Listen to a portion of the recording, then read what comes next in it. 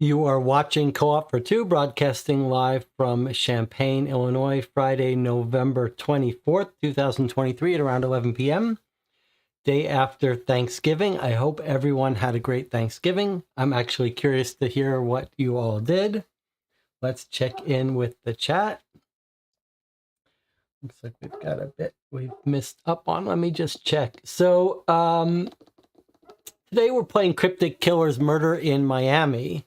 And let's start out with these two comments that came in from Jinxie and Noah before we even started. Jinxie said, I played this earlier today, really enjoyed it. Can't join the live, but we'll watch it later. Good luck. Noah said, this was the most challenging Cryptic Killers case for me.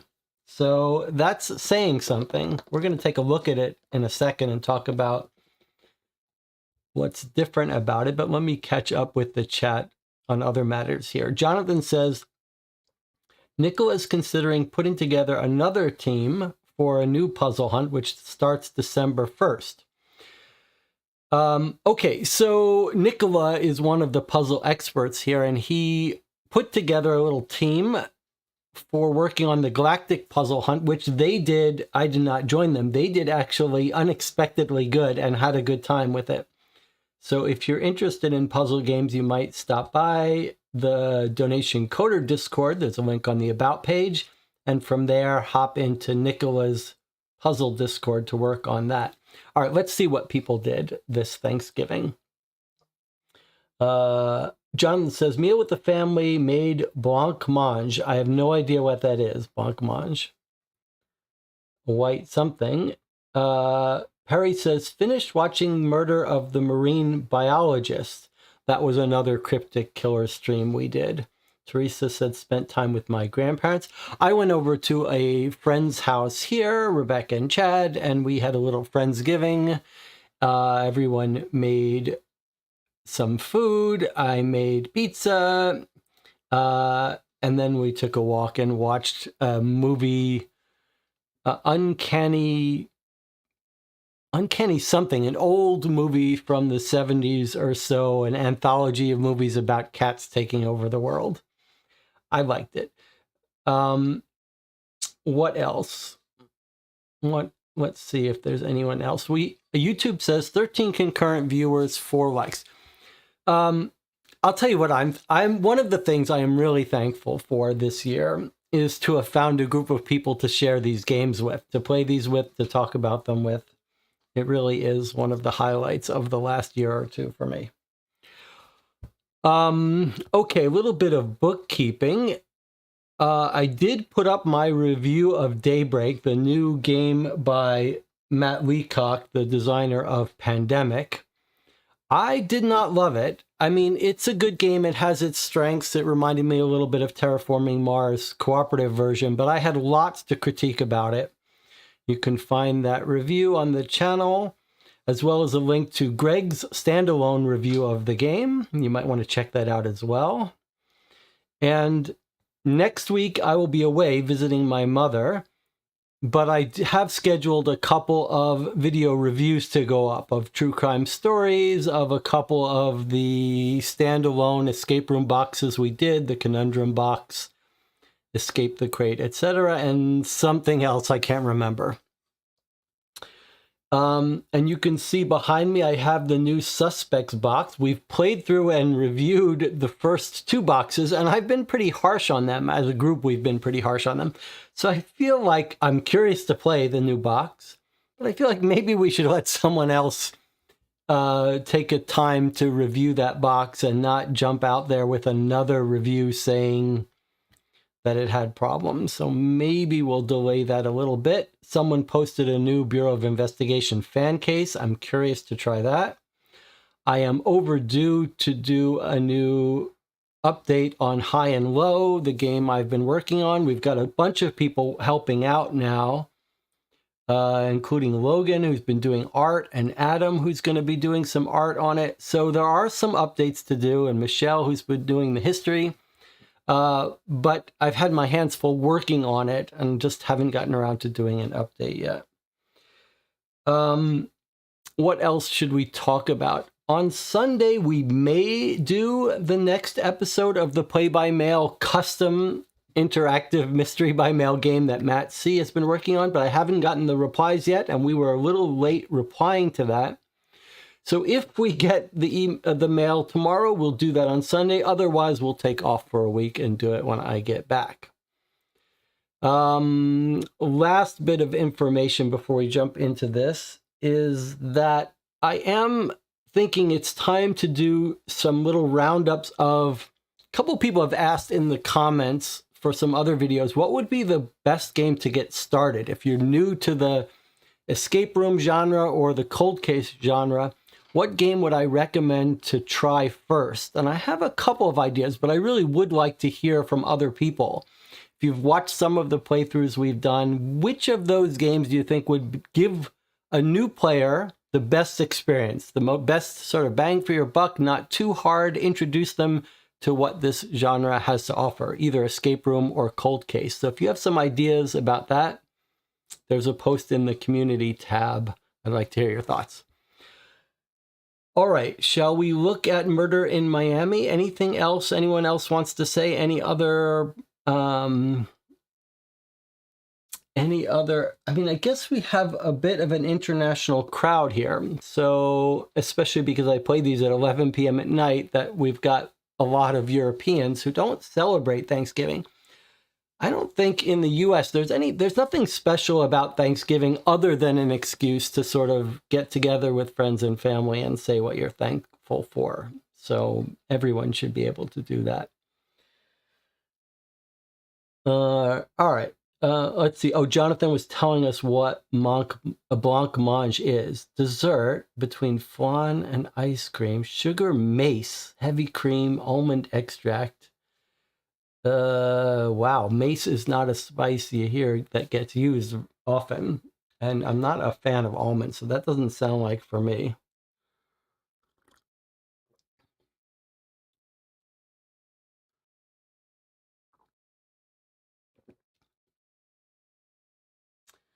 All right, let's talk about Cryptic Killers and Murder in Miami. We have now played maybe 5 Cryptic Killers games. In fact, there's only 2 we haven't played. We haven't played Murder at the Casino, and we haven't played this one. I believe those are the only 2 we haven't played. This one is brand new. In fact, it's not available yet on the US store. It was only available on Amazon UK, And I'm not sure exactly why that is. However, we do have one little clue, which is that all of the Cryptic Killers are actually made in the UK. So it may be that they always hit the UK first before they get into the US. This one is absolutely brand new. In fact, Cryptic Killers is a little weird in that their new games come out without any fanfare. There doesn't seem to be any advance warning that a new one is coming out. And they've got these little diagrams showing the difficulty level of the games, and the new games aren't in that diagram. This one hasn't quite made it in. However, there is one key important aspect of this, and that is the difficulty level. Because Cryptic Killers makes games at a range of difficulty levels. This is as high as they get, 4.5. There is no 5 difficulty level Cryptic Killers. And this matches with what the comments from the people who have played it, Noah and Jinxie, in the chat, that this was the most challenging one for them. So I'm excited about that. My experience with Cryptic Killers is that there's only been one that I really didn't like, and that was Murder of a Millionaire, which was supposed to be easy. So the harder ones have been the better ones, and the last one we played, Murder at Merivale Manor, which was the last one they made before this one, was maybe one of the best, if not the best, cold case game that we've ever played on the channel. Great story, great mystery, etc. So I don't know if we have any right to hope that it's as good as Murder at Merivale Manor, but if it's even half as good, we're in for something special here. All right, so I guess we'll open it up and get started. I don't think there's anything else to say. We may need the real group effort here today. I guess I should remind you, I'm trying to get better at reminding people during all the videos that if you like this content on this channel, to give it a thumbs up. All right, let's take a look at Murder in Miami. Anything else? Maybe we should read the back and see what we're in for here. It's 1985 and Miami is being terrorized by a serial killer.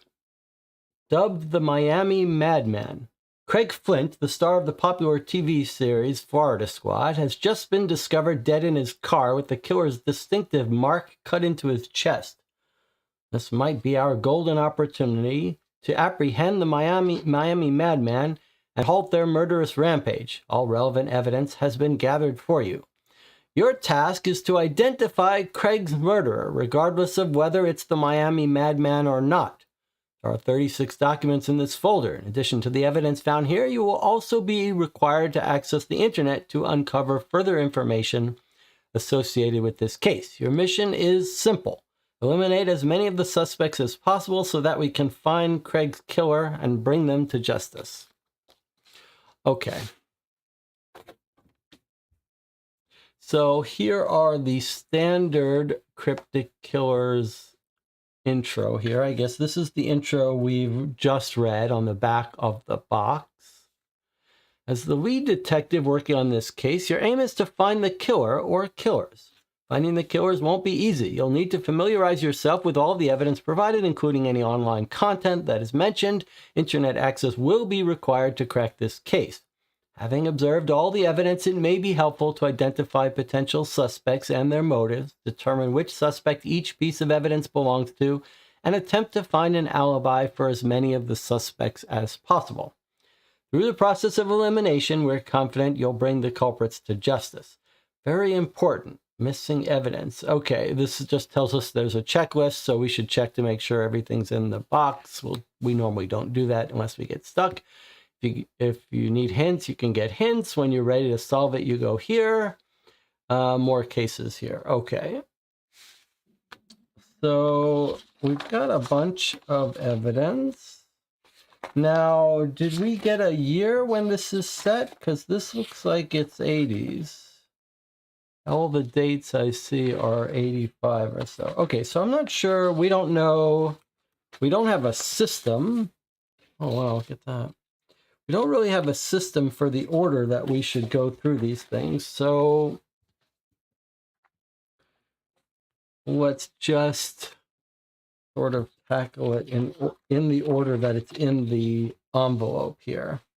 We've got an evidence checklist. These are the things where we would check to see if something's missing, wasn't packaged. We'll do that if we get stuck. Otherwise, we won't, because we've never had a game that had stuff missing. Okay, if it is something missing, we can go get it online. Okay, so it's April 7th, 1985. Jonathan Risby is the technician. We've got a little printout on the old dot matrix printers. Those of you old enough to remember what those looked like. Okay, this looks like our assignment here.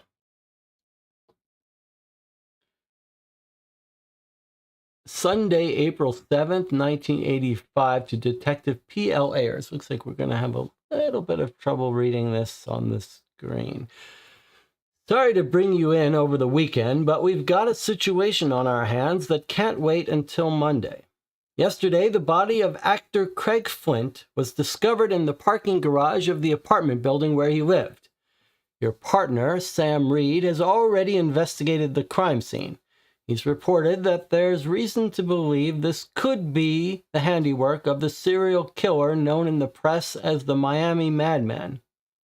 On top of that, news came in yesterday afternoon that another possible victim of the Miami Madman was found, a stuntman named Jerry Michaels.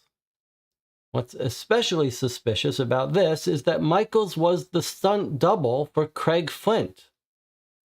That wasn't enough. Reed has just brought to our attention a third death that could also be related. Further details within the case file. We've provided information from each of these cases in case they're connected, but for now, your focus should be on finding Craig Flint's murderer. If he was killed by the Miami Madman, this could be a valuable opportunity to catch him. I know that you're all too familiar with this reprehensible individual and the embarrassment their continuing assault has brought upon me personally and this department. Annoyingly, the press have already gotten wind that this might be the work of the Miami Madman, which is just another headache for me, as if the mayor breathing down my neck wasn't bad enough. Thankfully for you, you won't have to deal with them. Now, I've got to bring something to your attention. A ludicrous claim has been circulating in the local media, put forward by the Miami Chronicle. They're suggesting that the Miami Madman is an inside job from someone in our department. The theory is that the M carved into the victims' bodies could stand for Mitchell, as in yours truly. Utterly ridiculous, but it does serve to highlight the pressure we're under to solve this case. Time is of the essence, Detective. We must bring the perpetrator to justice, whether they are the serial killer or not. You will need to use the interconnected law enforcement database during your investigation. You can access it here. I've been told that it's part of some hilarious joke by the techies who maintain the database. This month's password is the nickname I inadvertently ended up with last month. When you're ready to access the files on the ILEDB, you should examine the file with file name Uniform Oscar 45 Foxtrot /8. So UOFFOE, something like that. When you think you know who killed Craig Flint, head over to Cryptic Killers, Miami Killer. Good luck, yours, M. Lombard, Mitchell Lombard, Chief of Police, Miami Law Enforcement. Okay, so that's a great setup here where the chief of police is actually suspected by the media as possibly being the killer. We actually have 3 deaths that could be related, one very suspiciously related, another one he doesn't say anything about.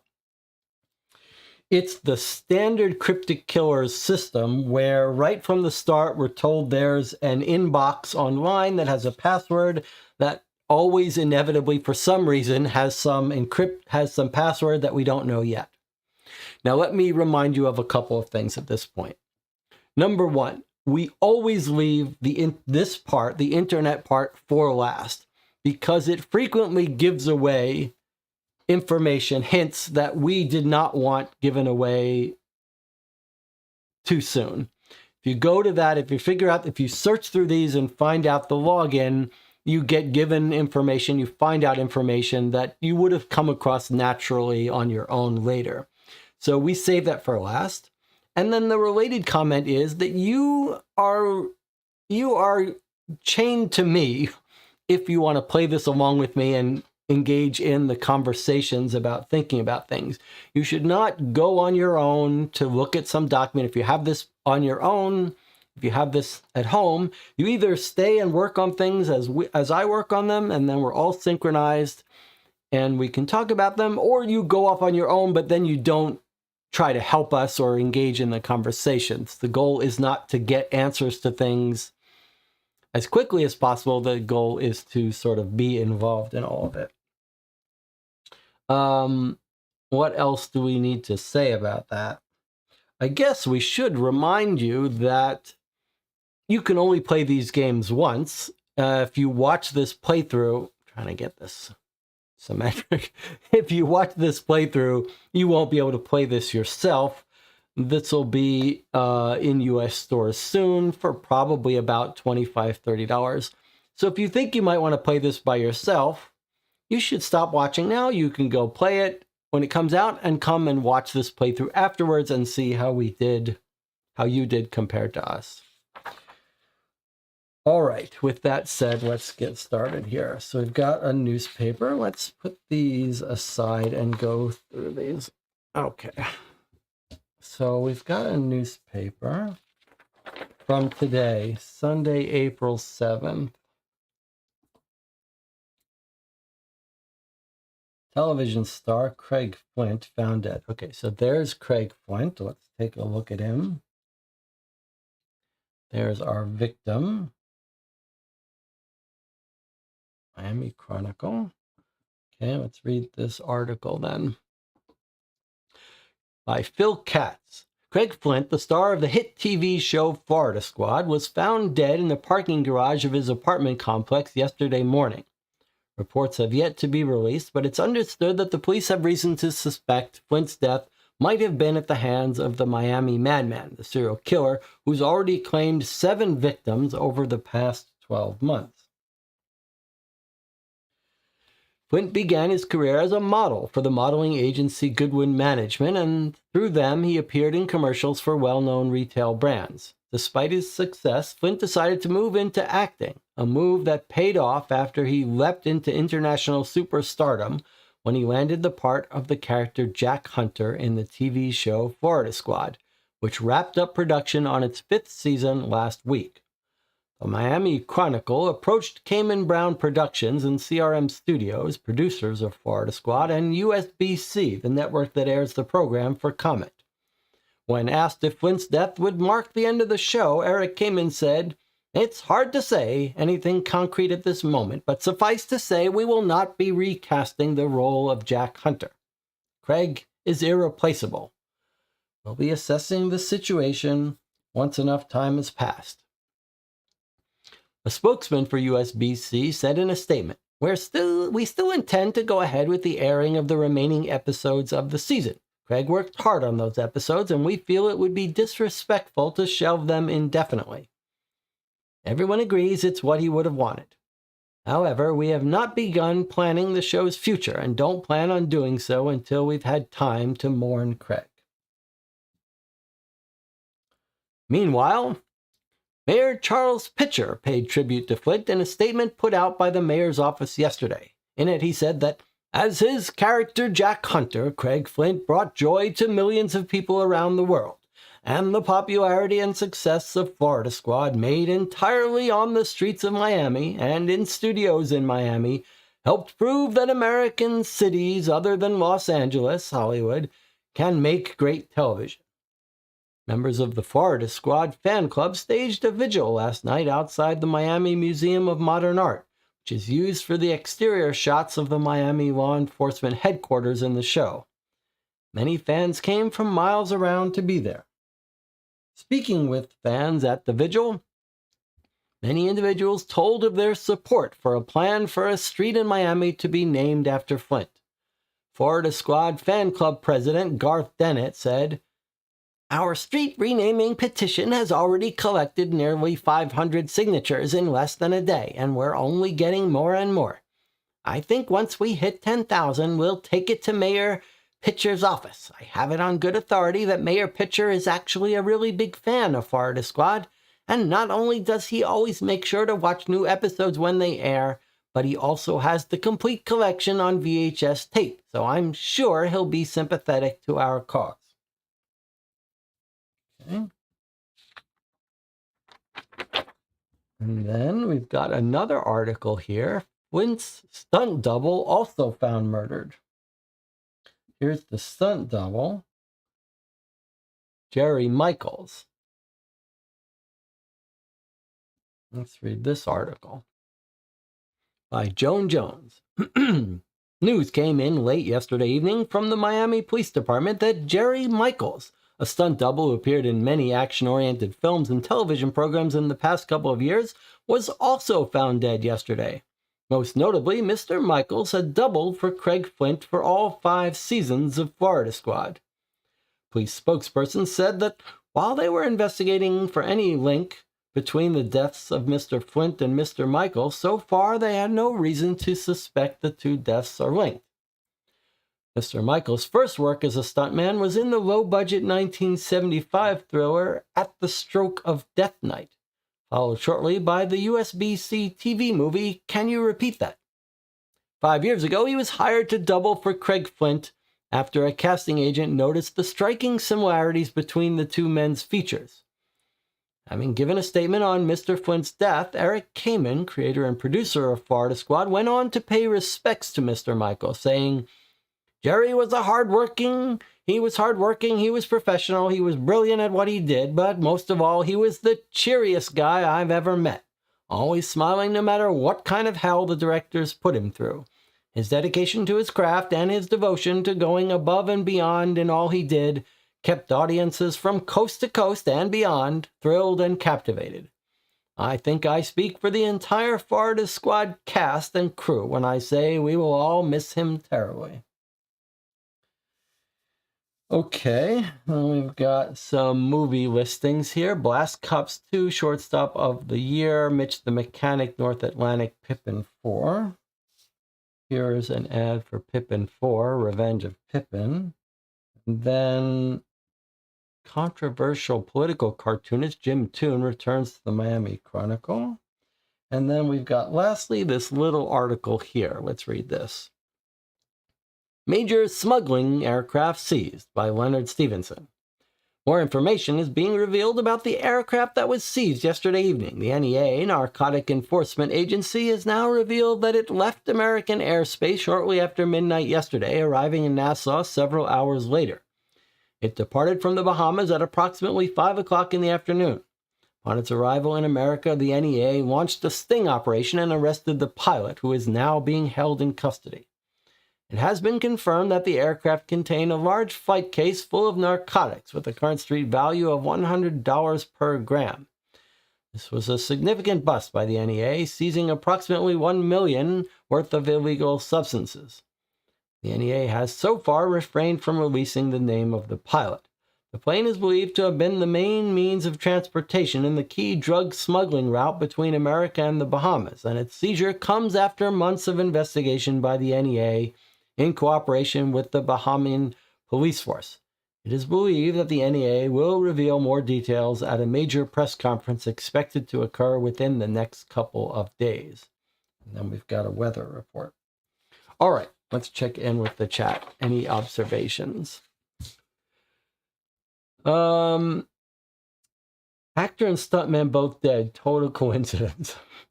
Who died first, the actor or the stunt double?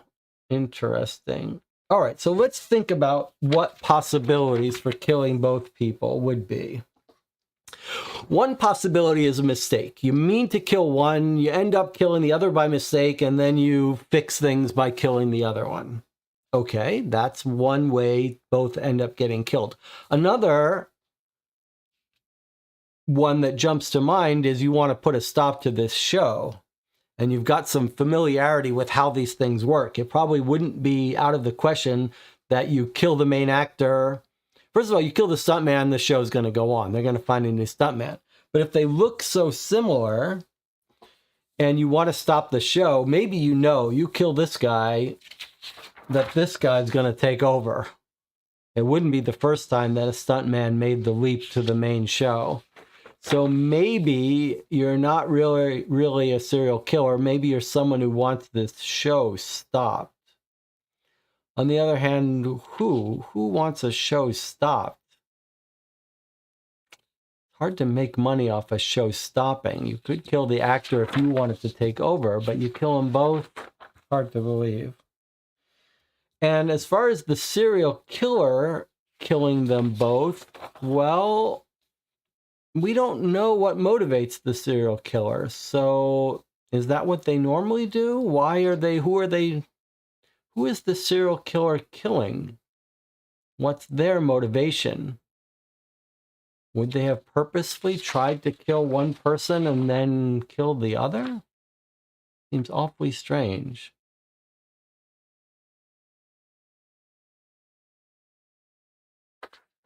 All right.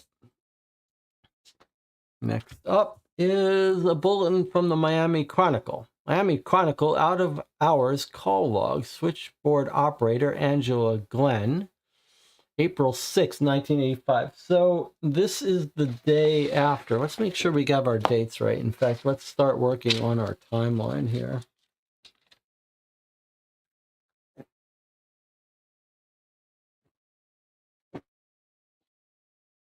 All right, what does our timeline look like?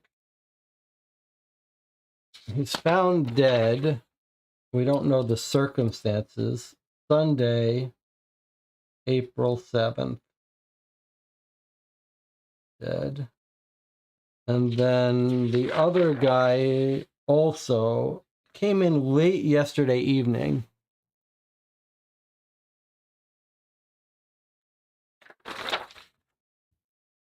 Found dead yesterday morning. Okay, so morning he's found dead. And then, sorry, that would be Saturday, April 6th. He's morning found dead. And then Saturday, April 6th evening is the stunt guy. Craig went. Looks like I need new pen. And then the stunt guy, I see the channel is trying to catch my attention. Let me just write this down and then we'll... Okay, so they're both found dead April 6th.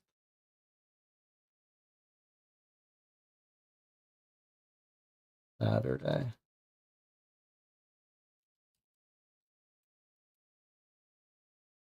Same day, it looks like. All right, let's see what is going on with the chat.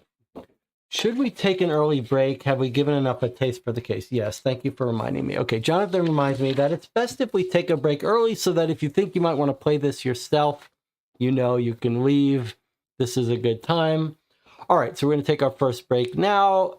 If you want to play this yourself and purchase the game yourself, you can leave now, watch it, come back. You can watch this video after you play through it. The rest of you, I'm going to need your help this time. I'll see you in 8 minutes.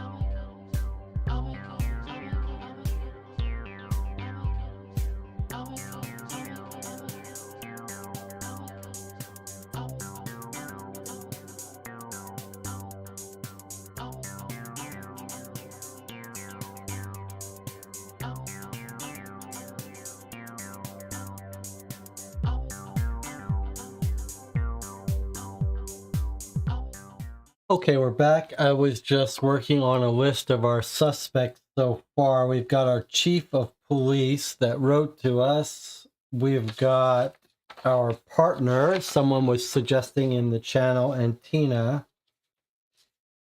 So let's see. Our chief of police is Mitchell. Was that his name? Lombard. And then our partner was Sam. Don't know. We have no real reason to suspect that any of these people are involved. Then we've got producers of the show. Then we've got the fan club guy. So we heard about some of these people in the paper, right? Let's just take a moment here. One guy came up several times.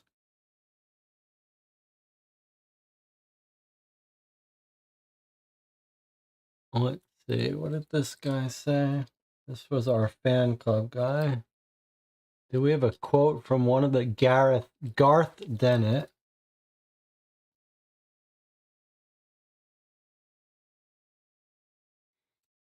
And we've got the mayor. And then one of the other producers was Kamen. He came up a bunch. Eric Kamen, creator and producer.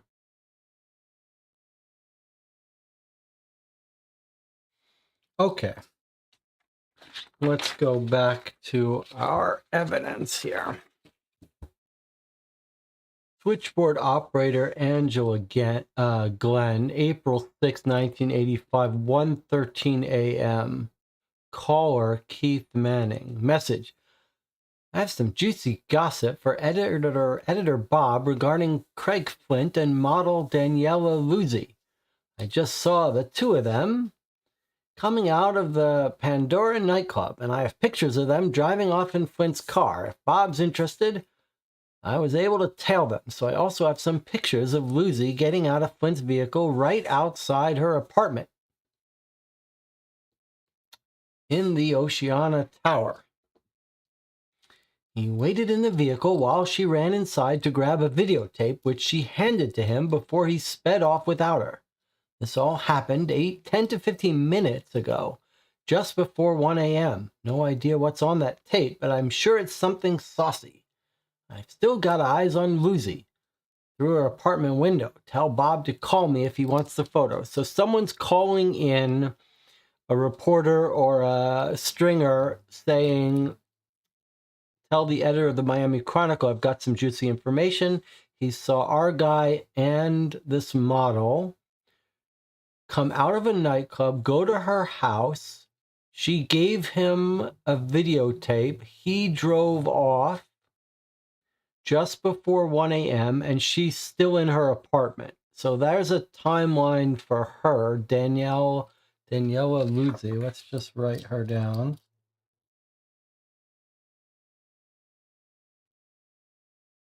So we don't know when this guy died, but our timeline has him dead so far, found in the morning of Saturday, the early morning. So this is 1 a.m. He was found sometime soon after this, and this is Keith Manning.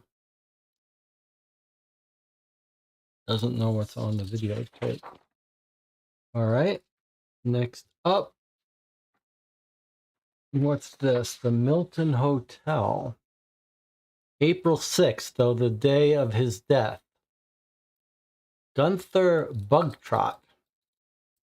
I have been asked by police to provide a written statement on Mr. Makachev. Mr. Makachev was one of our most loyal customers. He was a businessman who often traveled to Miami for meetings, conferences, etc. He'd been staying with us on his trips for a couple of years now. While I didn't know him personally, I'd seen him enough times to make small talk comfortably. E.g., I said to him when he checked in, "Isn't it about time you retired?" And he laughed and said, "No, they've got a few years left in me still." So he checked in yesterday afternoon around 5 p.m. Making small talk, he said he was on vacation, and that he's going to rent a car and drive down to Key West to do some fishing after catching up with some friends and relatives in the area, which he seemed quite excited about.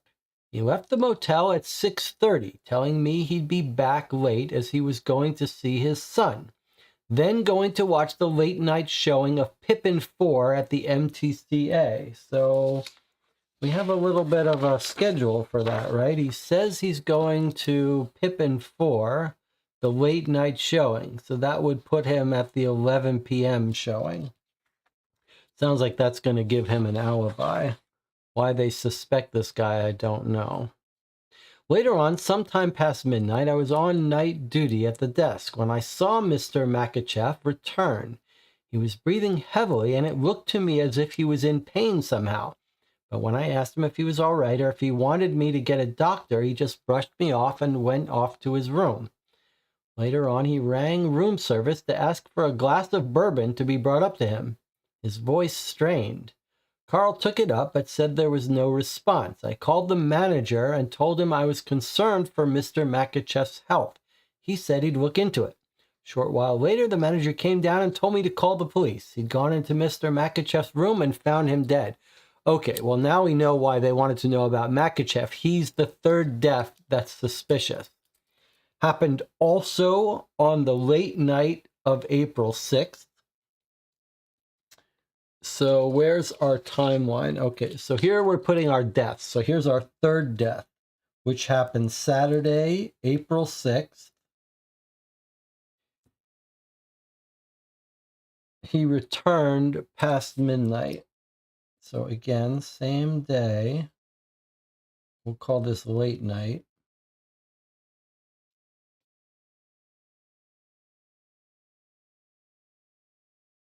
So there's our three deaths. Don't know exact times. This guy gets back to his room and keels over.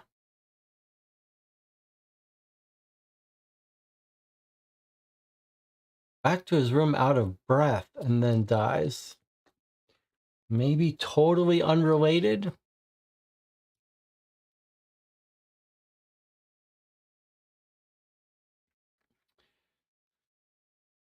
It is. I mean, lots of people die, so someone just dying late at night doesn't seem related to our case, but you never know. All right, next piece of evidence from the Rain psychiatry practice. Let's see what we've got here. From about Bart Shepard. Session date April 3rd, 3 days before our murders. The patient is having difficulty dealing with his anger management, which interferes with the everyday life and ability to engage in normal day-to-day behavior. He says he has had this problem all his life, but that episodes of uncontrollable anger were much more infrequent in the past, i.e., the problem has been getting worse as of late. From our conversations, it is clear he harbors a great deal of resentment toward the actor Craig Flint, due to a belief that Flint used Adrian, the patient's brother, as a fall guy to take the blame for the possession of illegal substances. Flint is a free man while the patient's brother now serves a lengthy prison sentence. It is probable that the outrage felt over this perceived injustice is responsible for this increase in anger episodes, though I doubt that is the sole reason. The patient mentions that they often wake up without memory of the previous evening's events, making me suspect that drugs are also involved. I presented some anger management techniques to the patient, who was reluctant to engage and dismissed the exercises. In an outburst, he said that the best way to deal with his emotions was to get revenge on Mr. Flint. When I asked him what he meant by that, he did not specify, simply stating that he'd make him pay if I ever saw him. Picking up the implication that the patient intends to harm Mr. Flint or even kill him, I tried to dissuade him from revenge, to which he unconvincingly verbally agreed. Okay, so I've got a new suspect here. Bart Shepard.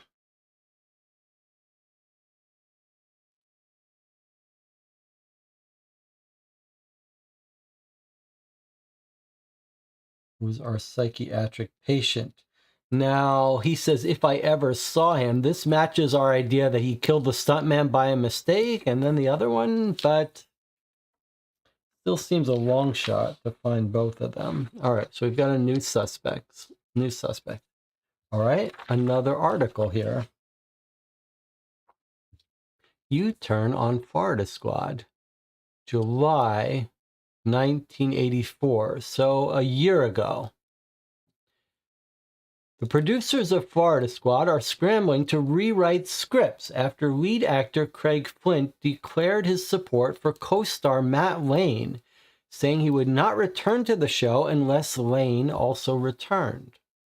Telling the Mix yesterday, I had no hand in trying to push Matt out. He's a good friend and a fine actor. He's a key part of the show's success, and I couldn't imagine doing the show without him. I hope Eric Kamen and Sam Brown come to their senses.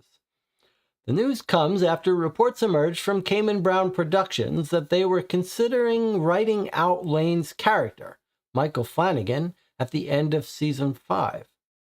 While there hasn't been any official word from the production office regarding Lane's dismissal, it is reported that the idea to write out Lane had been floated past Flint during a private meeting between him and Kamen and Brown, the show's creators and showrunners. Reportedly, he did not raise any objections back then. As such, proposed storylines for season 5, currently in the pre-production stages, have had to be drastically altered. It is believed a season-long arc had been planned, which would have led to the writing off of Michael Flanagan. The show's writers are now scrambling to develop a new story arc, considering that production on season 5 is due to start in early August. So we've got a new person of interest, Matt Lane, co-star. And we're also told about Sam Brown, who's the co-producer. Now, that's a new name for us. Now, let me ask you, this was a year ago.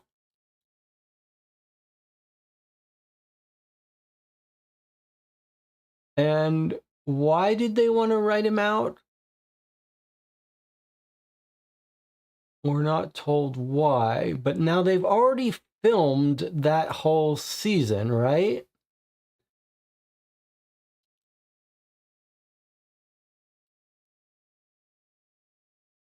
And presumably now he's threatening to walk off unless they keep him in. So I guess we haven't heard yet whether they wrote him back in and whether he's back in. But the initial report was he didn't raise an objection and now he is. Is that because he was threatened by someone who said, hey, if you don't back me, I'm going to kill you? But here's Matt Lane, a.k.a. Bernard Leach is his real name. Or the character he plays. No. Matt Lane, real name Bernard Leach, who's playing Michael Flanagan. They all look the same. I suppose if I zoom in on the ladies, when we get the beautiful ladies on in most of our cases, I should zoom in on the men as well. These are all some model-looking men. So yeah, has he changed the tune because Matt Lane is threatening him? And did he get him written back in? I mean, they did finish filming that season. If he did, there'd be no reason to kill him. All right, what have we got here? Autopsy, it looks like. Who's this the autopsy of? Jerry Wayne Michaels, the stuntman. Okay, 34, 5'10", 169 pounds. They did a toxicology. They found alcohol. They didn't do an x-ray. What have we got? Throat has been slit. All right. Now look at where the throat is. It's on victim's right hand side, neck to middle.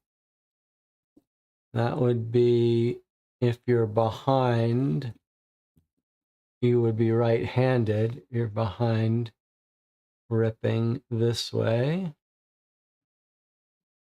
And then we've got bruising on the right shoulder. Again, if you were striking someone from behind, that would be the shoulder you'd hit if for some reason you would hit them on the shoulder. Bruising to the left eye, that would be being punched in the face by a right-handed person in front of you. And then there's the carved M of the Miami Madman. Estimate the time of death between 1:30 a.m. and 2:30 a.m. Okay, so in our timeline for Jerry Michaels, I'm going to get rid of the dates because these are all 1985. Timeline for 1985. And we'll put our time of death here, 1:30 and 2:30.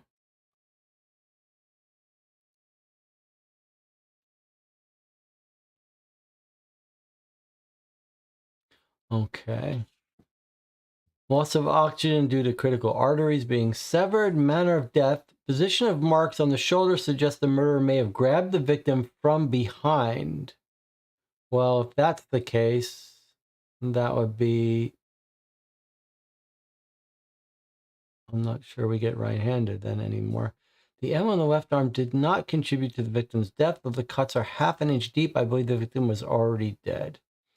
Oh, if you grabbed the person from behind, that would be right-handed, but kind of awkward to grab them and cut their throat.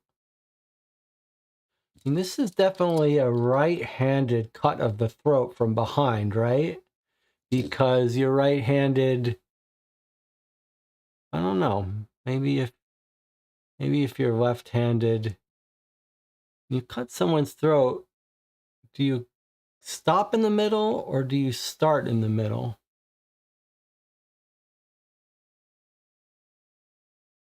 I guess it doesn't matter. If you're cutting from behind, you have to be right-handed to do this. If you're left-handed, it would be going this way.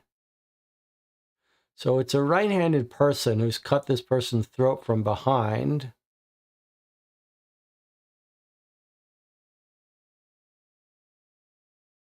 Then what have they grabbed them with?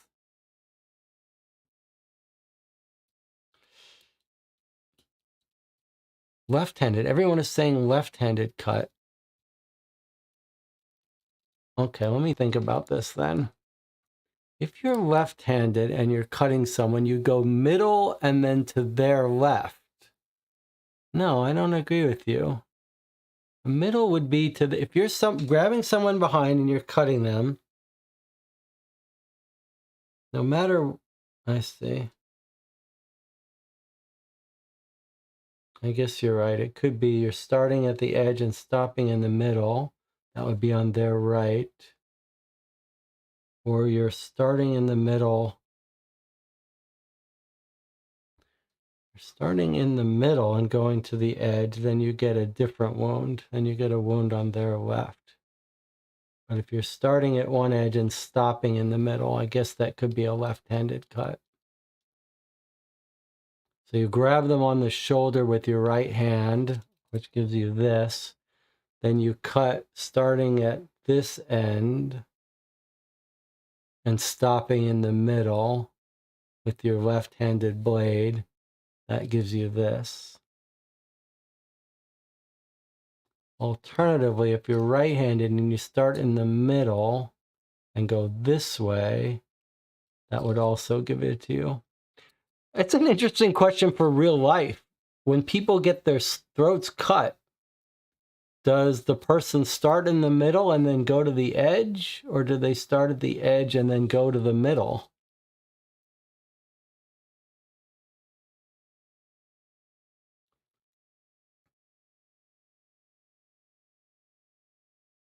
Rob says, I'm not going to search for that answer and get that in my internet history. All right. Well, it's an interesting question for real life. It feels to like if I had to guess, I would guess that people who aren't amateurs would start at the middle rather than start at the edge, but I could be wrong. All right, so we don't really know. We don't really know right-handed or left-handed, but this is a bit of a clue. Like, what is this? Bruising to right shoulder. That's either grabbing someone or hitting someone. The autopsy coroner thinks it's grabbing the victim from behind. I'm not so sure I agree with that. All right. Here we have a report, police report. What is this? Police report from Simon Kirby. We know that name.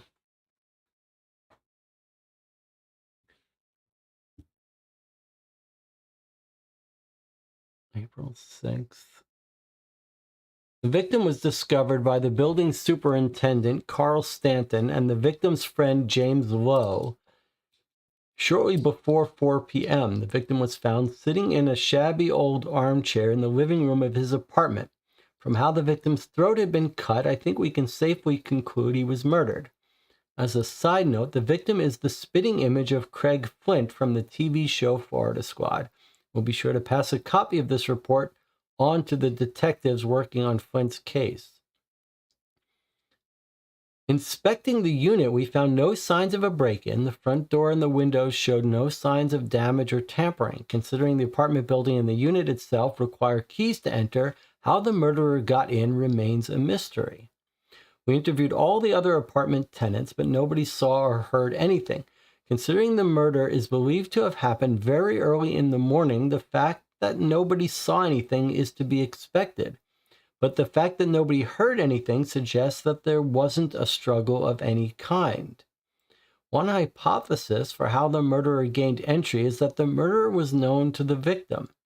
Alternatively, since reports indicate the victim was intoxicated at the time, it could be the murderer was able to exploit the victim's impaired judgment somehow, perhaps offering to assist the victim in getting into his apartment, a more likely scenario if the victim did know the murderer.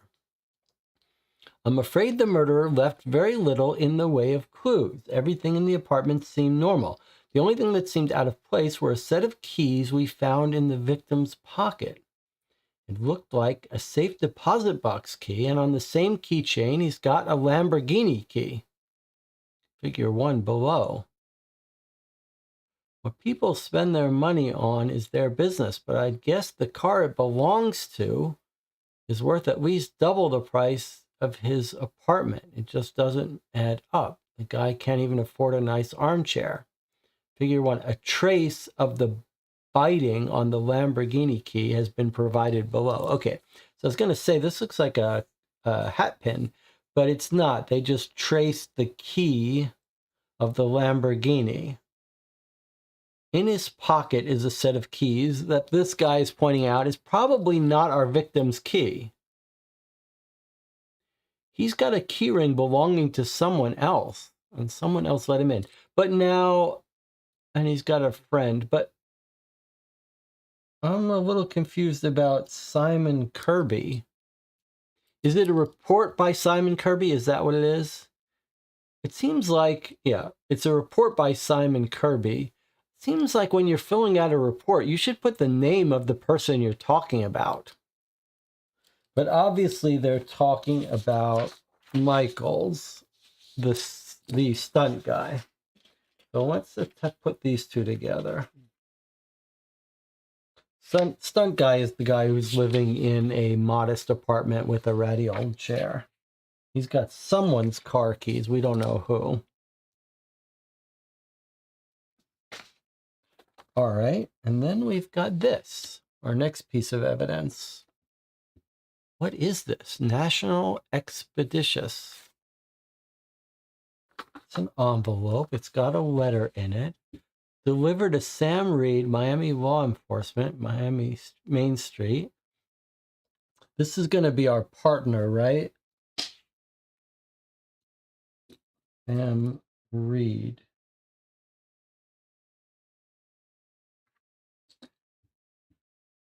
Sent from Steve Fryer at CRM Studios. Okay, so CRM Studios has sent a letter by some overnight mail service. Let's see what he sent. 2 items. First, dear Detective Reed, per our telephone call today, here are the documents you requested. I can confirm that filming went ahead as planned without any changes to the schedule and call sheet. We managed to wrap things up at 11:30 p.m. I hope they are of use to you in your investigation. Could you please return them when you're done with them? Yours faithfully, Steve Fryer, CRM Studios. So the cops called this guy and said, we need these documents right away. Okay, and here are the documents that are going to provide some alibis, I guess. He says they went according to the call sheet and they wrapped at 11:30 p.m. All right, let's take a look at this call sheet. So it's for Friday. Remember, the guys killed sometime Saturday in the early morning of Saturday, so the night of Friday. The call time started at 8:30, and then he says they finished at 11:30. They're filming Miami Beach scenes. We're one step further to something. Miranda is playing Pam. Bill Preston is playing Nick. Stunt artists.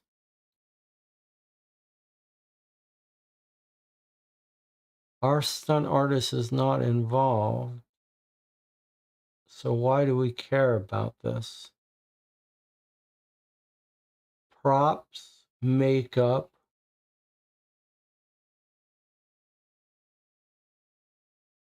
Nurse and catering. Okay, so if one of these people is a suspect, then we've got them on set from 8 till 11. But our stunt guy's not involved here, right? So we don't know who any of these people are. They're not involved. They're not people we know about. All right, well, unless the channel is going to tell me different, that I'm making a mistake. I'm just going to button these together. So I guess if we want to alibi someone, we've got the director probably is on set. These other stunt actors.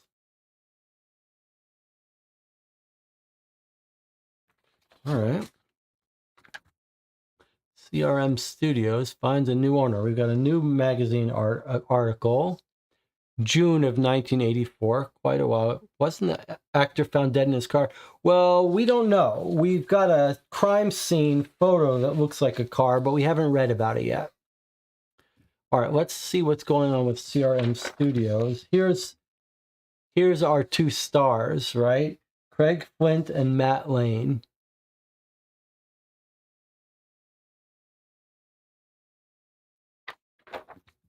Okay, CRM Studios finds a new owner. Following Edward Engelbert's announcement earlier in the year that he was planning on putting CRM Studios up for sale, speculation has swirled in Hollywood as to who will end up with the studio. Today, speculation comes to an end as businessman Arnold M. Strauss Jr., someone has written on this, suspect. Okay, so Arnold M. Strauss Jr. is a suspect, according to our partner, Sam. Just going to add this here. Businessman Arnold M. Strauss Jr. emerged as the new owner, parting with $200 million for it. The full terms of the deal haven't been made public, but it is speculated that Engelbert intends to hold on to the CRM back catalog, including all television and home video rights. Said catalog currently features over 1,000 feature films and over 5,000 episodes of television, all dating back to the studio's founding in 1915. However, this does not include the rights to ongoing film franchises such as Humphrey Pumpkin and Universe Man, whose future is still at CRM. CRM's biggest asset, besides its back catalog, is its California-based Fir Tree Studio lot, which spans 7,500 square feet, including sound stages, workshops, and offices, which had led to speculation that the buyer of CRM might not be another film studio. Indeed, it seems that Mr. Strauss has his sights on becoming a media mogul akin to Mr. Engelbert, and that this is the next step in Mr. Strauss's expanding his business empire by breaking into the film industry. Currently, Mr. Strauss is best known as the owner of the Black Bull chain of restaurants. So someone's buying CRM from Edward Engelbert. It's Arnold M. Strauss Jr., and this guy thinks he's a suspect. Florida Squad, imminent shakeup on the Florida Squad. Remember, this is June. Our sources indicate that the character dynamics of the crime-fighting Florida Squad will be overhauled during the show's 5th season. The Hollywood Scoop has heard that Kamen and Brown, creators and showrunners of Florida Squad, will be diminishing the role of Michael Flanagan, played by Matt Lane, in favor of heightening the part of Jack Hunter, the show's breakout character played by Craig Flint. Furthermore, auditions are believed to have taken place for a new female member of the Florida Squad. According to insiders, this character was an idea of Flint's, who suggested the show could do with more sex appeal. This is all allegedly part of plans to keep the show from becoming stale, though USBC is all too aware the show is still a ratings smash and is urging the producers of the show not to throw the baby out with the bathwater. From what we have heard, Michael Flanagan will slowly be phased out during season 5, while the new character takes on more of his duties. We approached members of the Florida Squad production team for comment, but were told they would not be making an official statement regarding season 5 at this time. Okay, and there they are. So they're phasing out Matt Lane in favor of the new guy, Craig Flint, who's just been found dead. But this was a year ago. All right, looks like we've got another psychiatric report from Rain Psychiatric. Let's just keep this with our first one. So our first one was April 3rd. This one goes back a little bit, a couple days back.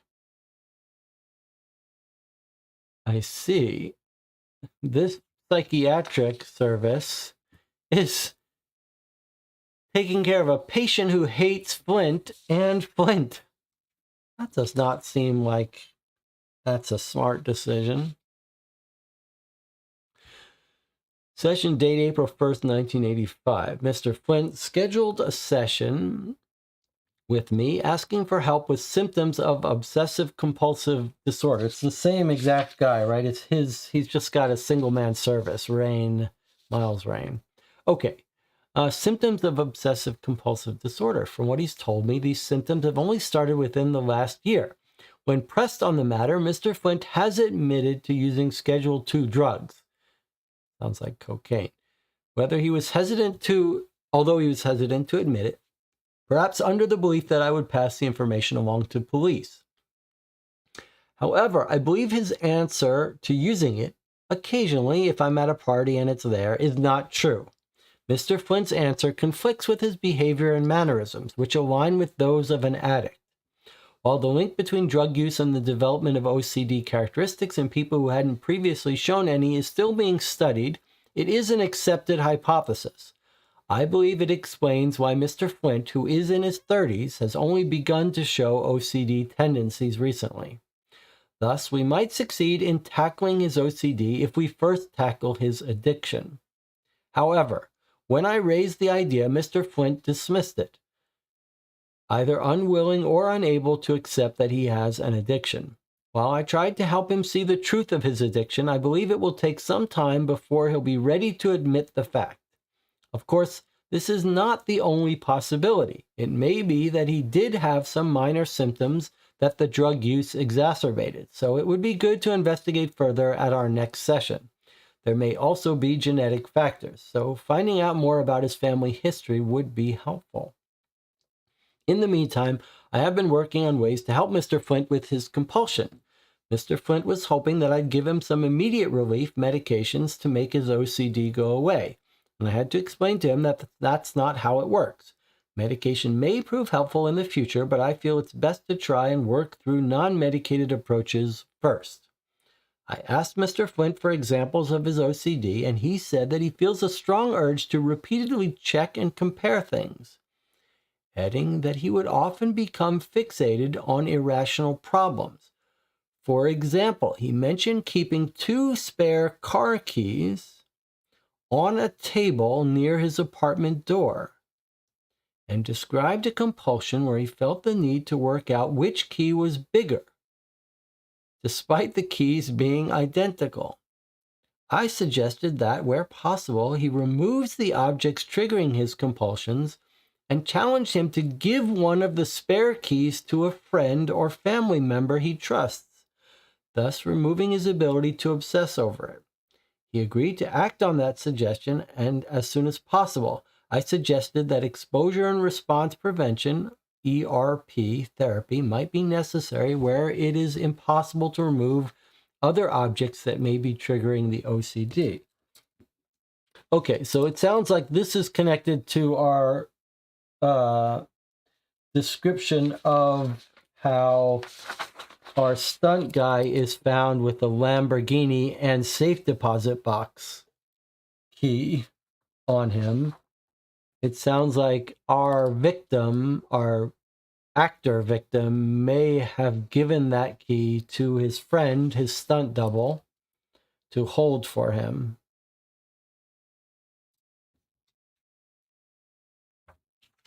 All right. Maybe I won't connect these since they're not connected. And what have we got here? Next up are some Polaroids. Yikes. So here's the key fob. Does this match our... Is that a Lamborghini key? I feel like a Lamborghini key might be a little fancier than that. But does it look like it's a match here? It does look like it's a... Sorry. This does look like a match for the outline of the key fob. We're not told where they found this yet. We'll get this in a second. And here's Polaroid of M signature. See Craig Dexter Flint coroner's report. So here's someone carving the M, the Miami man. All right, we don't know what these are related to, but actually here is our coroner's report for Craig Flint. Here we go. Craig Dexter, 6'0", 31, 171. Same coroner. They did a toxicology. They found drugs. Didn't do an x-ray. All right, now look at this throat cut. Straight across with an M on the chest. Slightly different MO of cutting the throat. Different position of the carved M. And here they've shown the M matching this, the riff. Whereas same coroner has drawn the M without the serif. So that's capital M carved into the left arm. Capital M carved into the left front. But same exact coroner has drawn one this way and one this way. That really feels like it's a different killer. Let's see. The victim has a pressure mark measuring 0.15 inches wide running across the front of the neck, likely to have been strangled from behind with a thin piece of wire, so not even throat cut. Different method of death. Different M, different placement. Based on my estimation, time of death between 1 a.m. and 2 a.m. Okay, so Craig Flint is between 1 and 2. So one guy killed between 1:30 and 2:30, another guy killed between 1 and 2. Cause of death, lack of oxygen to the brain due to strangulation. Victim was garroted with an unidentified weapon. The initial M carving did not contribute to the cause of death. Cuts approximately 0.3 inches deep compared to 0.5 inches deep for our other victim. Only caused light bleeding. Carving fits in with previous killings, namely, as with all the others, the M is on the front of the chest, near to the top of the sternum. Proportions of the M are identical to previous murders, with the length and angle of the lines being the same, as well as the use of serifs, which is an unusual feature. And then they've given us a photo of that. Other notes. During the toxicology examination, significant illegal recreational substances were detected in blood and urine. No other hazardous substances were found. Absence of pressure marks on the body suggests that the body was not moved after death. So he is now confirming that the serial killer has killed people in this fashion. Always an M near the chest, always serif. It's this guy who doesn't match. This guy's M is wrong, in the wrong place, in the wrong style, whereas Craig is killed in the way that the serial killer always kills people. Very interesting.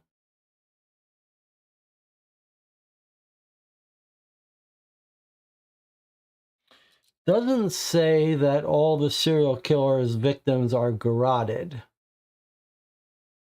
Just that the carving matches. Gotta kill him. And also, this is suggesting that the carving was more shallow than this guy. So is someone copycatting killing this guy, making it look like the serial killer got him? Why are they so... Now, this autopsy mentions this Polaroid, but doesn't mention this Polaroid. So I don't know if this is from our previous thing, but these two are clearly go together. So let's keep these together. Doesn't feel like we need this Polaroid, to be honest. It feels like we've got enough from here. All right, let me check in with the chat and see if anyone's thinking anything else. They were after the keys. Killed the actor, thought he had it when he didn't, went after the stuntman who had them.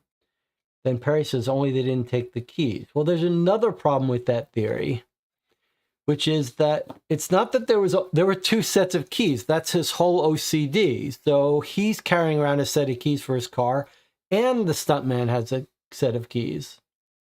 So there should be two copies of the keys. You wouldn't have to kill the other guy for the keys. And why would you need to make it look like the serial killer, etc.? All right.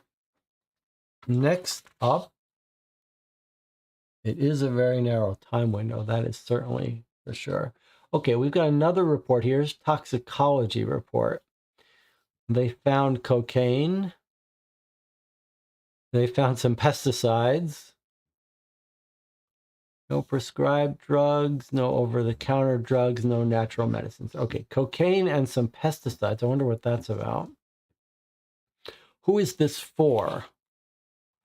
Okay, we've got a case number. Maybe we need to write down these case numbers if they're not going to always tell us. So Craig is 64ALI.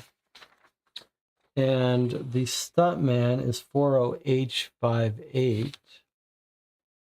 This is 78EP2. Is this for our third guy who was killed in the hospital? We don't know his case report. All right, we'll have to backfill that when we get it. Notes, household poison, zinc phosphide, illicit drugs, cocaine. We have run tests on the gray bag of the bag of gray powder sent for testing. I suspected it contains narcotics. But we also found that a high percentage of the powder was a decidedly potent rat poison. Okay, this is our guy at the hotel. Tests show that the substance contained high levels of lethal chemicals, including but not limited to zinc phosphide, often found in rodenticides. It is my expert opinion that anyone who took some of this concoction would have been dead within days, if not hours. If it is of any use, I suspect the rodenticide used was Rest in Squeaks, manufactured by MUA PDS Industries. I make this assumption due to the fact the product comes in the form of a gray powder, contains zinc phosphide, and is easily obtainable from hardware stores and the like. It could be a similar product, but I believe all easily identifiable powder-based rodenticides, Rest and Squeak, has the highest volume of zinc phosphide. Tim Strong. Okay, so I'm just going to write down this case number, 78EP2. This is our case here of Makachev. And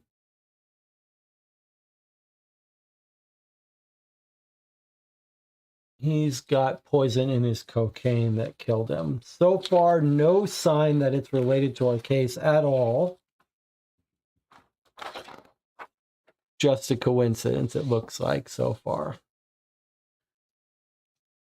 And probably deliberate. Like, you cut cocaine with all sorts of things, but you wouldn't cut it with rat poison on purpose.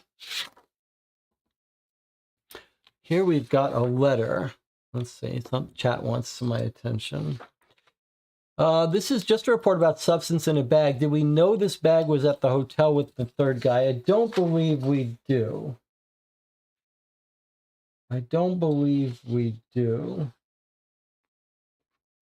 I'm just assuming it's our hotel guy because it has a case number that doesn't match the case number of our stunt guy and our main guy, and we don't yet have a case number for our hotel guy. We don't, but it is the first mention we've got of the gray substance.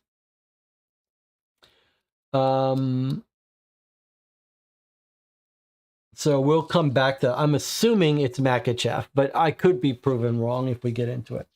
All right, now we've got a letter to Craig. This seems like a big deal for us. Dear Craig, since you refuse to see me or return any of my calls, I've decided to write you this letter. I'm so sad about us. You're my boy and you always will be, but I've totally lost you to your fame and fortune. Please remember your success is not some God-given attribute that you were fated to receive. It was me who pushed you to be successful. If it hadn't been for me, you wouldn't be a TV star. You'd be some nobody stacking shelves at a grocery store. You owe your success to me. You owe your fame and fortune to me, and I deserve some of the benefits. You might not like to admit it, but it's the truth. You can't deny family. The birthmark on your neck is just the same as mine, even if you do hide it with concealer. You may brush me off as just Terrence, but that doesn't change the fact that I am your father. We're forever linked, you and I, and there's nothing you can do to change it. Sure, you'll just say, but the court order. But I don't recall the court order providing you with new DNA. I'm coming to Miami next week. I'm going to be staying at the Milton Motel for the weekend before I drive down to Key West on Monday. If it helps, while clearing some stuff out of the attic, I came across a whole load of old family memorabilia. You mentioned a while ago you wanted to find out about our family history. Would you be interested in having it? If so, please get in touch before my flight leaves on Thursday, April 4th. Please get in touch either way. We can work out our differences. Here's a photo of us from 1965. I wish we could go back to those days. That's the son I remember. I barely recognize your face on the TV. It's been too long, Dad. And here's the photo he's enclosed.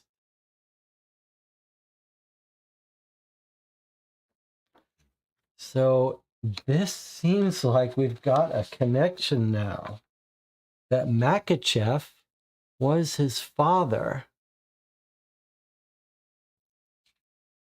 This was written on April 6th. Yesterday afternoon around 5 p.m. That would be April 5th when he checks in. I'm a little confused how that lines up with this date, because he says here his flight leaves on April. Could this be a 9 instead of a 4? Thursday, April 9. Sunday is the 7th.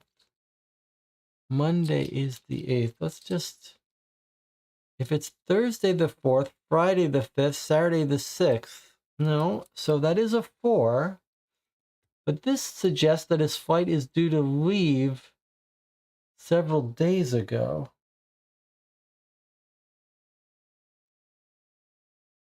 So is it this guy? Why is he checking in on the 5th if his flight was supposed to leave on the 4th? Maybe he's saying my flight leaves to Miami on the 4th. I see. Okay. He's saying my flight leaves to Miami on the 4th. So if you want me to bring it, let me know before I get on my flight. Okay. So this is our guy. So let's write down for Makachev that this guy is Terrence, who's the dad. So has our guy met up with him and given him poison? I mean, our guy takes Craig, that's the kid. He's a cocaine addict. Has he poisoned his father's cocaine to kill off this father who's basically trying to blackmail him? Did he meet up with him at this movie?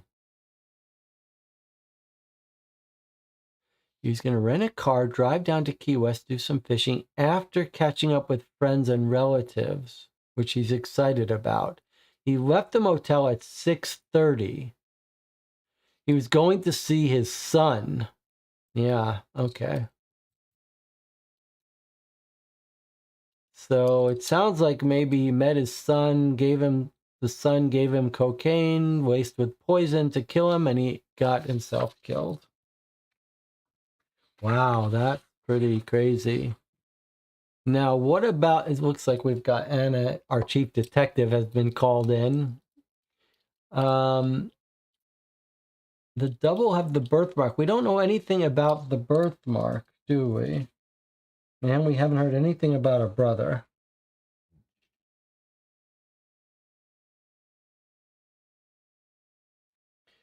It's weird about this birthmark. I don't know what that's about, the birthmark. Okay. And now we've got more newspaper articles. This feels like they learned something from, this is following in the footsteps of our murder at Maryvale Manor with lots of background newspaper reports to fill in the lives of these people. Here's an article from Glamorous Magazine, April 1984, so a year ago. It's an interview with Craig Flint, okay? Actually, before we read this, let's take our next break. Well, nothing needs to be said. I'll see you in 8 minutes.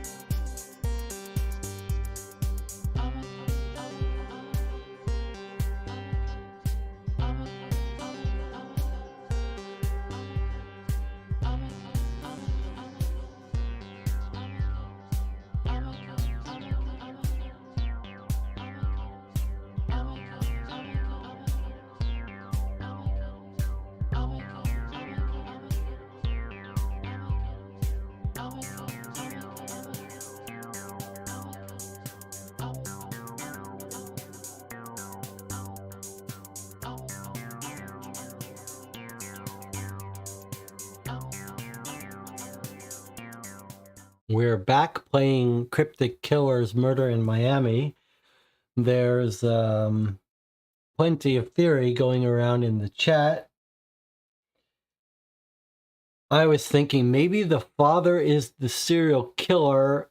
This little clue about the Craig having a birthmark that he's concealing does suggest the idea that someone has killed, like maybe someone kills the stunt guy by mistake Then he goes and he sees the birthmark isn't there, and he realizes he's killed the wrong one, so then he has to kill the other one. I'm very suspicious of the father. We may want to look at this letter again in more detail later, because there's a mention of a court order. There's a mention of 1965, I barely recognize your face on TV.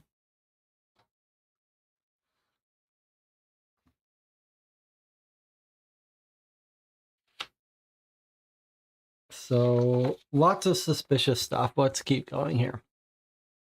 Doesn't the father live in another state? Well, it's not clear. It's not clear where the father is, but we know this. Look at the motel thing. He talks about he's a businessman who often traveled to Miami for meetings, conferences, etc. And we're told that he's flying to Key West, which is also, or he was going to drive down to Key West to do some fishing. So he frequently comes into Miami in a rented car. So he could be the killer. All right, let's read this interview with Craig Flint from a year ago.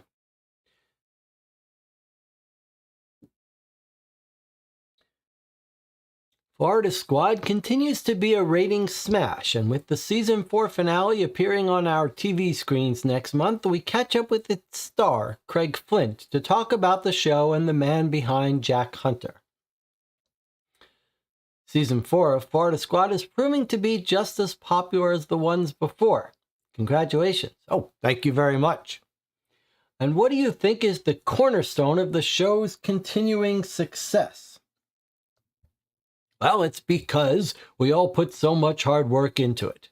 Eric and Sam, that's Eric Kamen and Sam Brown, the show's creators and producers, are geniuses. The show is their baby, and they're very protective of it. We've got a great team of writers, but Eric and Sam still review each one and rewrite it until it's up to their personal standard. They won't let a script reach us until it's high quality. We're also blessed to have such a hard-working crew. I think the people of Miami are glad to have a show that shows off the city, and the crew wants to show they're just as capable as any Hollywood crew, if not more. Plus, the show taps into themes people like to see. The idea that good will triumph over bad and lawbreakers will always face justice. Critics like to point out that's not how it is in the real world, but people know that, and that's why they tune in. Real life is disappointing, and that's why we turn to TV and movies, so we can see the world we wish the real world was. That's very insightful. Well, it's what Eric Kamen says. I think he makes an excellent point, though I think he's overcomplicating things. We do awesome things, and we look awesome while we do it. All the men watching want to be me, and all the women watching want to be with me. Are you and Matt Lane as close as Jack Hunter and Michael Flanagan? Not really. We get along perfectly fine on set, but never see each other outside of work. We've never hung out or anything. Sorry to spoil the magic. Though I guess the fact people believe I, as Jack Hunter, am friends with him is a testament to my acting skills. There have been rumors that Lane might be leaving the show in the next season. What are your thoughts on the matter? Well, as far as I'm aware, there isn't any truth to that. That being said, I don't think the show would suffer too much if he left. Maybe a change would be good. We've had 3 good years, but you can't keep doing the same things over and over. Oh, so some big changes are coming up? Possibly. I'm not at liberty to divulge anything that may or may not be happening. You'll have to tune in to find out what they may be. Exciting. Now, you were a model before this. Why the changing career? I met a casting agent at a party who thought I'd be great on screen. She got me an audition for Florida Squad, and the rest, as they say, is history. I was still having fun modeling and making good money, but I think I had outgrown the scene a little. I was glad for the change when it came along. I speak for myself and many others when I say it certainly gave you the right body for the role. Yes, the network asked the writer's room to write in more scenes where I go topless because they found viewership went up for episodes with scenes like that. I take that as a compliment. So, you don't have any reservations about doing those kinds of scenes? No, of course not. You had to do it all the time in modeling when modeling underwear. Hell, you'd taken off even more for that. So I stopped feeling foolish about it a long time ago. Matt, on the other hand, hates doing it because they have to apply all this makeup to his chest to hide this big stupid tattoo he's got of a blue squid. Massive thing takes up his whole chest.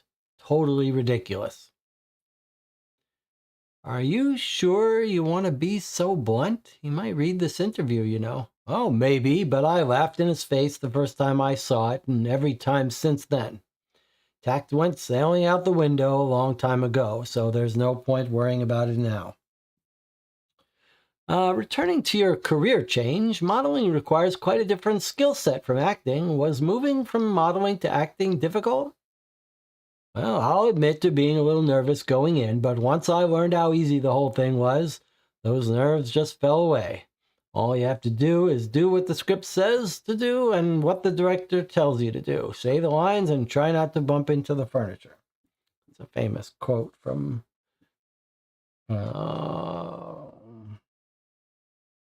who said the famous line about just do your lines and don't bump into the furniture? And here's a quote from the thing. I met a casting agent at a party who thought I'd be great for screen. She got me an audition for Florida Squad, and the rest, as they say, is history. So the main thing to take away here is confirmation of our early theory. She asked if he's good friends with Matt Lane, and he says, I'm not friends with him at all. We don't hang out. And then, so this article is the paired article with the one where they say he threatens to drop out.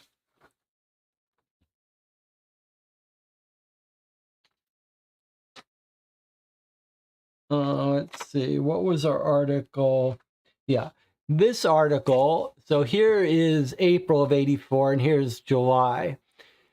Okay, so he does a U-turn and says he's loyal to Matt Lane and he will leave unless Matt Lane is also brought back. And there's the tattoo on Matt Lane's chest he's making fun of. So essentially, in April of '84, he's saying, I'm not friends with him. I don't care about him. Good, get him off. It'll be a nice change. And then by July, he's being blackmailed to support his co-star. Otherwise, he's threatened to walk off. So he's being blackmailed somehow. We don't know how. Google says it was Spencer Tracy who said the famous line about just read your lines and try not to bump into the furniture. All right. Next up is this. Drive from Oceana to McRae Bay Towers, approximately 11 minutes with no traffic. Oceana Tower, Milton Motel, Pandora Nightclub, Jake's Diner, Southwest 3rd, Southwest 15, McRae Towers, and Zero Bar. So, 1 inch per mile. Whose map is this? Is this our guy Makachev? Is this his map? We know he stayed at the Milton Hotel. We know he went... No, we know our actor went to the Pandora nightclub. Let's find that statement again. It was the caller who called into the newspaper reporter with that information. here. He says Flint and Daniela went to Pandora nightclub. They get in Flint's car. They go to Oceana. Oh, this may be detective note. Drive from Oceana to McRae Bay Towers, 11 minutes with no traffic.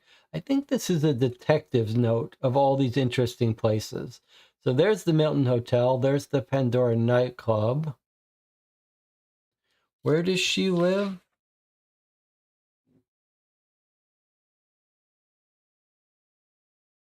Her apartment in Oceana Towers. So police catch our guy Craig Flint, or at least he assumes it's Craig Flint. We should remember that this is this guy, Keith Manning. He thinks it's Craig Flint. He's at least driving his car, but it might be the double who has access to his car. Let's keep that in mind. So they leave the nightclub. They go to her place. She stays. He drives off. We don't know where he goes. But we're told Ocean Tower to McRae Bay Towers, 11 minutes. So 5 minutes from the nightclub to the tower, 11 minutes down here. We don't know where these other places are relevant to our case, except the Milton Hotel. We know that's involved. Okay.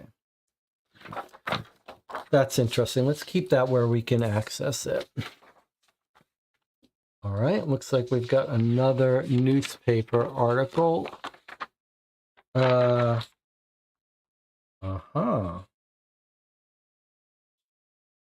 Lots of newspaper articles in this case. I'm just going through these items in the order they're arranged in our packet here.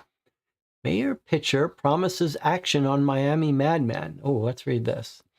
March 22nd, 1985, from a month ago. Let's see, what does the chat want to say? Jonathan says, an idea popped into my head. What was the date of the father's letter compared to when Craig started going to therapy? Could the letter have triggered the OCD, not drugs? That's an interesting question, but the letter has no date. Change that. The letter has no date, but it's absolutely from around the time of the murders, because he's referencing his flight on April 4th. So actually, we don't have a date, but it's clearly very recent. Because he's saying he's going to be in town and he leaves for the place on April 4th. So presumably maybe this was sent in March or so.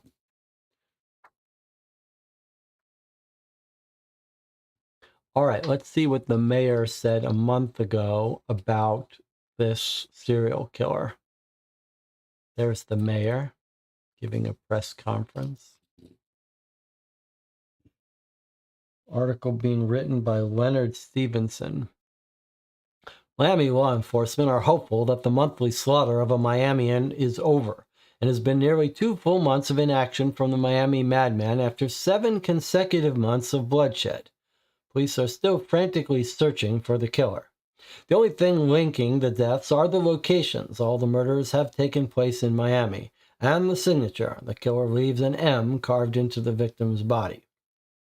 Mayor Charles Pritchard announced at a press conference yesterday that he would be making more money available to the police in aid of catching the killer.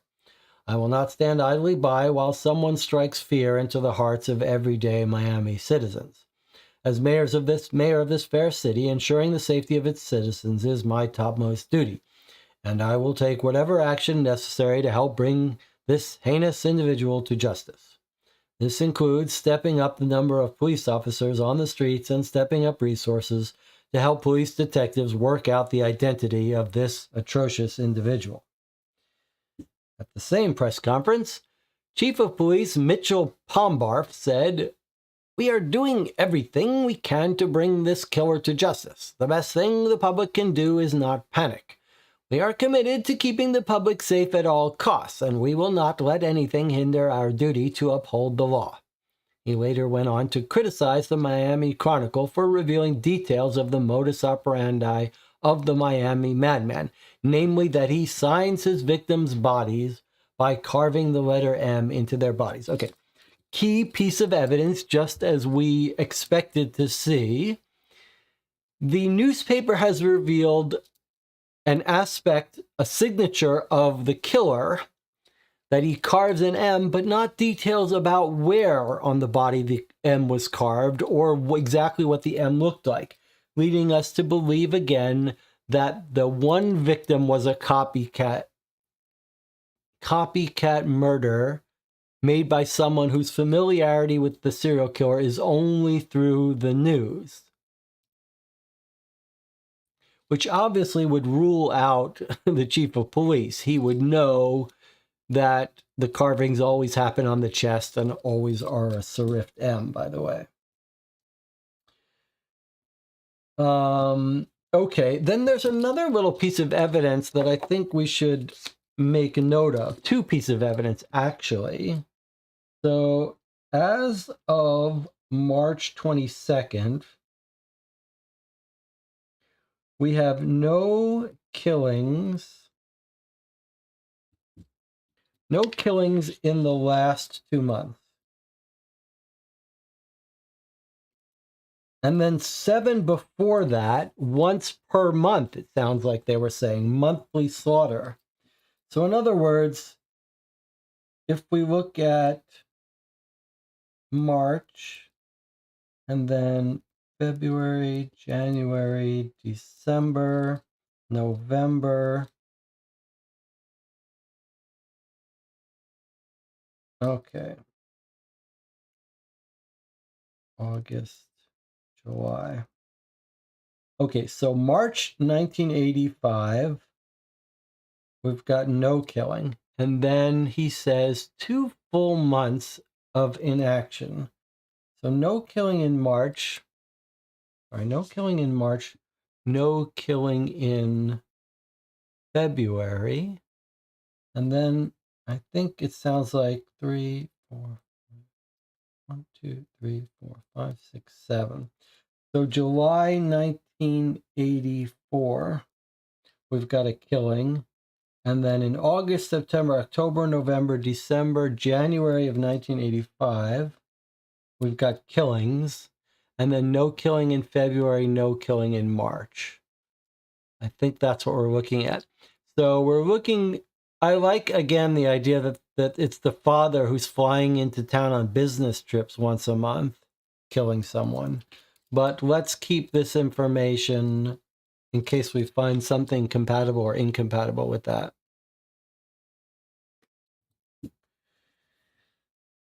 Guest artist.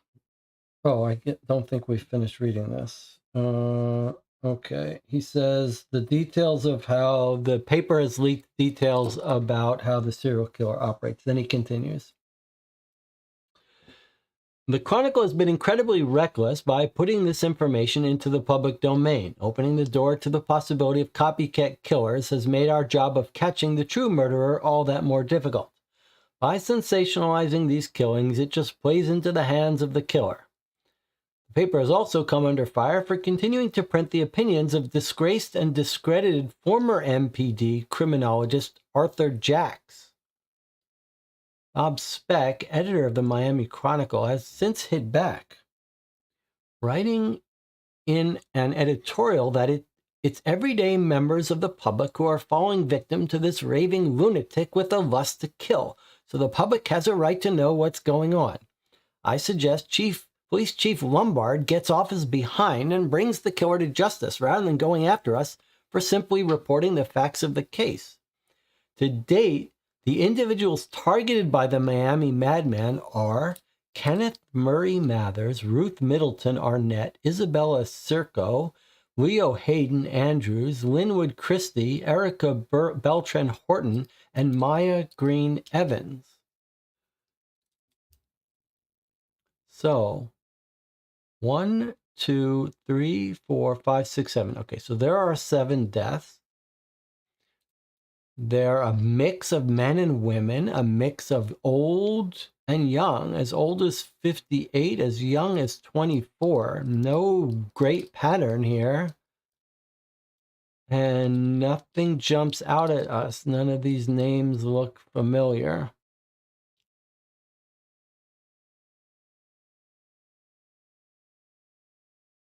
Interesting. Okay, well, let's make a note of this, though, in case let's make sure we don't miss this, in case we need to know the previous victims. Okay, and then on the other side of this, we have an article about matrimonial meltdown from breakup to makeup. Raffle winner. Oh, here's Zero's bar. That was on our map. So let's take a look at this. Pool hall. Nothing else jumps out. Not sure why that's important to us, why it's on our map. Okay, let's look at this article. First of all, who is Maria Sanchez? And who is Miranda Wyatt?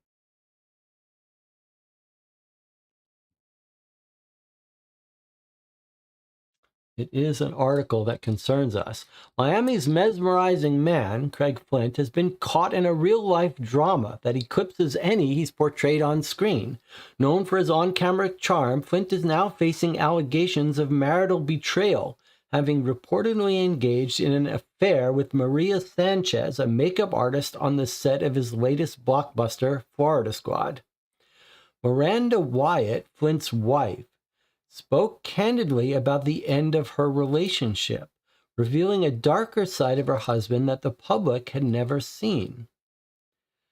"I can't say I'm surprised," she said. "He's a controlling, manipulative man who treated me like a slave. I hate him, and I want him dead for what he's done to me.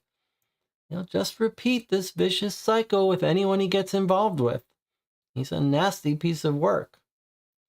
The couple had been tabloid darlings since their whirlwind romance and glamorous wedding, but insiders have long reported trouble in paradise. Those close to the couple say Wyatt had increasingly been seen without her wedding ring, and friends mention that Flint's controlling behavior had intensified over the past year. Maria Sanchez, Flint's reported new fling and a rising talent in the movie makeup circuit, couldn't see things more differently. "Craig would never mistreat me," she stated, dismissing allegations that their relationship began before Flint and Wyatt had separated.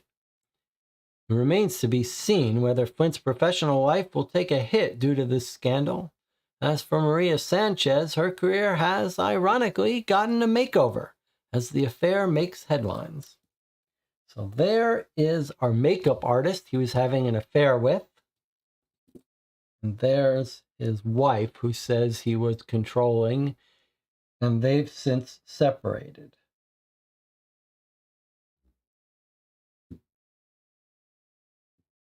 All right. And this obviously had no effect on his career.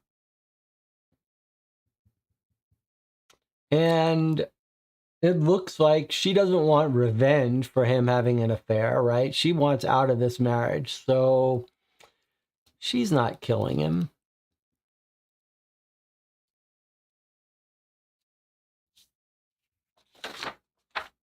All right. Chat, let's see. Was it Matt or Flint that had the M on the arm? M on the arm to avoid damaging the tattoo. It was the stuntman that had the M on, or at least it was in the stuntman's apartment, and the autopsy thinks it was the stuntman. Okay, now we've got a piece of evidence from McRae Bay Towers, which is the first time we're hearing about these towers. "Craig, I see you've taken to cowering in your apartment. Too spineless to face up to me. Well, you can't hide forever. You'll have to face up to me sooner or later. It might have been just another fling to you, but you hurt me on 2 fronts, and you're not getting away with it. In the meantime, take these earrings back. After all, it's not as if you bought them. I know where they came from. I saw them on the side in the studio when I was fixing your complexion, and they just remind me of the brilliant job I once had and of how you destroyed that for me. I really should have given them back to the studio, but I thought I'd let you do it. After all, you stole them, so I'm going to give you the opportunity to do the decent thing and return them. I'm challenging you to actually do a decent thing in your life. This note was in an envelope addressed to Craig Flint in his letterbox in the McRae Bay Towers lobby. Inside was this pair of dolphin earrings. See attached photograph. Okay, so there's the dolphin earrings. Now we learn where Craig lives. He lives in McRae Towers. He lives down there. And this is our note that it would have taken 11 minutes for him to get home after he dropped her off. Remember, he dropped off the girl he was seeing and got a videotape, drove home. So that's our 11 minutes for him to drive home. And can we see the earrings on our girl? No, but clearly she's talking about her being the makeup woman. So this clearly sounds like this note is from Maria Sanchez. Let me just read what she says happens to her career here, because I thought her career was doing well, but maybe it's not. Remains, as for Maria Sanchez, her career has ironically gotten a makeover. Don't know what that's about. All right, what does the chat want to say? Could we check the program to see if she was working that day? Ah, the call sheet. Can we get an alibi for our makeup woman? Okay, good idea. All right, here's our call sheet.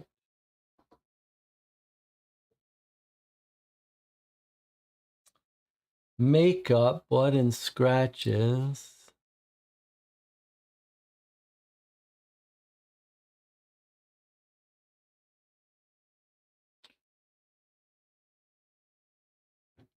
Stunt artists.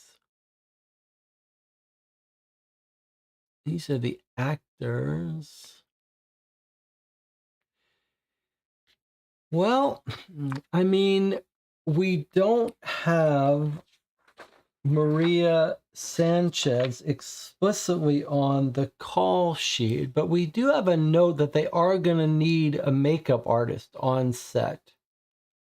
So if we find confirmation that she's working for this production, then that would give her an alibi from 8:30 to 11 or so. But otherwise, we don't know. And there's the dolphin earrings that she claims Craig stole and gave to her. He seems like a kind of a selfish guy. She says, I'm going to let you give them back and return them. I mean, this seems like unrelated to our case.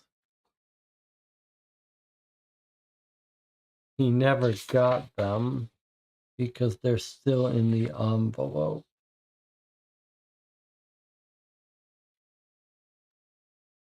All right. It's all in Florida. This is all in Florida. They keep talking about how they're rivals with California. This is all shot in Florida. Miami law enforcement. Case 64ALI. All right, maybe we need a separate things for our cases. So case 64ALI. This is going to be, let's just make sure we get these right. So 64ALI is Craig Flint.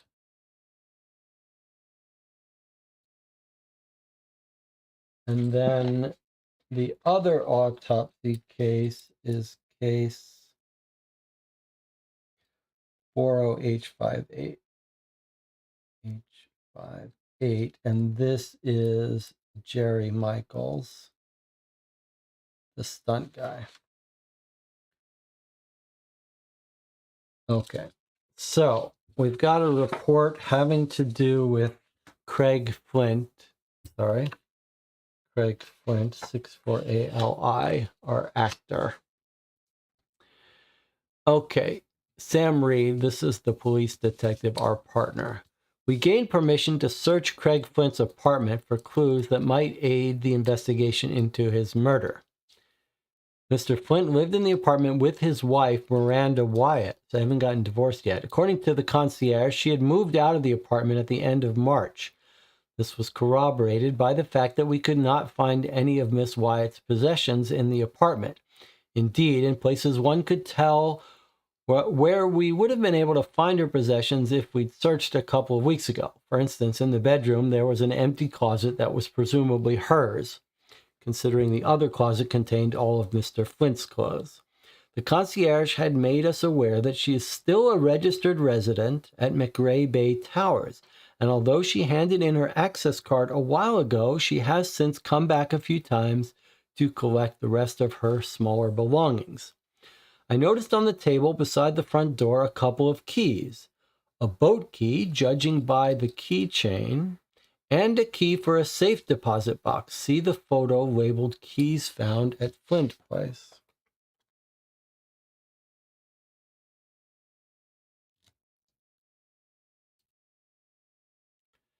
Indeed, while searching through his files, I found a safety deposit box form from the Miami Central Bank. I've appealed for a court order to get permission to open that box. It should happen soon. It's often swift on Saturdays. All right, so this is actually kind of fascinating here because we've got a safety deposit key. In this case, we've got MCB 635. So that's his safety deposit box number 635. We know that it's from the Miami Central Bank. That's the MCB. He's applied for a search warrant. He's got a boat key. It's the first we've ever heard of a boat. But what's fascinating here? This is the dog that didn't bark. What's fascinating here is that we're told that at the stunt guy's house, he's got a key ring. On the key ring is a safety deposit box and a Lamborghini key. We know he doesn't own a Lamborghini, but based on the psychiatrist's statement about Craig Flint, this guy, having OCD, we figured that he's got he described having two sets of his car keys and stuff, and how the psychiatrist says, give one to the other guy. So the question is, where is Craig's car key? There should be two sets of these car keys. The stunt guy is holding one for Craig. It's got the deposit box key on the key ring.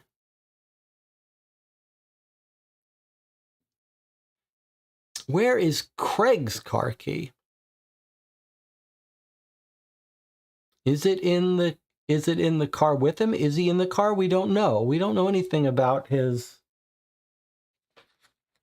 We don't know that he was found in his car, do we? Do I need to reread that article? Have I forgotten? We do have this photo that suggests he might have been in the garage. Found dead in the parking garage of his apartment.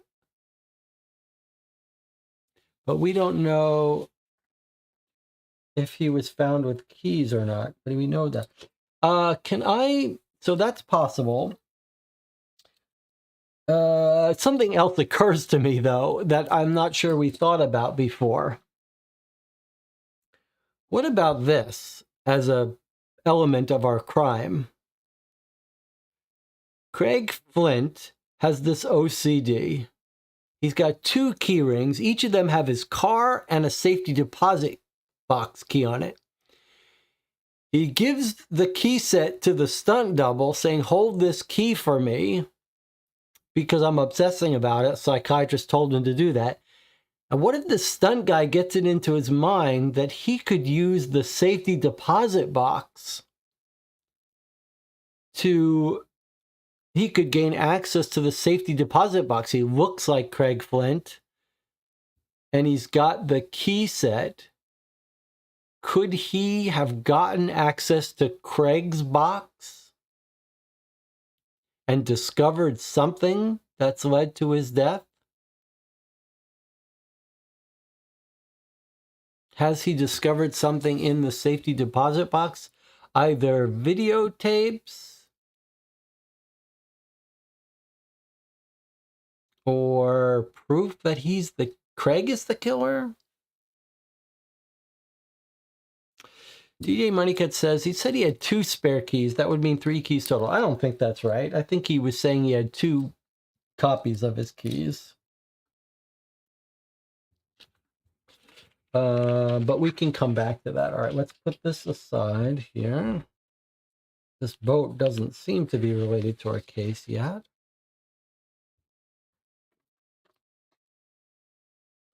Plot is really thickening here.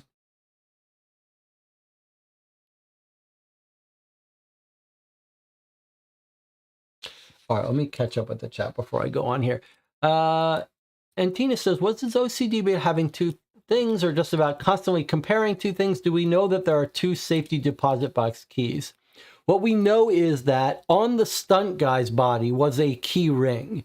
That key ring had a Lamborghini key and a safety deposit box key. And it would seem natural that that the stunt guy doesn't have a safety deposit box. Seems unlikely. So I'm assuming, and they're on the same ring. So if you think the Lamborghini key belongs to Craig, then it makes sense that the safety deposit box key also belongs to Craig.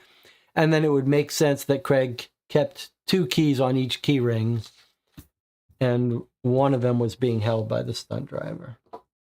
Okay, let's look at our next report here. Sergeant Brian Lynch, case 40HS8. Remember, this is Jerry Michaels. This is the case of the stunt driver. We were called to the scene shortly after 11:30 p.m. on Friday, April 5th, after Nick Bream, who was serving behind the bar at Zero's Bar that night, called the police. An APB was put out, and as the closest, we responded. Jerry Michaels had been catching up with some friends at Zero's Bar that night. They were playing pool when a stranger approached Mr. Michaels and punched him in the face. While the blow left Michaels reeling, his friends were able to grab the stranger and overpower him before he could get any more blows in. That's when Mr. Bream called the police. According to Mr. Bream, the stranger had been drinking at the bar alone and had gotten up to leave before he noticed Mr. Michaels playing pool with his friends, at which point he went over and attacked him. None of Michaels' friends knew who he was, nor did anyone else in the bar.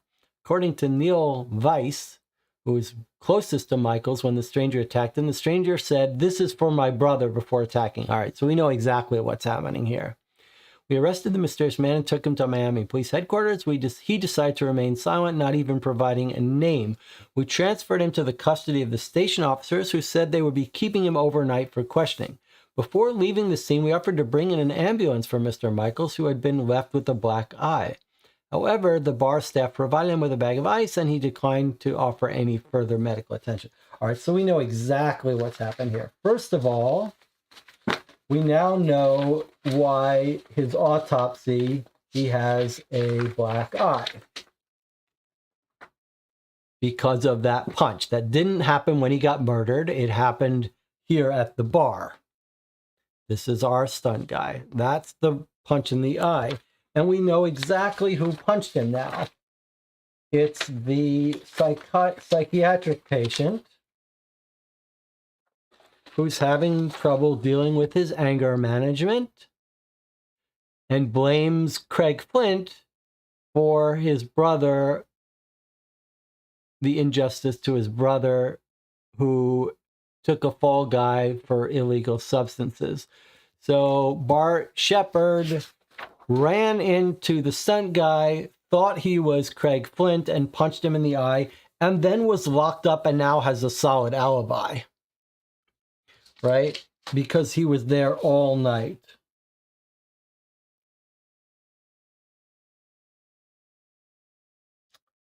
Can we be sure? 11:30. Yeah, okay. So we know that he's got his timeline alibi. All right, let me see if the chat has anything to say that I haven't covered.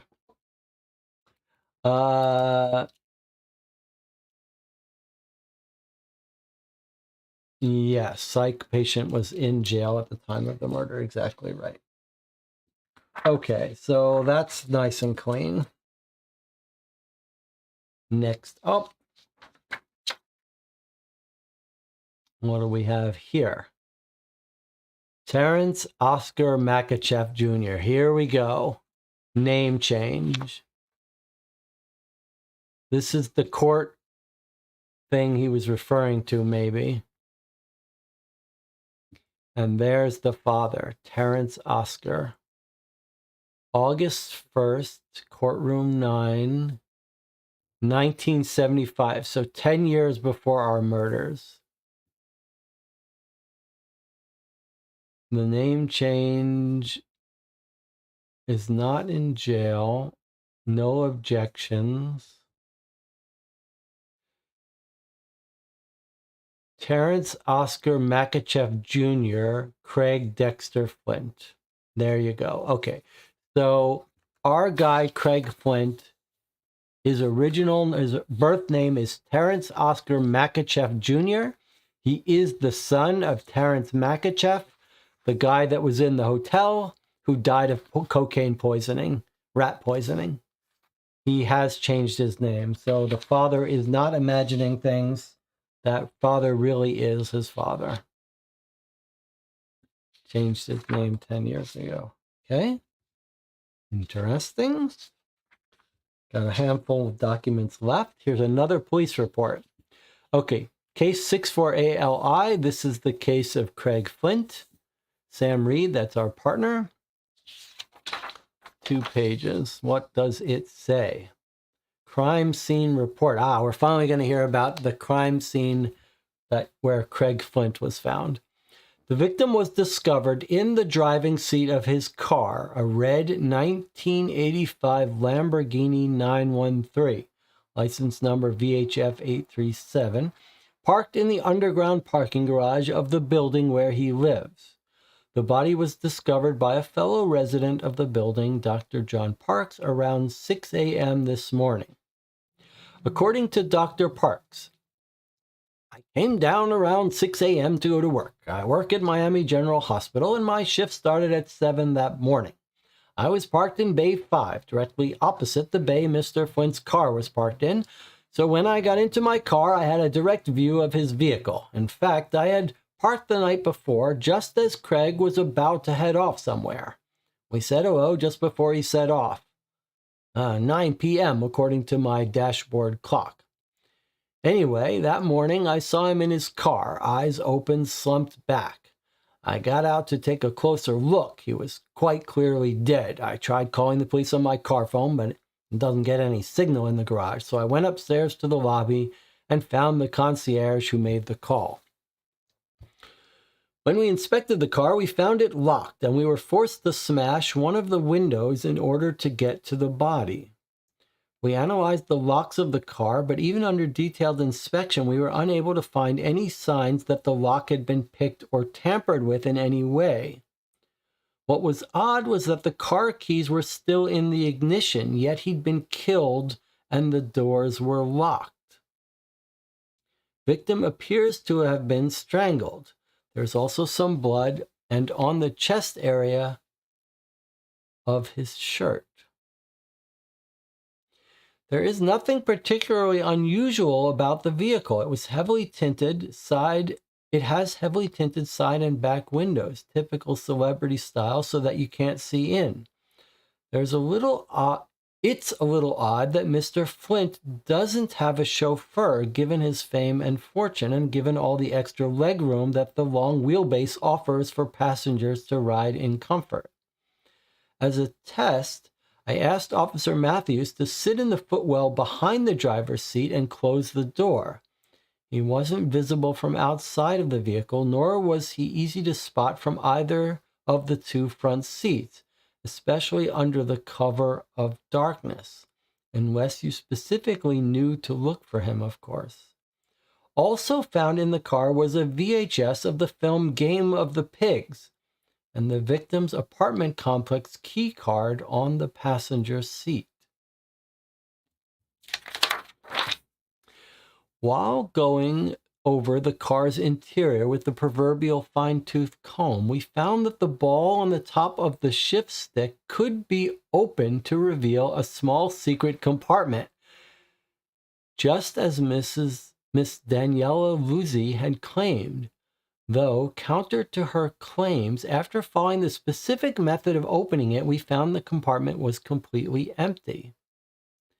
We dusted the car's interior as well as the exterior handles for prints. As expected, we mostly found the victim's prints, although we did find a set that didn't match the victim's prints on the rear passenger door handle. Wallet, including credit cards, driver's license, video store membership card, and $50 in cash and 73 cents in change. Key fob, Polaroid attached. Okay, so that key fob was his. Remember, we got two photographs at some point early, but that one of them, the key fob of the car, belongs to that car. But we're told that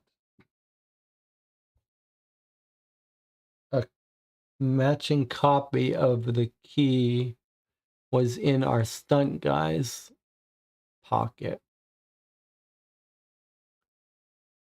Well, you can see you can remotely lock and unlock the doors with the key fob. So if the other key set was also a key fob like this, someone could have gotten into the car and locked the door afterwards.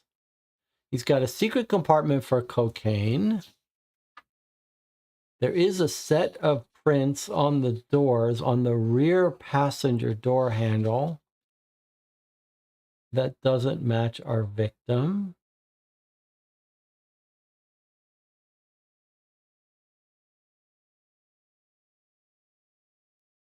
Wallet. And then there's this whole description of how someone could be hiding in the back seat and could have garroted him from the back seat without being spotted. And then this seems to be the VHS tape he borrowed from his woman friend, who is referenced here, Daniela Luzzi, who they've talked to, and she tells about the hidden cocaine area.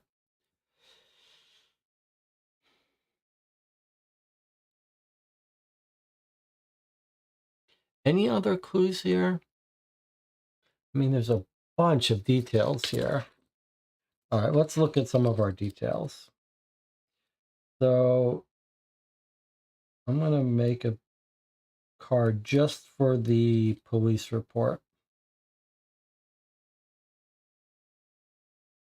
Okay, so one piece of evidence we've got is that he left his apartment in his car at 9 p.m. We know that he leaves this woman with the VHS tape at around 1 a.m.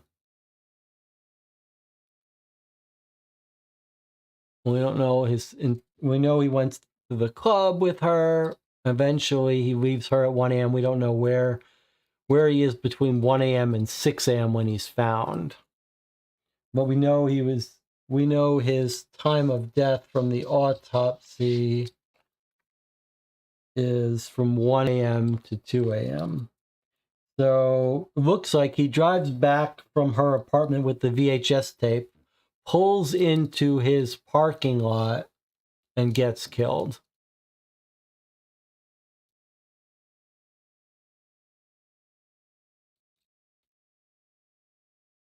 That's a little odd. There is a suggestion here that someone could have been hiding in the back seats and you wouldn't even see them from the front seat. Nor was it easy to spot from either of the two front seats under the cover of darkness. But it seems unlikely that someone could be hiding there while they're driving to the club and picking up the VHS tape. Keys are still in the ignition.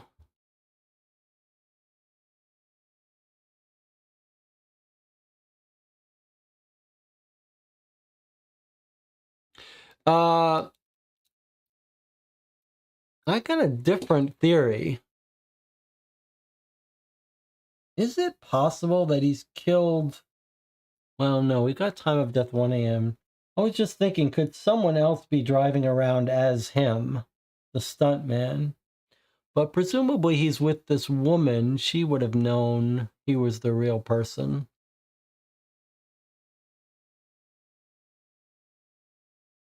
Jonathan says the stuntman's key could have been used to engage the lock. Certainly true.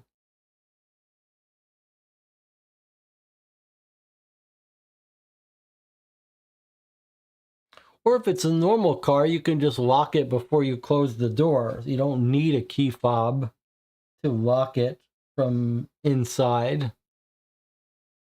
Right? A normal car door, you're in it, you open the door, you push the lock, you hold the handle up and you close it and it locks. So, but it does seem like the killer was sitting in the back seat and strangled him. But someone could have he could have driven to park and then someone could have gotten in. He could have let someone in, maybe his drug dealer. He lets into the back seat and kills him.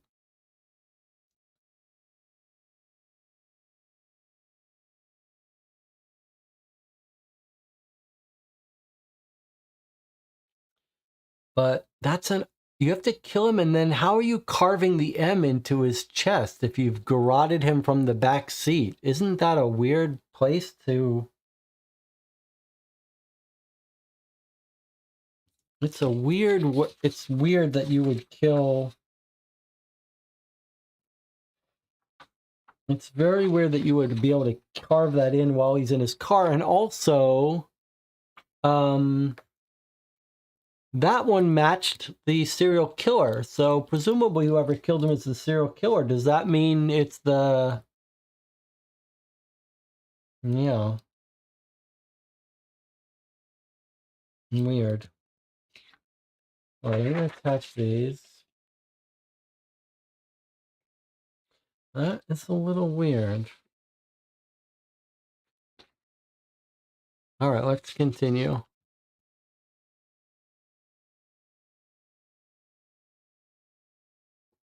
And Tina says, Stun was hit in the face while he was hit with his friends, so they should know if it wasn't him. That's true. Remember, the body was not moved, but the shirt was put there afterwards. Wait, what? How do you jump to that conclusion?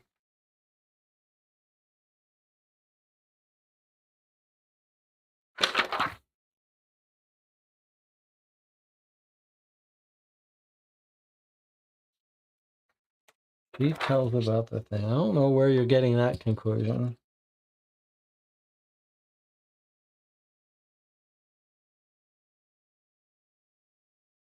Appeared to be strangled. There was also some blood, and on the chest area of his shirt. So we don't know anything about that. That doesn't seem like that tells us anything about. You rip open his shirt, you carve the M, some blood gets on the shirt. I don't think that tells us anything about shirt being before or after. Okay, here's the information about the safety deposit box. All right, Moray Bay Towers, that's where you live. Driving license, bank statement is what he used to prove his identity. $120 a year, not very expensive. 2 keys. Does anyone else have access? Yes. Who has access? The stunt guy, Jerry Michaels, who lives in Preston House on 2nd Avenue. We have that on our map? No. But we do know that he was out at Zero's bar, the stuntman. So the stuntman has explicitly got access to the safety deposit box. Why would that be?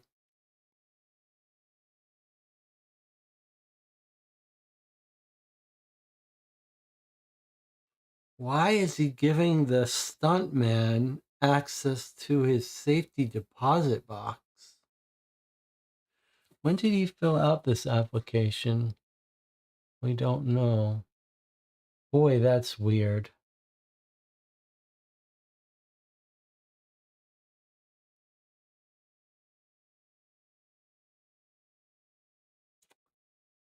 Why does he explicitly want the stuntman to have access to the safety deposit box? Perry says brothers.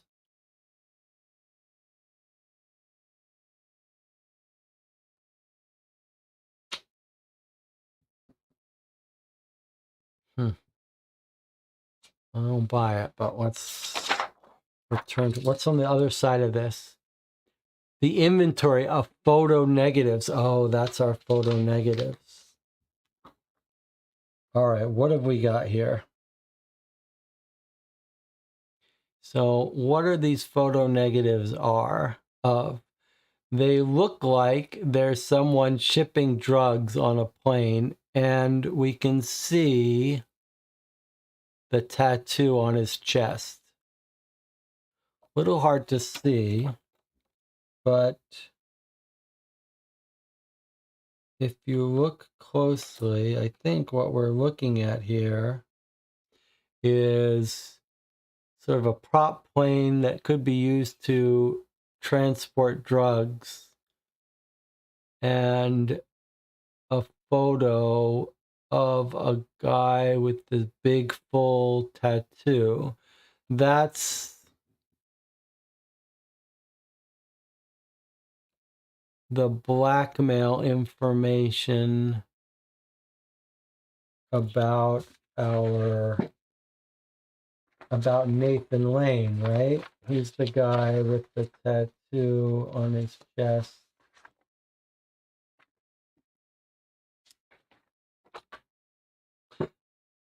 Matt Lane. That's the guy who was getting set to get kicked off.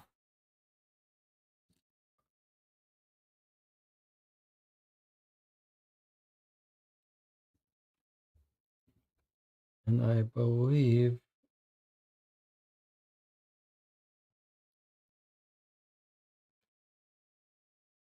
so he's got blackmail information against Matt Lane. But why does he care about needing to blackmail him? There's a date at the bottom. Is there? It just, they're numbers. It's not a date. It says 15, 15A, 16, 16A, 17. It's frames. Frames from the camera, but I don't think there's a date. Oh, of the form.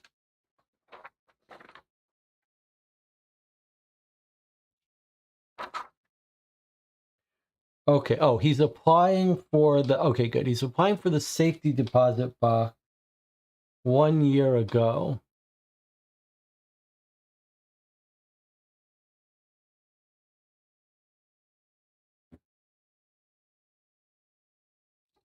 And the only thing that's in there is the photo negative.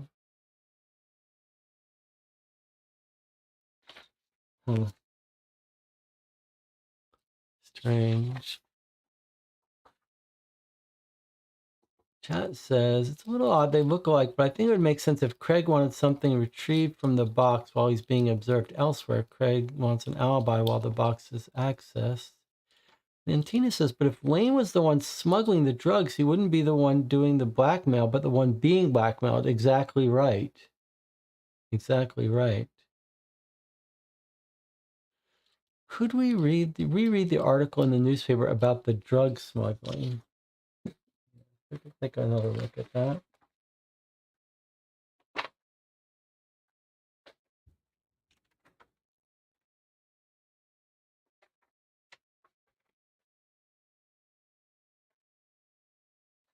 Let's take a look at these again.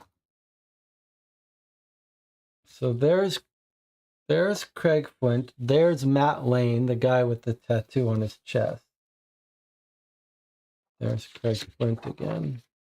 Oh, that was not the article. Maybe I'll put all the articles together. We didn't read this part. Olivia Mort's Museum of Modern Art.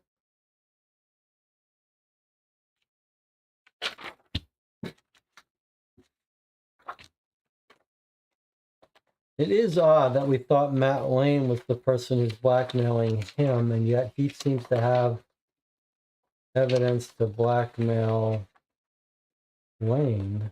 Not what you would expect. No, I'm going to put all the newspaper articles together. Okay, probably our other one.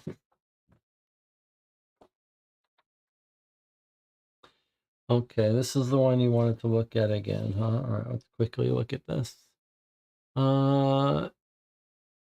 Aircraft seized yesterday evening to the Bahamas, narcotics, NEA. I mean, I think this may just be getting us more familiar with the fact there's so much drugs getting flown into and out of Florida, and perhaps Miami specifically. I don't know that this specific thing is important.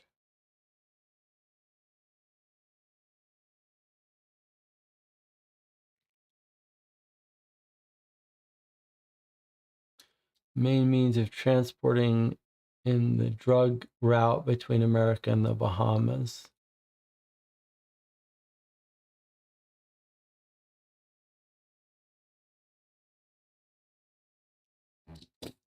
I'm not sure it's specifically that important. All right. If he's got blackmail information about Matt Lane. All right, let's keep going. Looks like it's time to take a break. Modern Art Museum is where they were doing some of the filming. Okay. All right, let's take our break here. We'll come back in 8 minutes. We've got 1, 2, 3, 4, maybe 6 or 7 more pieces of evidence. I'll see you in 8 minutes.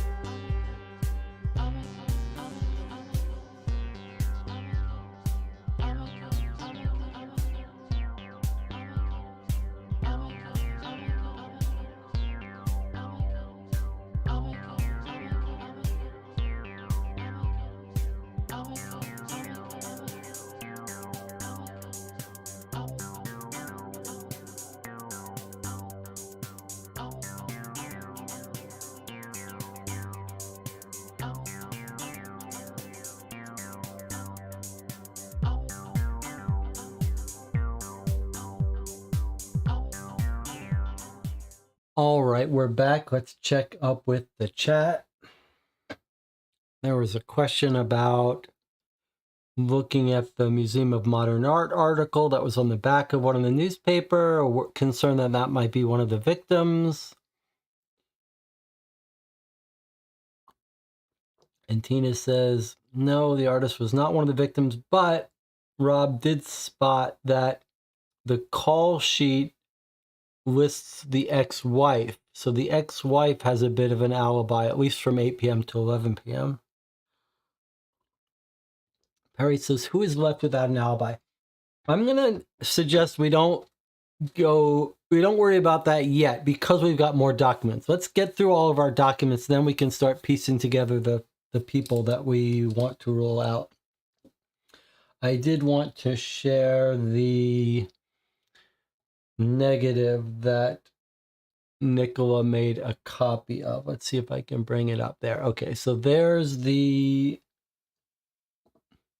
negative. So you gotta taken from the stream, then it inverted by Nicola. So that's what the negative looks like. And if we had any doubt about the identity, sure looks like Craig Flint, but that's going to be the stunt person, we think.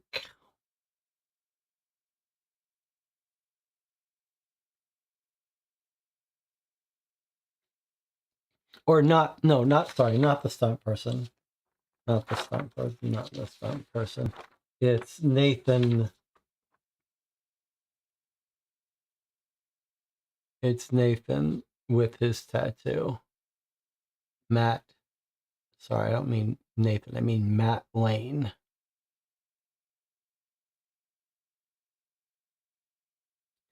The co-star who's being pushed off. And that's his tattoo. Sorry for all the confusing different names I referred to him by. All right, let's continue going through our evidence, and we'll back up and we'll check alibis after it's time. Here we've got Daniela Luzzi's statement. She was the last person seen with Craig Flint. He got a V8. He went to the club with her, and then he brought back a tape from her. Let's see what she says. I was at the Pandora nightclub last night with some of my friends. It was while I was dancing that Craig came up to me. We hit it off. Okay, so stop for a second. Huge important statement to make here. I was hypothesizing that maybe it was not Craig Flint who was out in his car, but maybe the stunt double.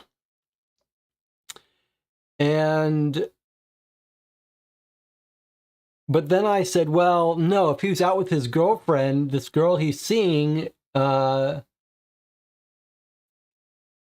she would have known whether it was him or not. Now we find out that actually she just met him that night. So I think there's a good chance that the person that came up to her was the stunt double pretending to be Craig. We hit it off, a couple of drinks together. Afterwards, I was about to call for a cab when the evening ended, but Craig offered to drive me home. He had a nice car, and he's Craig Flint, so I took him up on the offer.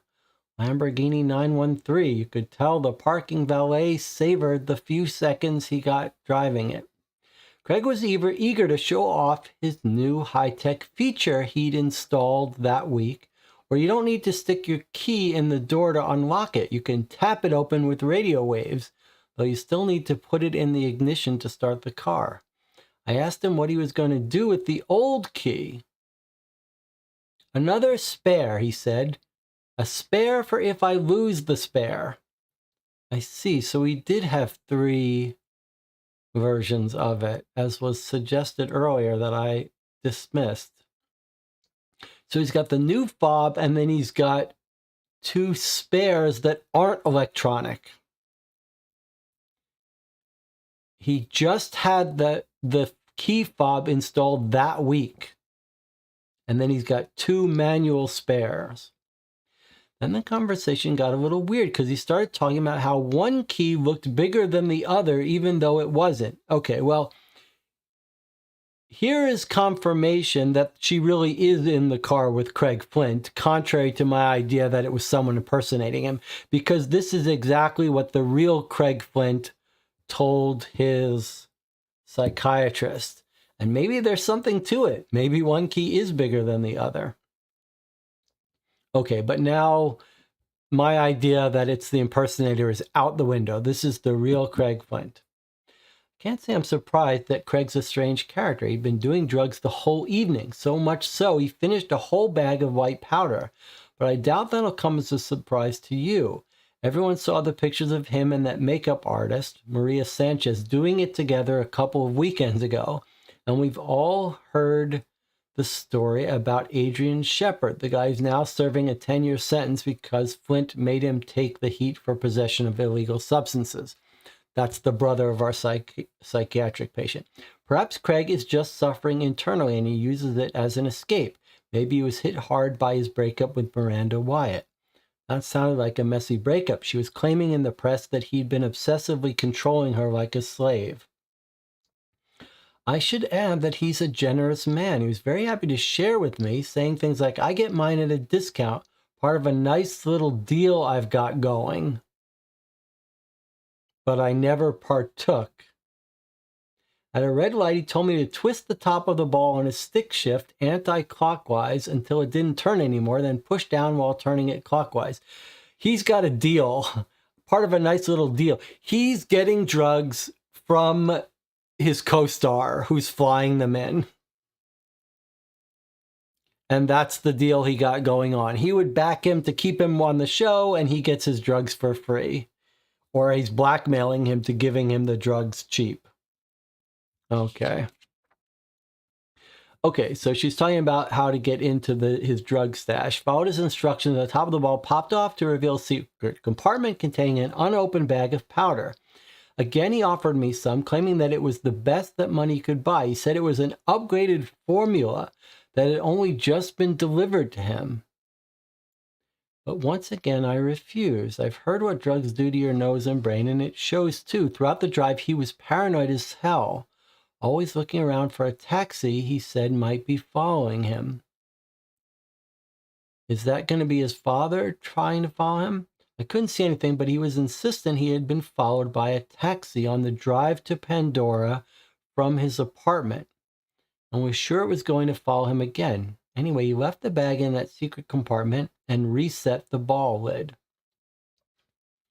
During the drive back to my place, he asked about my career, and I told him about the film I had made with Claude Malone that played at the SMFF the year before. Jus des Cochons. When we got to my place, I lent him the VHS and told him to watch it. He said he wasn't interested, but I told him he'd have to see me again to return it, and he got the gist.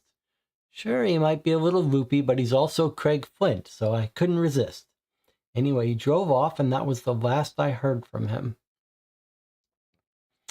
So, the bag of cocaine was full and in the secret compartment, and then he goes right home, and he's killed, and now it's empty. So someone took it out of there. Or he got it out when he got there, and he just got his delivery. I was thinking he was killed by his drug dealer that he was meeting, but why would he meet with his drug dealer if he had just recently gotten his supply?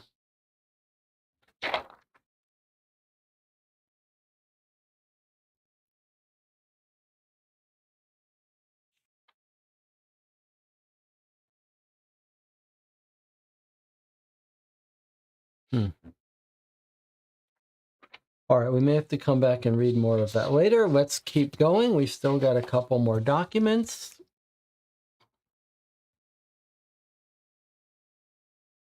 So this is from the McRae Towers. Let's see what the chat wants to say. If the father killed him and took the cocaine might have already been poisoned by the drug dealer to end the blackmail. Yeah, I think that's a compelling, that is a compelling idea. But would he have let the father in his car? I don't think so. So how does his father get in the car to garrote him? Although I like the idea that the father is the serial killer. Remember, we think the serial killer had to kill him because it matched the MO perfectly and with details no one else would know. So if the father is the serial killer and he killed him, maybe he got home, he got into his car, drove home, opened up to get his bag of cocaine. Then the father garrotes him. But I don't know how he got in the car, but he did let him in the car, garroted him, took the new cocaine, died, and that's because the cocaine was poisoned by the guy, the co-star who was being blackmailed. But then who killed the stunt guy? M for Maskachev, yes. And I wonder if yeah, but who killed the...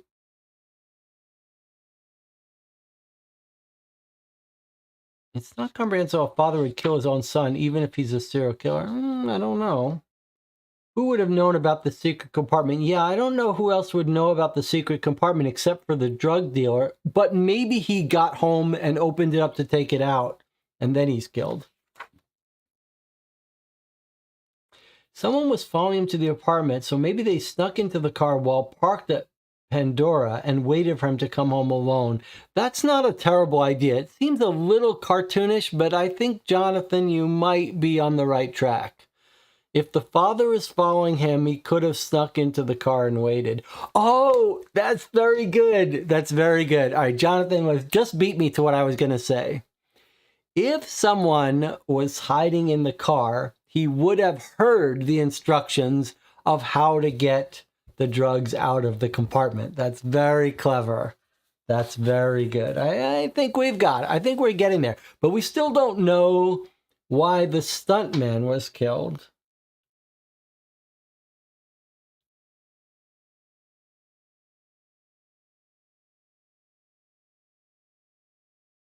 Is it possible the stuntman is killed by Matt Lane to get access to the safety deposit box to get his evidence back, to get his photo back? He knows that the two of them, the stuntman and Craig, are blackmailing him. And so after he gives Craig Flint the poison drug, he kills the stuntman to get access to his safety deposit key. All right, let's keep reading. We'll come back to it. I like this. I like where we're going here. I like our odds. Okay, Arthur Johnston at McRae Bay Towers, April 6th. I was the day concierge yesterday, Friday. It was a standard day for the most part, and for the majority of it, I had no dealings with Mr. Flint, though there was an interesting incident towards the end of my shift. In the morning, Mr. Flint came to me and said that his father was coming around, but that he was going to play a prank on him and have his stunt double from Florida Squad meet him instead. As part of this prank, they were going to have a pizza ordered, and I was to bring it up to his apartment, all the time acting as if Mr. Flint's stunt double was Mr. Flint himself. Seemed a bit weird to me, but I didn't want to be a spoilsport, so I agreed to go along with it. At 7, Mr. Flint's father arrived and asked to see Mr. Flint. I rang his apartment and, as expected, got Mr. Flint's stunt double, who told me to let him up. A while later, the pizza man came with Mr. Flint's pizza. I took it up to the apartment where the stunt double and the father were.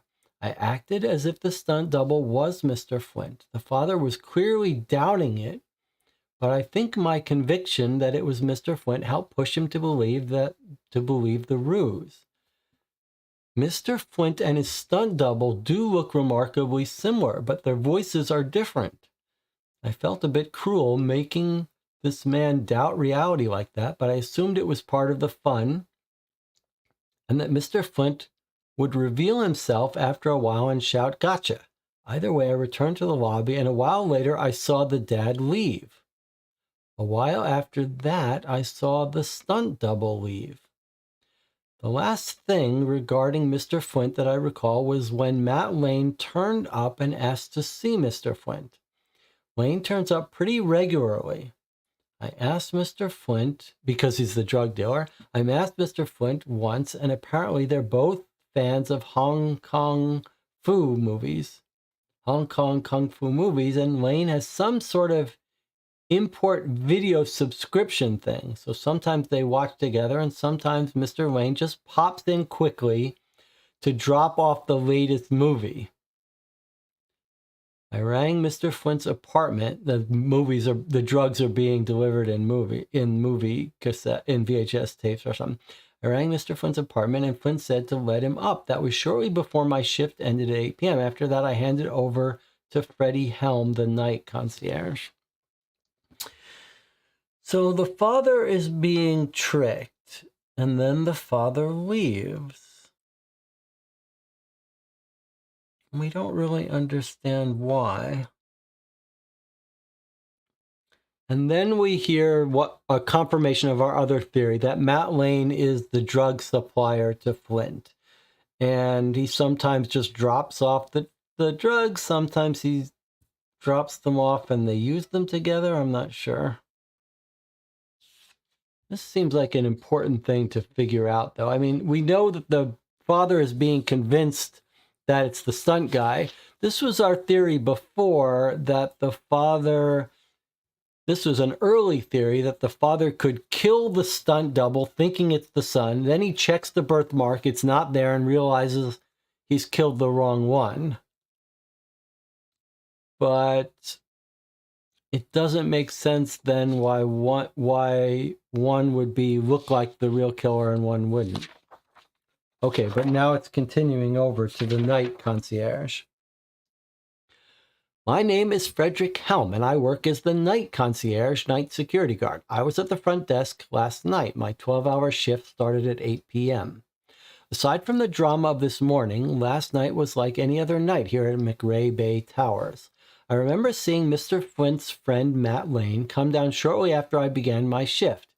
That was the only involvement I had with anyone to do with Mr. Flint until just before 1 o'clock. That's when a woman appeared asking if Mr. Flint was in. I'd seen her with Mr. Flint before, but I didn't know who she was. As is procedure, even when it's late, I rang his apartment, but I did not receive an answer. She asked if she could go up to Mr. Flint's apartment, but I refused, as is procedure, no matter how many times they've been up there in the past. She decided to sit and wait in the lobby. Normally we have a no loitering policy, but since she was familiar, I didn't make her move on. If anything, it was nice to have someone to talk to, though she wasn't really in a talking mood last night. She stayed in the lobby for about 45 minutes before asking again if I would call up. I tried again, but again I got no response. She asked if I had an envelope and some paper, which I did.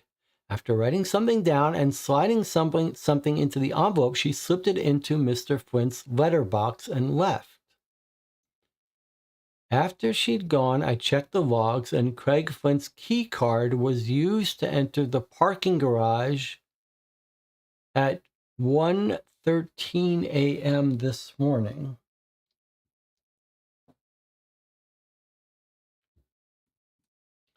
I can confirm that no one swiped in between then and when the police showed up and put the place on lockdown. So you need to be able to get into the parking garage. I think this is just confirmation that someone was hiding in the car, as we thought, as Jonathan posed. And that's how they got in. Let me explain how the underground parking garage of the McRae Bay Towers is protected, as it might be helpful in your investigation. Before the outside shutter to the parking garage, there is a control box where residents swipe their key card and type in a unique 4-digit code to raise the shutter door. The resident then drives into the garage and approaches the inside shutter and a second control box. Once the outside shutter door is fully closed behind them, the inside control box is activated and the residents can once again swipe their card and type their 4-digit code to open the inside shutter door. The idea behind the dual shutter system is to ensure that unauthorized people can't just run in and cause mayhem when the outer shutter door opens. The idea behind the dual authentication system is that if a resident has their card stolen, the thief can't just gain access to the property without also knowing their unique code and vice versa. Sounds like a lot of hassle, but we have a lot of rich and famous people living here, and they appreciate the added security this system offers. After all, the paparazzi will stop at nothing to get the photographs they need. I digress. I should also mention that the shutters on the exit ramp do not require a card or code. There's a control box before each of the exit shutters with nothing but a button. On that, which when pressed raises the shutter door. It's the same deal where the inside shutter must be fully closed before the shutter can be activated. Every resident is assigned a key card, as well as letting you into the parking garage. The key card also unlocks the lobby door that leads to the apartments. Residents are assigned one and only one key card. If they lose it, a new one is assigned and the access code is changed to invalidate the old card. As one final layer of security, a PIN number key is then used to enter the front door of each apartment. Okay, so basically you can get out very easily, but you really need the codes and the card to get in. So someone was sitting in the back seat of the car, they drove in, they garroted him, and then they can walk right out.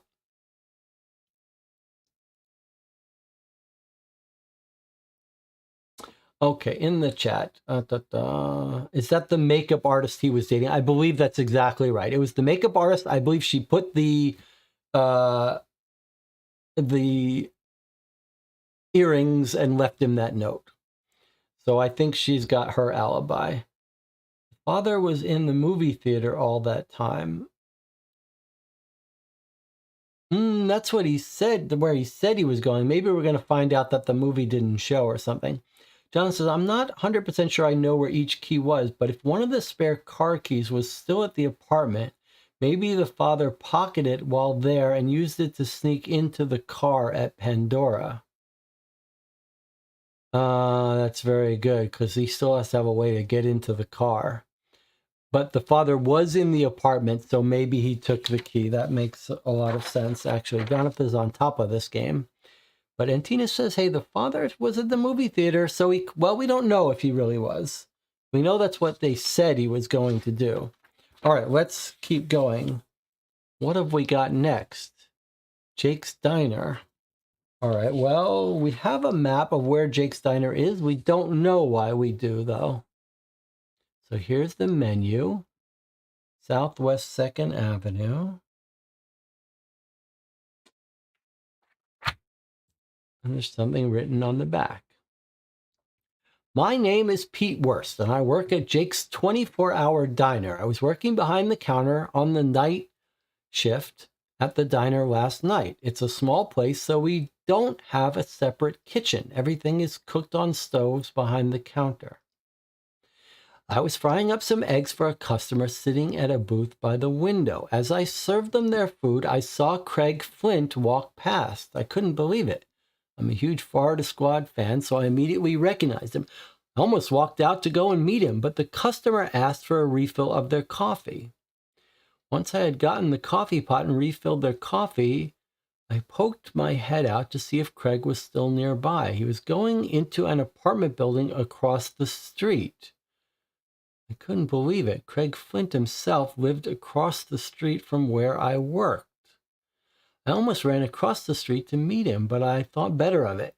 Considering I'm the only staff member there during the night shift, I couldn't leave the diner. That would be the perfect opportunity for someone to come in and swipe all the money from the cash register, and Jake would have killed me if that happened. From the way he was walking, I'd say he'd had at least a couple of beverages. Not sure what time it was. My shift runs from 10 p.m. to 6 a.m., and it was about halfway through the shift. Okay, so 4 hours into an 8-hour shift is 2 a.m.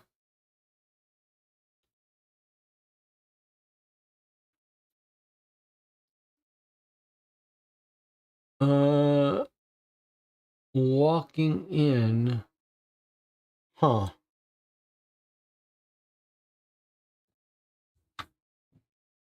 So he's working here, and he's saying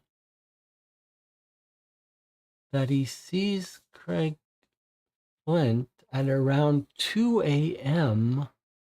walking in. I mean, maybe he's seeing the stunt double.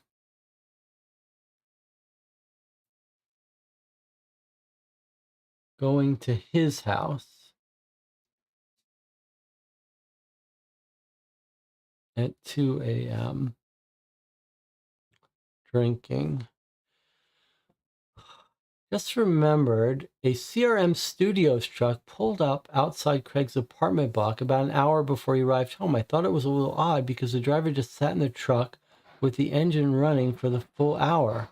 Eventually, the guy jumped out with one of those suit bags, I guess it was. Someone dropping off a costume or something. Seemed like a strange hour of the day to be dropping it off. But I guess it must have been a last-minute change for an early morning shoot or something. I remember thinking it must be for Craig because CRM makes Florida Squad. Their logo is always at the end of the credits.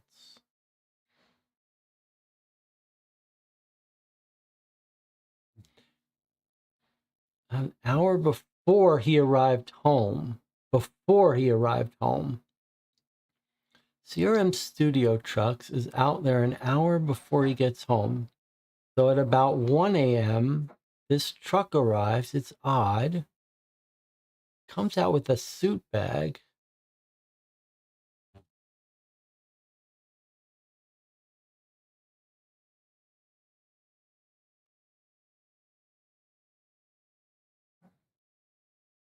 What's happening here? So, do we think this is the stunt guy coming home to his house? Drunk, right? We know his autopsy shows him drunk. So the stunt guy's coming home drunk from the club where he got punched in the eye. And his killer is someone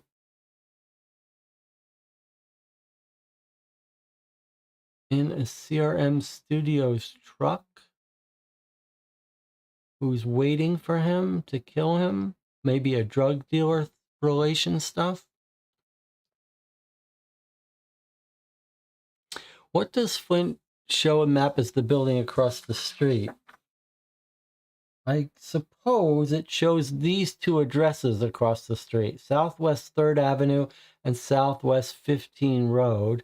And then a little bit down the road is McRae Bay Towers. McRae Bay Towers is where our guy Clint lives. But the stunt guy...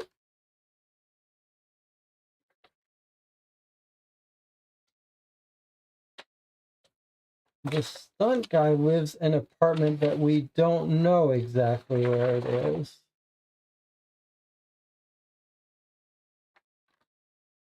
He lives...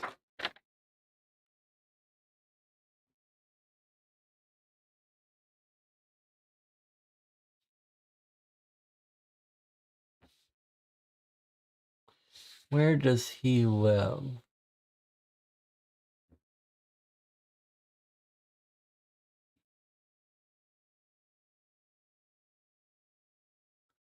I believe we were told the name of the apartment building, but we don't know exactly the address.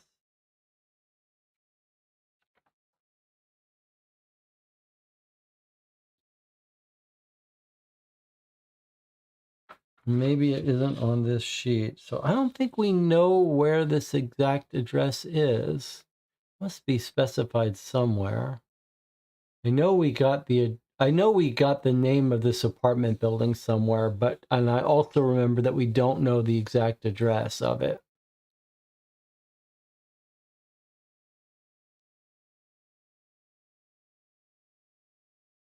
It's not a high security building.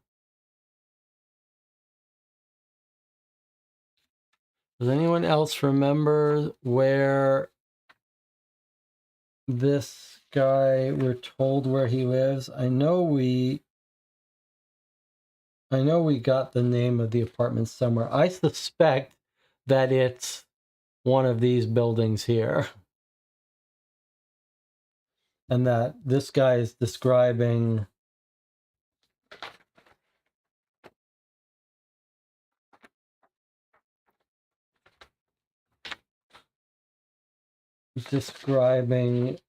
seeing the stuntman come into his apartment.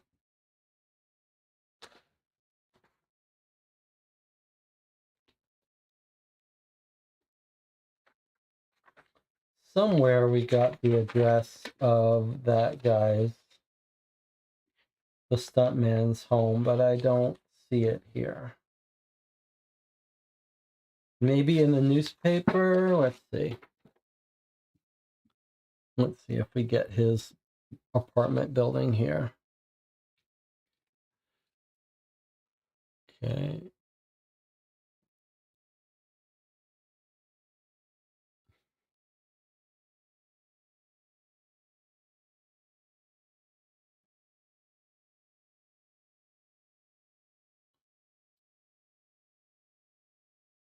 He's dead.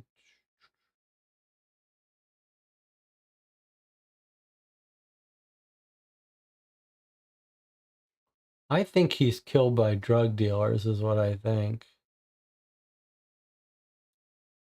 Don't see his apartment. Somewhere we're told where his apartment is. All right, we'll find it when we go back through the details.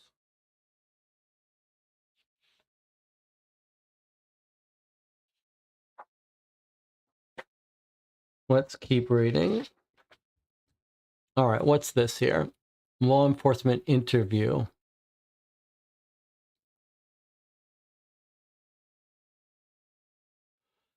Detective.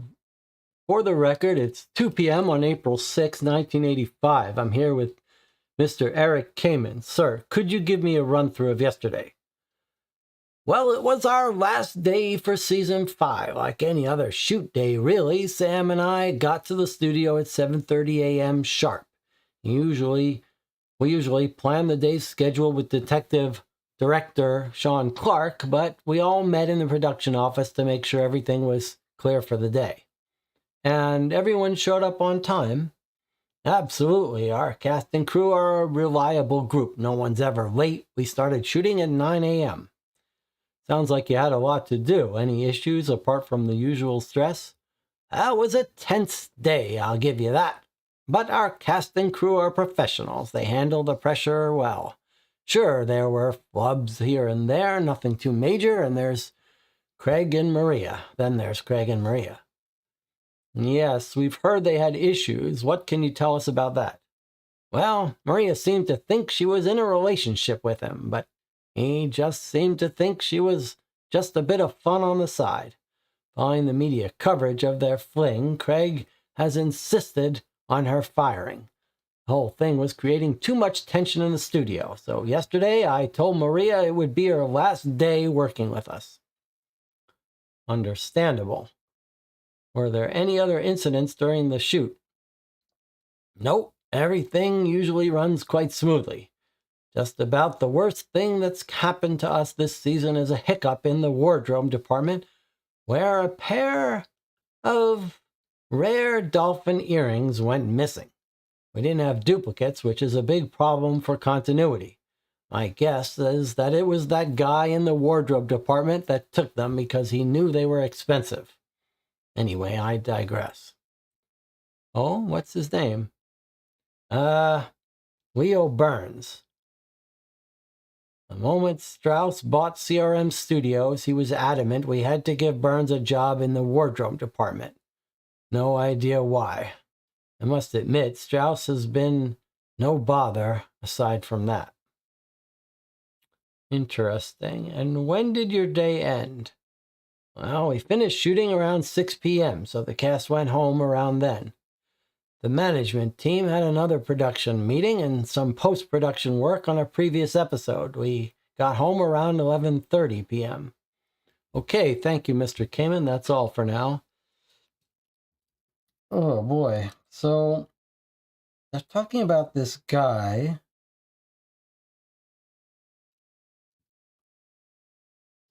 First of all, he tells us he fired Maria the previous day, which matches up with her letter to Craig Flint saying, "You got me fired."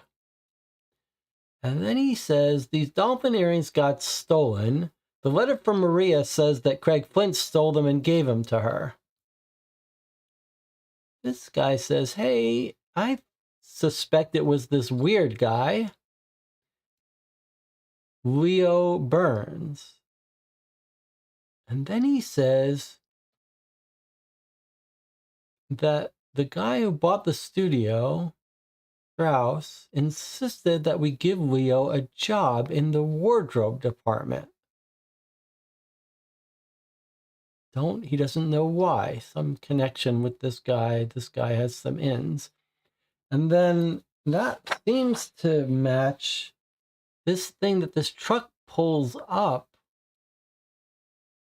an hour before this guy gets home, and then our guy gets killed. So is this guy Leo?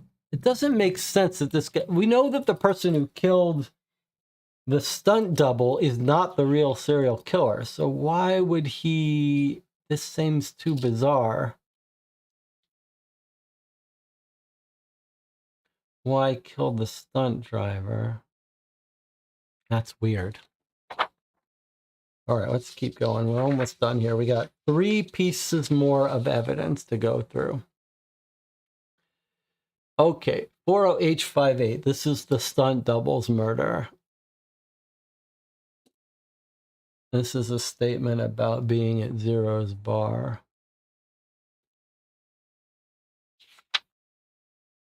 James Lowe. That name sounds familiar. I can't remember where we heard it from. We were at Zero's bar last night. We had agreed to meet up for drinks, Dean, Al, Jerry, and I. We all met at the bar at 8:30 p.m. and chatted for a while over beers.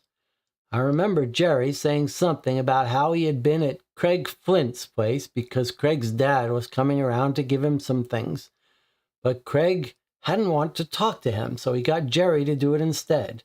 Jerry also showed us a key he had taken for Craig's Lamborghini.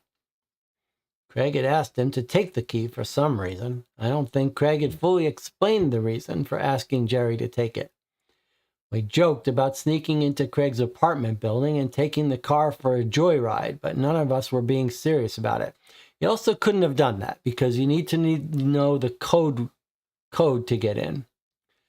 So that wouldn't have worked. After a while, one of the pool tables became free, so we played a few games. It was while we were playing pool that Jerry was attacked by that crazy guy. Dean and I had to pull that wacko off of Jerry. Not that Jerry can't stand up for himself, but this guy caught him off guard. It's good we pulled him away when we did, else he could have done some serious damage. Thankfully, the only damage Jerry received was a black eye, so he didn't need to go to the hospital or anything. The bar owner gave us a free round of drinks to make up for what happened. Not that we blamed him or anything, we just weren't going to say no to free drinks. We ended up staying until last call at 1 a.m., and after we'd had our last round, we went our separate ways. Jerry's place was in the same direction as mine, so we walked together for a while. However, we must have not been paying attention to where we were going because we took an unintentional detour and passed Craig's apartment building. We crossed the street, almost getting hit by a cab in the process, and in our drunken state decided nothing terrible would happen if we sneaked inside and took his car for a spin. The problem was we couldn't think of a way to actually get in, so we called it off. We walked a bit further and said goodbye at the corner of Southwest 15th and 2nd Avenue.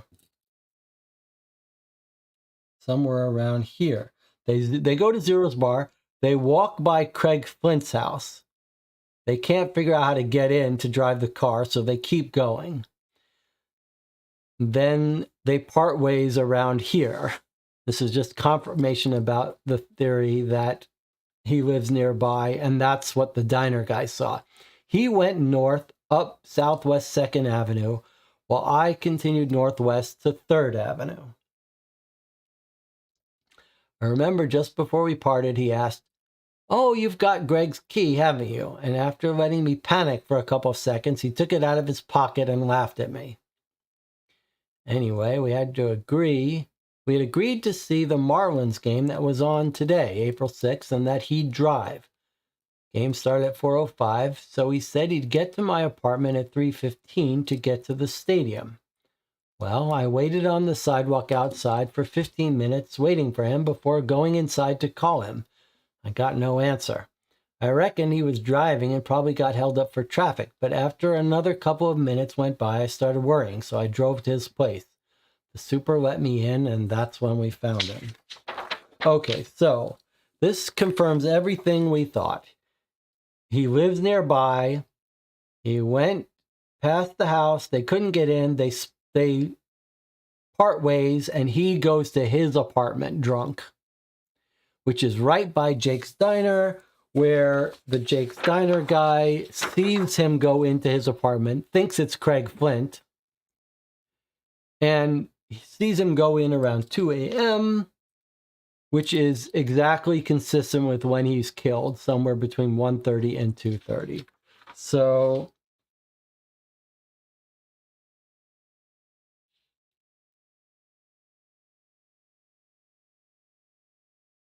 is this completely a red herring, this delivery of the suit?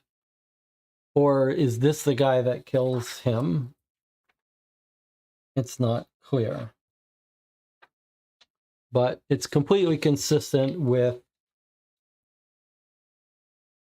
that information.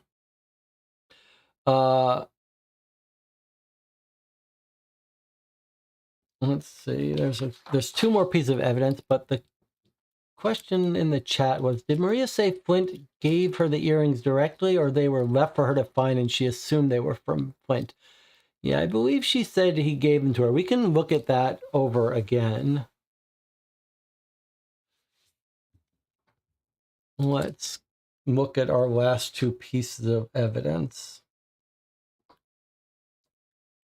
Here's a statement from Larry Cooper, who works at the Pandora nightclub. I parked Craig Flint's car last night. Here's where we're going to see if someone was hiding in the car. I parked Craig Flint's car last night. He comes to the Pandora nightclub often. He has a very cool car. It's a privilege to drive it, even if it is just around a parking lot at single-digit miles per hour. I parked it on the second floor that evening around 9 to 9:15 and continued with my work. It was a pretty busy night. I mean, no busier than usual for a Friday night, but then Friday nights are the busiest nights. I was parking cars while Lenny manned the booth at the gate. Sometime later, about half an hour later, I reckon, I had just parked a car on the second floor and was returning to the booth when I heard a car door shut. It's pretty quiet in that garage and echoey too, so it's hard to miss sounds like that, someone sneaking into the car. Immediately, I thought it was odd because only I should have been in that garage. I knew it couldn't have been Lenny since I had just seen him in the booth. I called out, "Who's there?" But I didn't get an answer. I went over to where I thought I had heard the noise and looked around some of the cars. I checked to see if someone had broken in or something, but I couldn't see anything, helped by the fact that the place is poorly lit. Then Lenny started squawking on my walkie-talkie, telling me we had customers and that I needed to return to the booth pronto. I tried to look in more of the second floor cars throughout the evening, but we were so busy I barely got a free minute. Lenny said he hadn't seen anything and told me I was probably imagining things, and while I was sure I had heard something, I decided it was probably nothing. After all, it's no skin off our backs if the cars are broken into. The ticket plainly states we are not responsible if anything like that happens. Okay, so this is 100% confirmation of Jonathan Warner's theory that someone jumped into his car while it was parked at the nightclub and then overheard how to open the shifter knob, etc. Okay, last piece of evidence is our coroner's report on the father.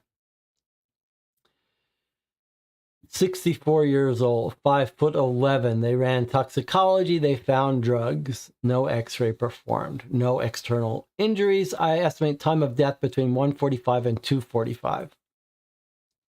Cardiac arrest. Heart and lungs showed intense sign of damage due to lack of external injuries. This would hint that poison found its way into the bloodstream. Police say stimulant drugs were found in the subject's motel room. I'm informed they have sent the drugs for analysis. I suspect it was something more than just drugs. Doesn't look like any overdose I've ever seen. Okay, so that's that. So we've gone through all of our evidence now. We can go back and look at more of it, but we have, I feel like we've got a pretty good idea of two of the murders. Now let's see if we've got this right. The father comes to visit the son, and the father is the serial killer.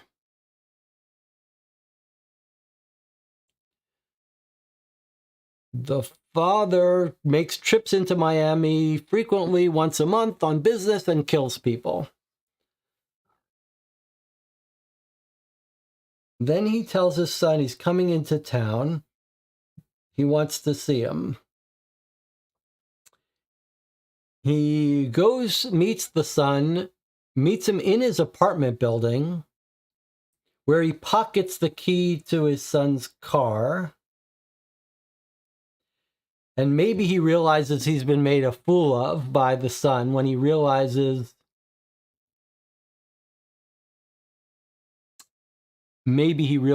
he's not talking to his son at some point. And he gets in a car and starts following the son around, Craig Flint.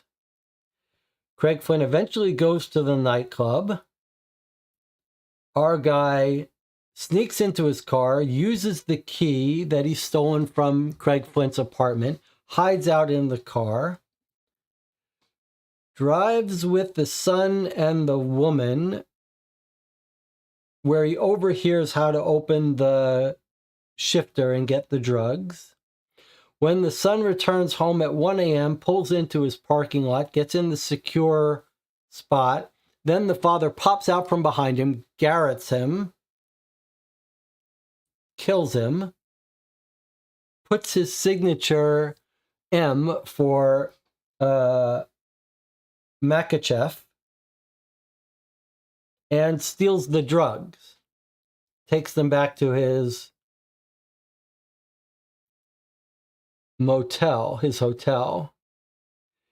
The drugs have been laced with poison because the way that it's just a coincidence that the supplier of the drugs was planning to kill Craig Flint with those drugs.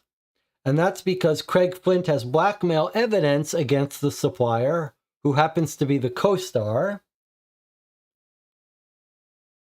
who's bringing in drugs in an airplane. So the co-star was trying to kill Craig Flint, but ended up killing the father.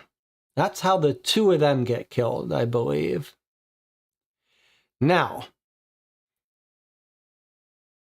the part that's not 100% clear is how the stuntman gets killed. The stuntman is killed by someone that wants to make it look like the serial killer. But why? Why is the stuntman killed? I think one possible explanation is that the stuntman is killed by the co-star, the same person who's poisoned our guy, Craig Flint. He's planned to kill both of them at the same time because they're both involved in the blackmail scheme. We know they both have a safety deposit box. They both have access to the blackmail photograph, negative. So one theory is that the co-star, whose name is the co-star drug dealer with the tattoo, this guy, Matt Lane, he plans to kill them both. So he poisons Craig Flint, and then he sneaks in to... He doesn't have to sneak in. He knocks on the door of the stuntman and cuts his throat and carves an M into him, but not knowing how to... Just to make it look like the serial killer. But he's not the serial killer, so he just makes it look as best as he can. And now that's him out from under the thumb of the two blackmailers. That seems to me the most likely case. The only thing that causes some doubt there is the people who saw the CRM van right outside the stunt person's house an hour before he gets home. That almost makes it feel like this is the killer. I was initially saying these are drug dealers, but that doesn't work because the stunt guy is not the drug dealer. So I think this may be just a red herring. Or this is this guy with access to that CRM truck.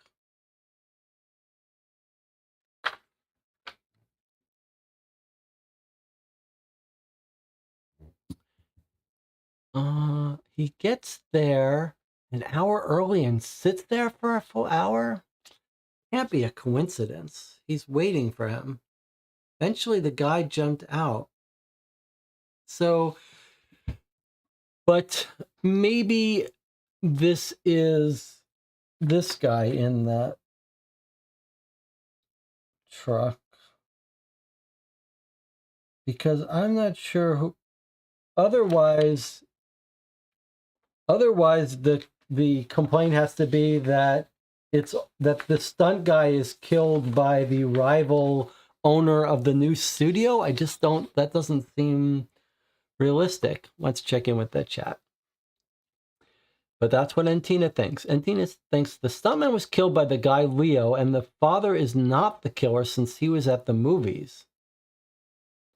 What was Matt's original last name? It is shared by the person who bought a share. Is it shared by the person who bought a share in the studio, or the person hired for wardrobe? Okay, that's interesting. How can we give the father an alibi? That's a very good question if he really was at the movie. Okay, let's see. Matt Lane, aka Bernard Leach.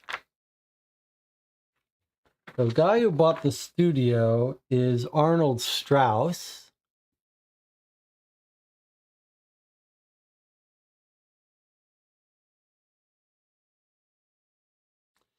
And the person that was told to be hired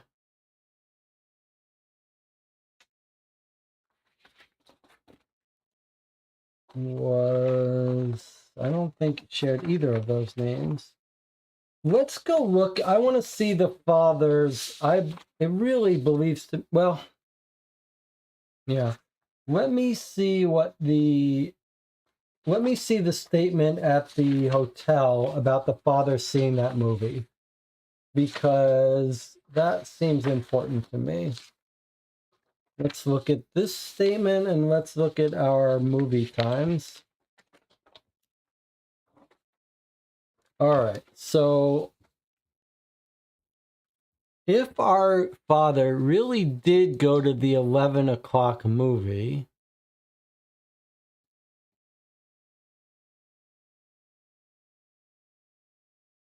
that would mean he's not our killer. So I have to show that he really didn't, or at least leave room for it. So Makachev is a loyal customer, often came to Miami for meetings. He's been staying with us for a couple years.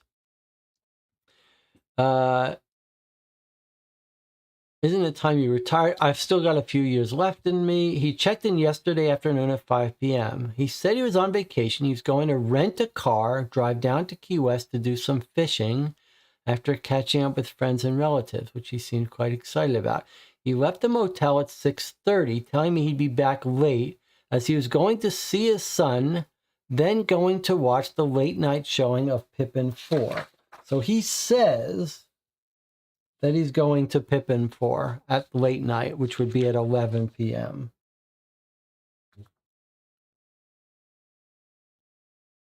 Later on, sometime past midnight, he comes home. So let me point out that the running time for Pippin 4 is 185 minutes. That's 3 hours. If he indeed saw that full movie, he would be out at 1:30. Sorry, 12, 1, 2:30 a.m., right? He would be out at 11 p.m. and there's trailers and everything, 12, 1, 2. He would be out of that theater by 2 a.m. later if you count trailers, and yet he shows up slightly past midnight. He did not see that movie. Now, he may have gone to see it. You could still say he went to it and then ran out when he started getting ill. But there was no way he was at that movie theater for that time. He was not at this movie till it closed, for sure.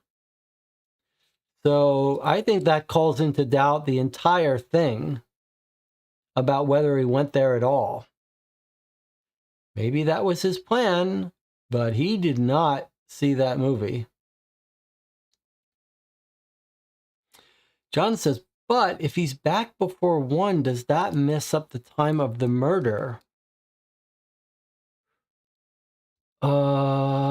Sometime past midnight. Ugh. Boy, you got a good point there.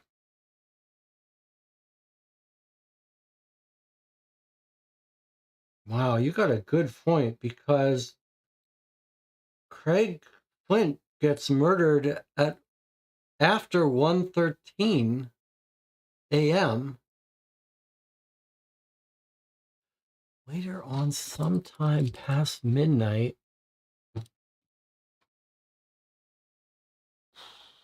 Wow, you got a great point. How are we reading that then?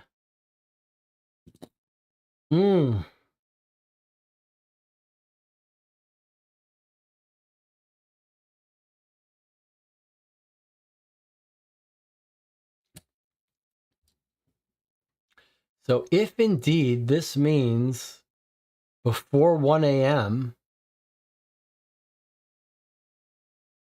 then this guy can't be our killer.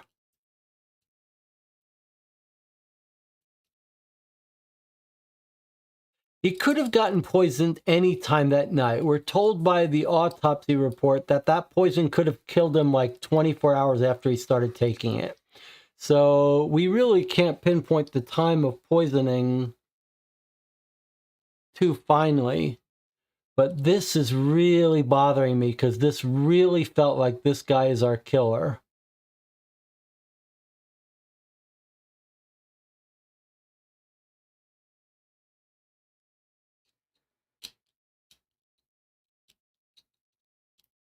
But if we're going to read this as saying that it couldn't have happened, that this couldn't be happening at 1:30, like if this was at 1:30 a.m., then it all works.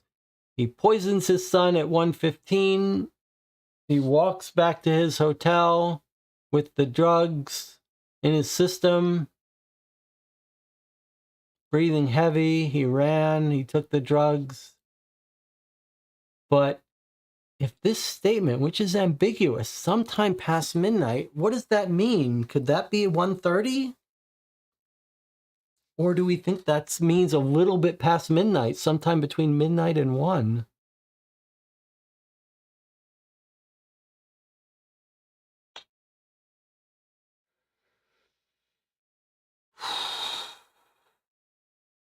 Oh, we still have we still have the email. That may give us more details. Okay, we still got a little bit more evidence to look at before we finish. Time for a break. We'll come back, then we'll get into that email address for our online documents. Maybe that will be the last bit of alibis we need. I'll see you in 8 minutes.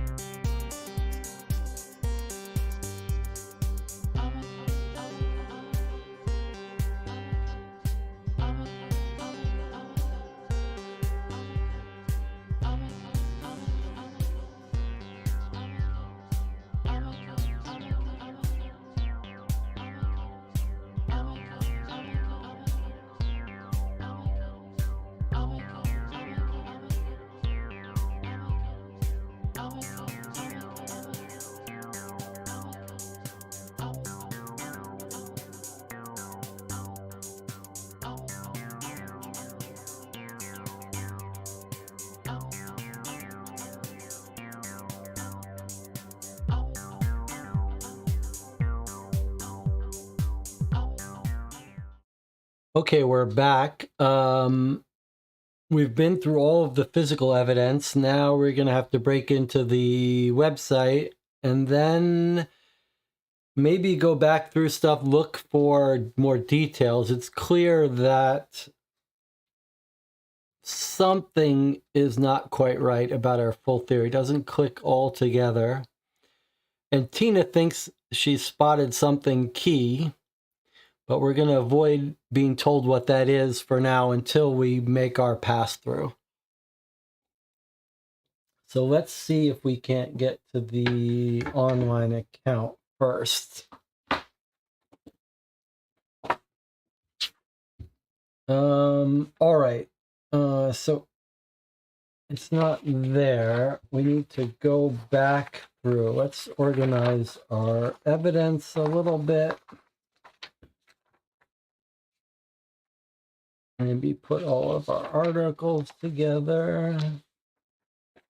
All right, now we want to look at some of the first documents we read and see what mentions the email address.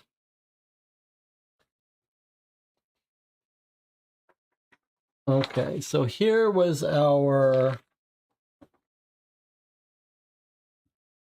here's their comment that we need the website access. When you're ready to access the files, you should examine the file with file name Uniform Oscar 45 Foxtrot oblique 8 UO45 FOE. And then find out who killed him. Okay, and then he says this month's password is the nickname I inadvertently ended up with last month, March 1985. And I was thinking that March 1985 came from a newspaper article, a newspaper press release article. So let's take a look. So here's our March 1985. So I'm guessing it's here. At the press conference, Chief of Police Mitchell Pombarf said, "We're doing everything we can to bring the killer to justice. The best thing the public can do is not panic. We're committed to keeping the public safe at all costs, and we will not let anything hinder our duty to uphold the law." He later went on to criticize the Miami Chronicle for revealing details of the Miami madman, namely that he signs his victims' bodies by carving the letter M into their bodies. He said the Miami Chronicle has been incredibly reckless by putting the information out into the public domain, opening the door to the possibility of copycat killers. The paper has also come under fire for continuing to print the opinions of disgraced and discredited former MPD criminologist Arthur Jacks. Bob Speck, here's the part I think his nickname's going to come out. Bob Speck, editor of the Miami Chronicle, has since hit back, writing in an editorial that it's everyday members of the public who are falling victim to this raving lunatic with a lust to kill. So the public has a right to know what's going on. I suggest Chief Lombard gets off his behind. Chief Lombard, that must be a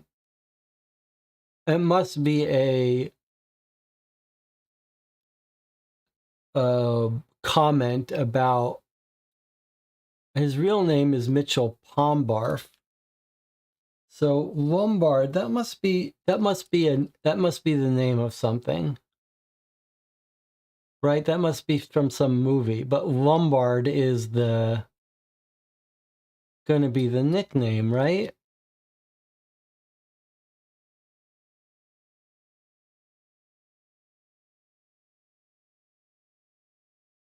Lombard. Is that it? Is that because that's the name of a character in some movie? Or is Pombarf the fake name? I think Lombard. Where's his real name? Oh, yeah. oh, Lombard is his real name. So somehow it's been spelled wrong here. Pombarf.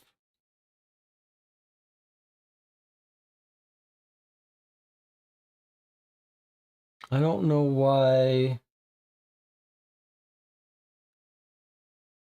It's because of a typo. Okay, so maybe a typo called him Mitchell Pombarf, and that's how he says he inadvertently ended up with a nickname. So they must have just misspelled it either on purpose or by whatever. Okay, so it's probably Pombarf. So we want to go to this website. All right, let's bring up our stuff here.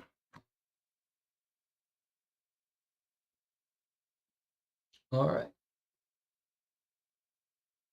All right, so we're going to iledb.com.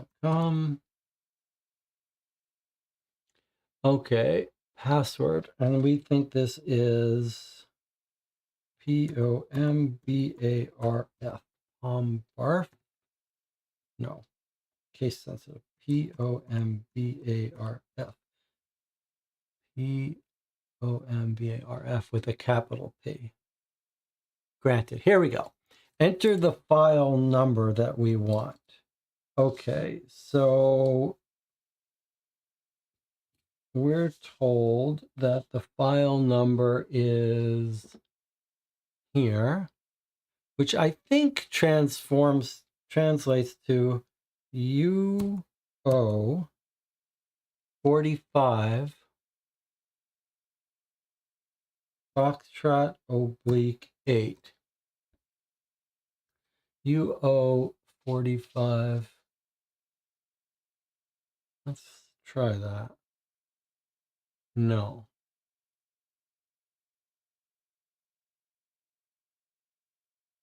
Surely it doesn't want us to type in that whole thing. All our other case files, type the file number. I'm going to try putting in our other file numbers here just for fun. FOH58. What was one of our files? No. All our other files were 5-digit.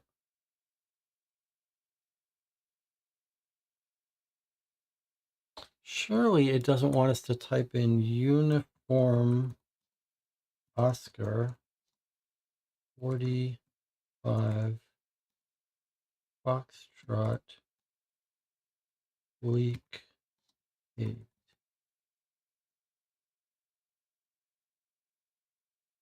We did, yeah. We did have an article that the modern art studio thing had something about something oblique. Let me just quickly look through this for a second before I look at the chat. Where was our article? Look at this. Miami Museum of Art is to open a new installation of artwork by Oblique, one of the leading figures in the avant-garde typewriter art scene. Oblique, real name Chris Hepworth, is known for his artwork made using characters typed on a typewriter with distinct uses of obliques or forward slashes in his art. Forward slashes. So, are we to think that this means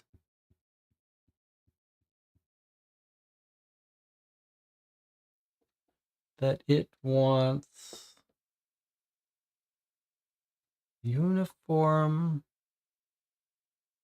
Oscar 45 Foxtrot F, and then oblique being a /8. That was it. All right. That was pretty cool. All right. Let's see what we've got here.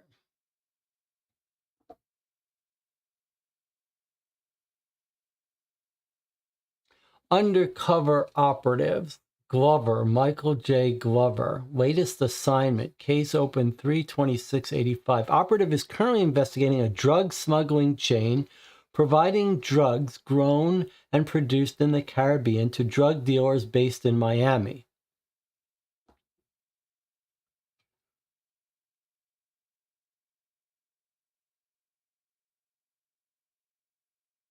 We've already identified one link in the chain as Leo Burns, and we know he provides drugs to Miami drug dealers, but we do not believe he personally smuggles them into the country. In order to dismantle this chain effectively, it is imperative we find the identities of as many members as possible before attempting to arrest them. Glover trailed Burns to try and uncover who the other link in the chain is, but never came across Burns interacting with anyone who could be the smuggler. The other link in the chain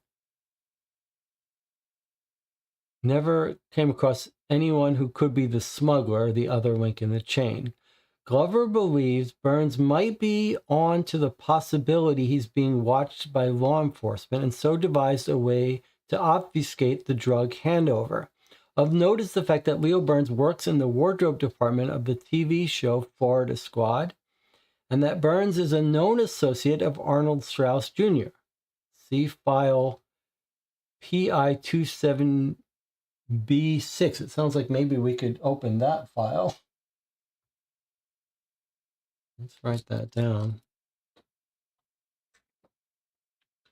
PI27B6. Okay, well, this is our connection to the wardrobe van. Who owns the company that makes the show. As such, we believe it is possible the chain is using the production as an opportunity to meet. Their activities obfuscated by the making of the TV show. Glover has been sent into the Florida Squad crew posing as an apprentice costume maker in order to get close to Burns and gather intel on who the person bringing the drugs into the USA might be. Update, April 2nd. Glover has watched Burns through the day and determined the only time he's ever alone with anyone is when he delivers costumes to an actor's dressing room. He suspects the link might be one of the actors on the show. Update 4/4. Glover has reported that he believes the other link passes the drugs on to Burns by hiding them in the false lining of costumes for Burns to collect later. He has proposed taking drug swabs of different costumes to test for cocaine traces. He has sent them to a lab for analysis.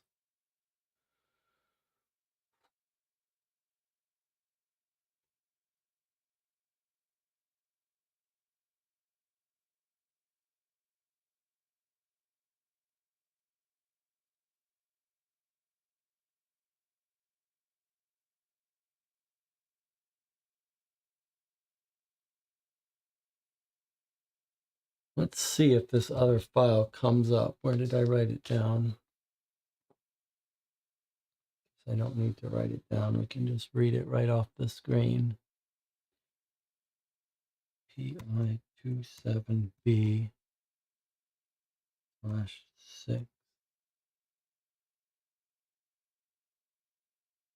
PI27B/6. Let's see if this one loads up. Yes, it does. Arnold Johann Jr. Strauss, best known as the owner of the Black Bull chain of steakhouses, has come to our attention due to a connection with a man under investigation, Leo Burns. Burns, known to be part of a drug smuggling ring, is also known to have been involved with the tainted meat scandal that plagued Black Hill restaurants in 1983. Though Mr. Strauss claims he has severed all ties with Burns, this does not gel with our intel that Burns is still a trusted lackey for Strauss. This has led to speculation that Strauss could also possibly be involved with the drug smuggling ring Burns is involved with. The fact that Burns got a job on a CRM-produced TV show shortly after Strauss bought CRM certainly raised suspicions. Of course, being based in Los Angeles, Strauss would not be able to oversee any struggling operation himself and would need someone to do it for him. It is possible Strauss is using this physical distance and the use of an overseer to distance himself from any accusation he is involved with the Miami-based drug smuggling. We have been able to ascertain that no boats belonging to Strauss have carried drugs, and that Burns does not personally smuggle drugs in from the Caribbean. Looking through his financial records, one thing that stood out as suspicious is a plane, registration N77297, that Strauss bought from a dealer in Miami. Side note, Strauss' purchase of CRM Studios is also under investigation by the Securities and Exchange Commission due to possible fraudulent behavior. The hypothesis is that the deal was funded by the sale of recreational drugs and possibly other illegal activities. Update 321. Due to suspicions around Mr. Strauss, we applied for a wiretap and the request was authorized. Today we were able to bug the car phone in his limousine. The transcript can be found at file WT45F2. WT45/2.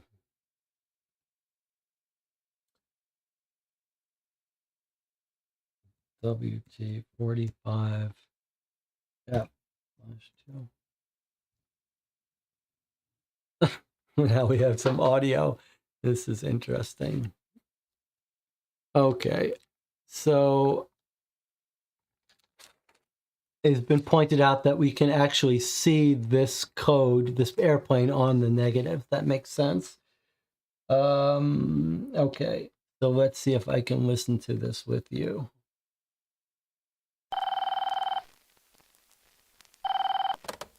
What's up? Flint's asking for a bigger cut. He wants more for his silence. More? Doesn't he already get enough? He's an addict. It's getting worse. I see. No advance on finding his evidence? We're working on it. We reckon it's in a safe deposit box at the bank. Last time our guy went over to give him. Or should I say, last time he went over to watch Kung Fu movies. He saw some keys on the table by his front door. He reckons one of them has the bank logo on it. So, next time he's there, maybe that key could go missing? Well, I'll talk to him, but I'd guess it's not as simple as just having the key. Maybe we should take more drastic action then, despite how useful he is. That might be a problem, too. It sounds like he's got his stunt double in on it. If Craig disappears, the double blabs. Okay, let me think about it. Get our guy to call me in a couple of weeks. I'll have come to a decision by then. Okay, well, that's pretty huge. They say our guy. So we're listening to Leo Strauss talking to, or Arnold Strauss talking to Leo, the guy who runs the CRM truck, who's running the drug smuggling.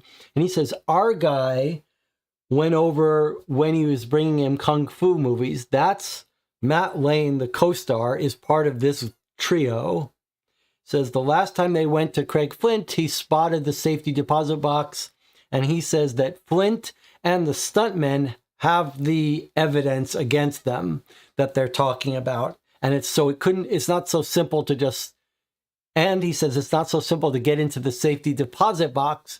So you can see why our theories are right, that Craig Flint and his stuntmen are working together to blackmail Matt Lane, the co-star, and Arnold Strauss and this guy Leo to get free drugs or whatever. All right, let's listen to our second audio file.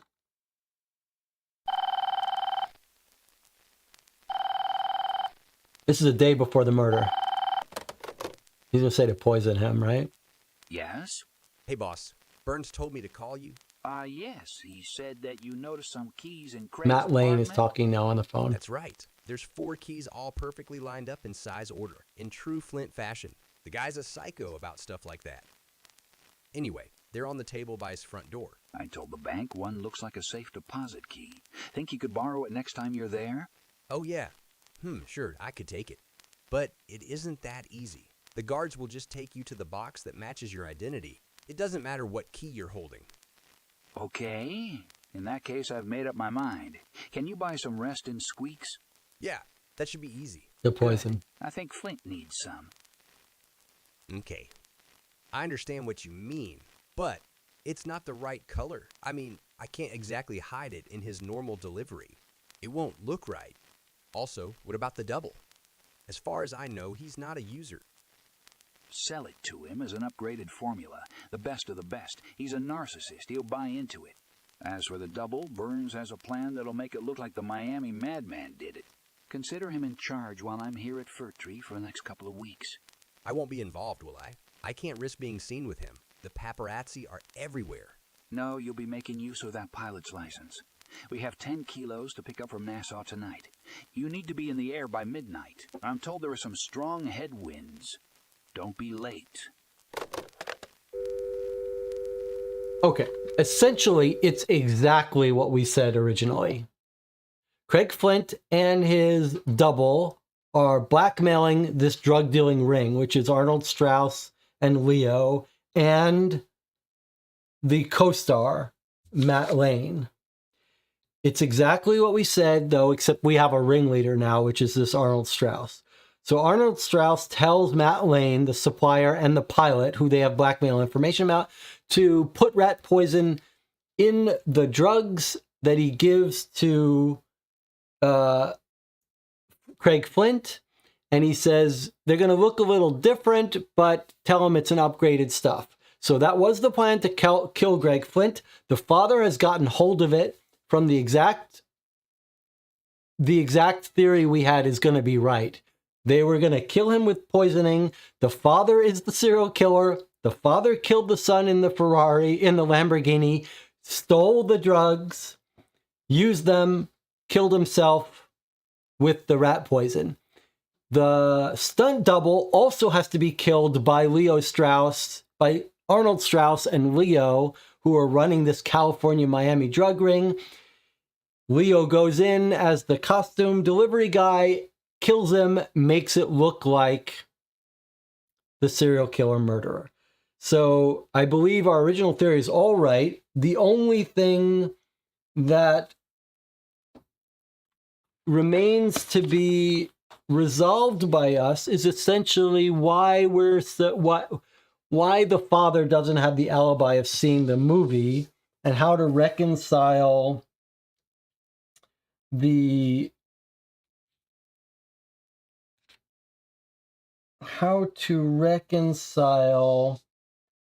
statement of the guy that he got home slightly after midnight. Am I right, and Tina, that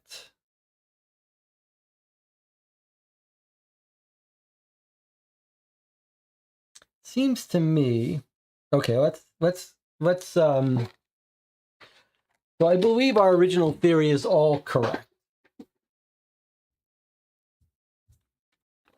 Obviously, the father has gotten killed by stealing the stuff.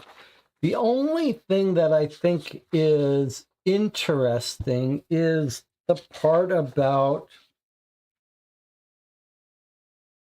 the movie theater alibi. Let's see if we can't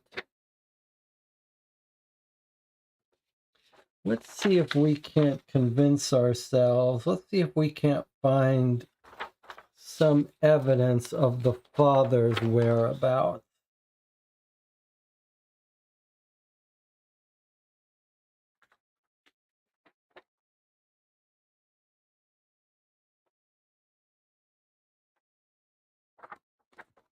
because we believe the father followed him around, hid in the car,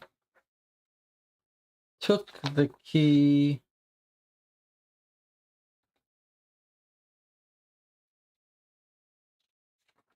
just collecting evidence having to do with that.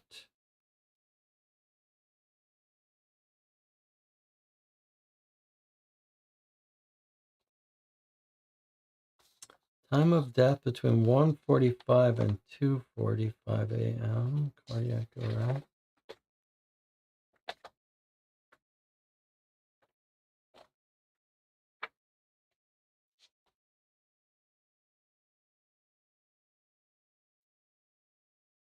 So dolphin earrings.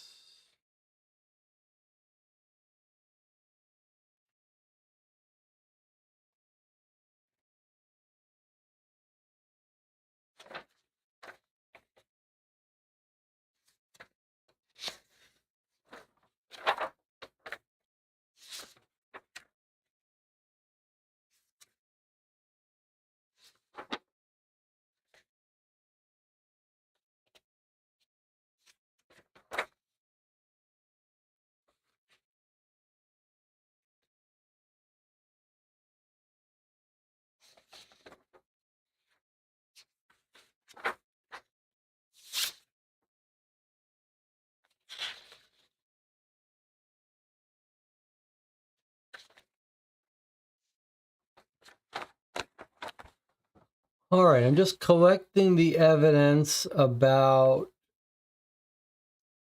the related stuff with the father and that drive and possibly anything to do with the movie Alibi.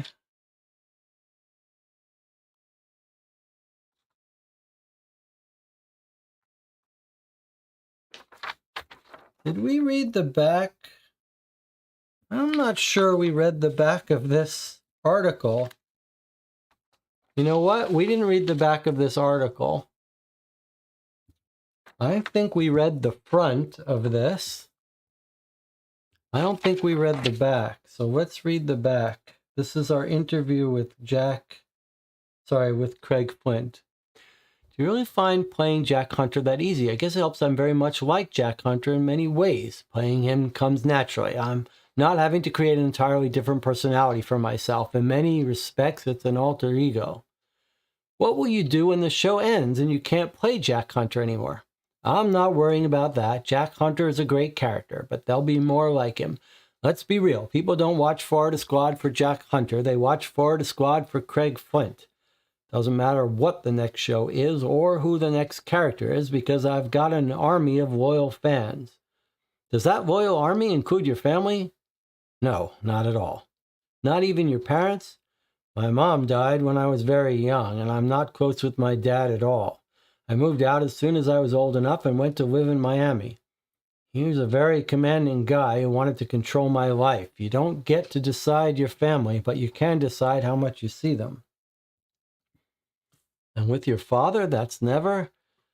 Yeah, not even at Thanksgiving. He's tried to ride my coattails to fame. It's disgusting, but he loves doing those interviews because he loves being the center of attention. And they'll happily humor him for a scoop on me. Well, after my libel case with the Miami Chronicle, I think they're beginning to grow wary of his bullshit. Nothing he told them was true? He always claimed he was responsible for pushing you towards acting. Well, I guess that's sort of true in a way, because he did have this obsession with being famous and having everyone's attention. But the only one who can take credit for my success is me. I became successful through my own hard work. I don't owe anybody anything. Besides, a big part of my success was from my good looks, and those certainly didn't come from him. You look at photos of my grandfather on my mom's side, and it's like if it wasn't for the fact those photos are in black and white and he's always wearing his Sunday best, you'd think it was me. He probably could have been a movie star, but I guess he was happy working on the docks. Which, is fair enough. This isn't a life for everyone. Heck, I look more like my stunt double than I do my dad. But then I do look a hell of a lot like my stunt double. No, make that he looks like me. Gotta give it to those casting people. They did a good job finding him. And what about the rest of your family? I've got a couple of half-siblings from my father's many second wives, but I don't really know them. We communicate entirely through Christmas cards. No cousins, uncles, or aunts that I know of. Actually, my family history is a thing I want to explore a bit more. Find out where I came from, all that jazz. Unfortunately, my dad has all the records and stuff. Speaking of family history, is it true Craig Flint isn't your real name? No, it's real. Don't know where the people saying Craig Flint isn't my real name heard that, but they clearly haven't seen my passport or my driver's license or my tax return. They all say Craig Flint. Before we wrap up, I have to ask a question that I'm sure is on the mind of many Florida Squad fans. Is it true there's going to be a Florida Squad movie? I'm the wrong person to ask about that. You'd have to ask Eric and Sam if they have any plans. I think they'd be fools not to consider it, though. I think it's a great idea, and I'd love to do a Florida Squad movie. Okay, so he basically says his father always wanted to be famous and is a bit resentful, worked on the docks. Okay, so that's that. There's his father.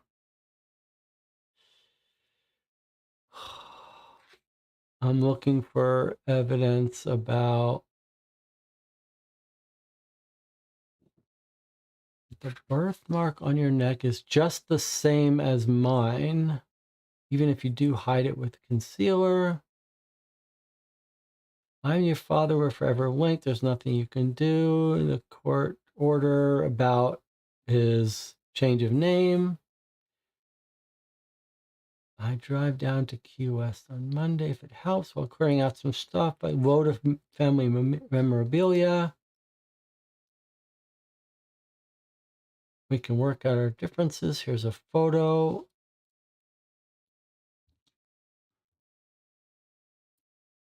All right.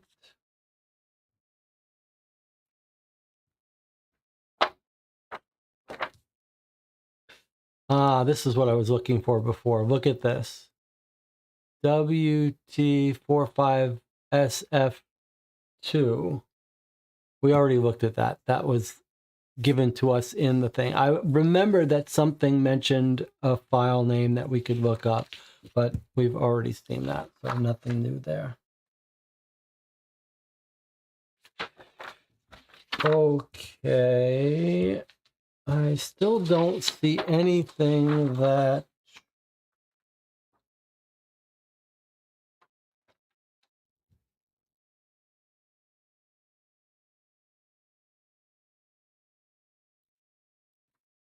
I'd just be happier if we could find out, let's see, about the father. They ordered pizza, bring it up to his apartment. They were going to act like it was Mr. Flint, that the double was then. They were going to get pizza. 7 p.m., the father arrives.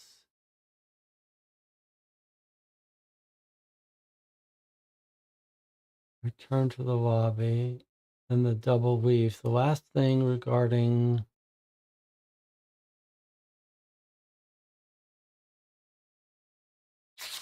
Then the night guy comes. Takes a shift at 8 p.m. Then Maria comes, returns the stuff. 1:13 a.m. He swiped in. Then someone leaves. And we know he snuck into this car. Around 9 to 9:15 is when the Lamborghini arrives. So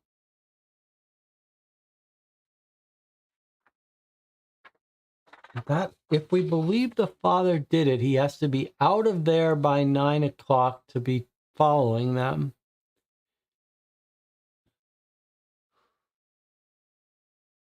He leaves at 6:30. He'd be back late. So at 6:30 he comes.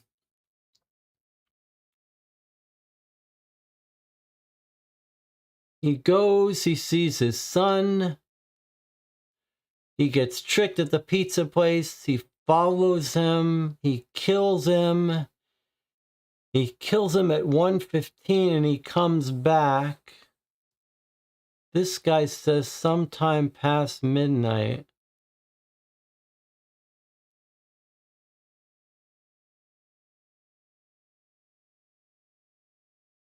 He rings for a drink.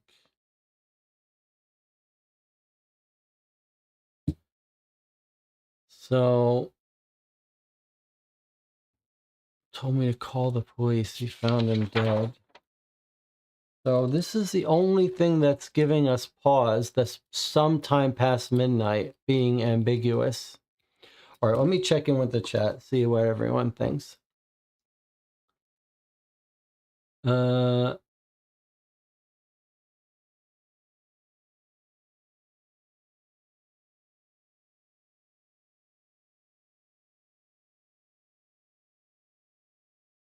So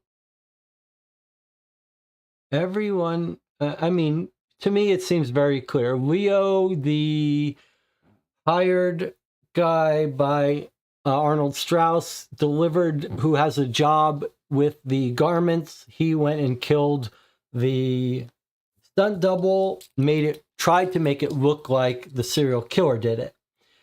The real serial killer, but he messed up because he did it in the wrong place in the wrong style. The real serial killer ended up killing Craig Flint by garroting him, and it really was the father who stole the drugs and then got killed by the poison drugs.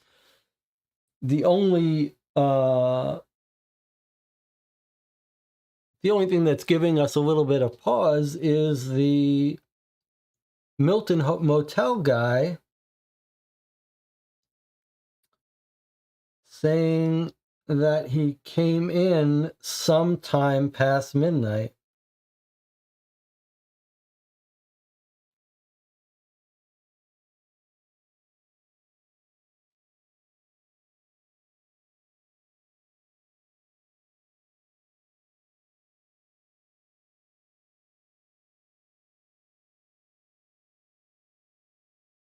I think I have a little bit of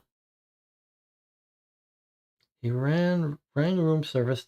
Later on, he rang room service to ask for a glass of bourbon.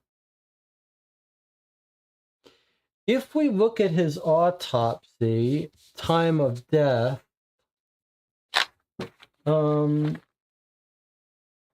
maybe we have a better picture of timeline. So let's think about this for a second. The time of death estimated by a coroner is 1:45 a.m. and 2:45. What does that mean?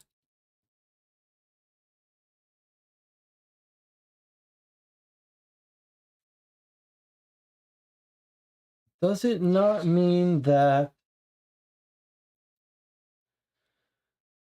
the manager must have walked in on him at 2:45 or later? Right? And it couldn't have been before he called up for bourbon. So don't we think that, I suppose the bourbon could have been significantly before 1:45. It doesn't help us that much, I guess. However, later he rang room service, asked for a glass of bourbon. Carl took it up but said there was no response.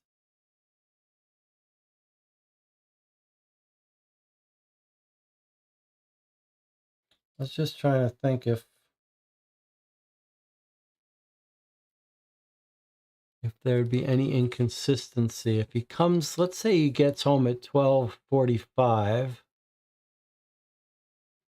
sometime later on, an hour later at 1:45 he rings.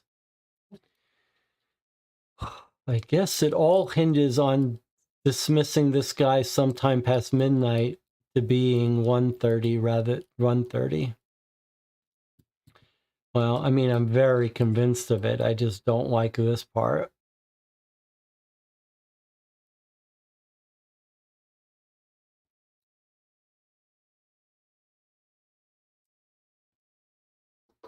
Chad says the only part of the motive I'm a bit unsure is his father thought he was killing his son or thought he was killing the man he met earlier, impersonating his son.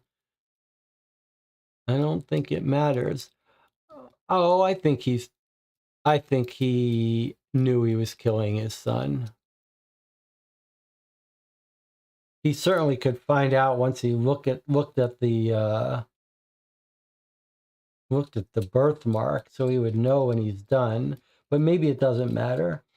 The only thing that's strange is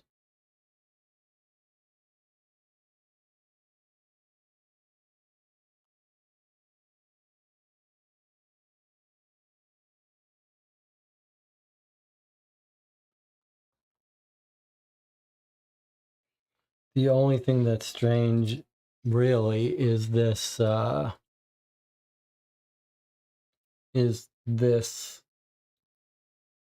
comment from this guy that says he got in sometime past midnight.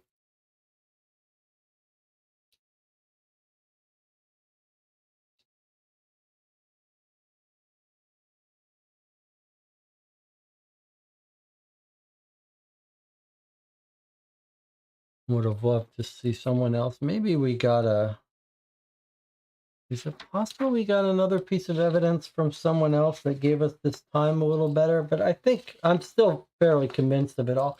And Tina, did you spot anything? DJ Moneycut is still saying we need to eliminate suspects, not directly prove our theory. Confirm the other suspects' alibis. I mean, I suppose we could. The chief of police, we've got no evidence. He's got, I don't know if we need an alibi for him, partner. These were just long shots, ridiculousness. Producers, we don't have alibis for them, but we don't have any motives for them. The fan club guy, we never saw him again. Okay, Danielle Luzzi, she got dropped off. The reporter saw her stay home when the guy drove away. The patient, the psychiatric guy, was locked up in jail after punching the guy, so he can't be here. Then we have Maria and then the ex-wife. The ex-wife has an alibi because she's on the call sheet, which I didn't look at in detail, but someone else pointed out that the call sheet gave her an alibi.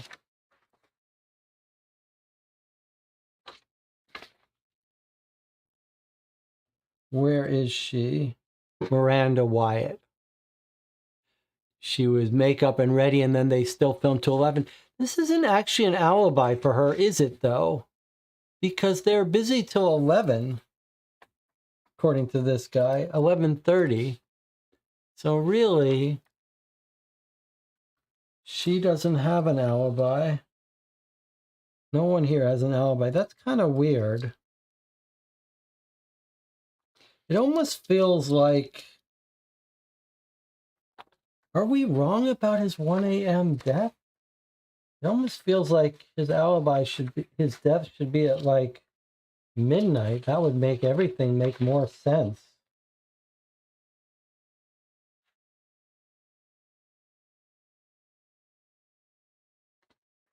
But everything would make more sense if his actual death was at like midnight, wouldn't it? Then these people would have better alibi.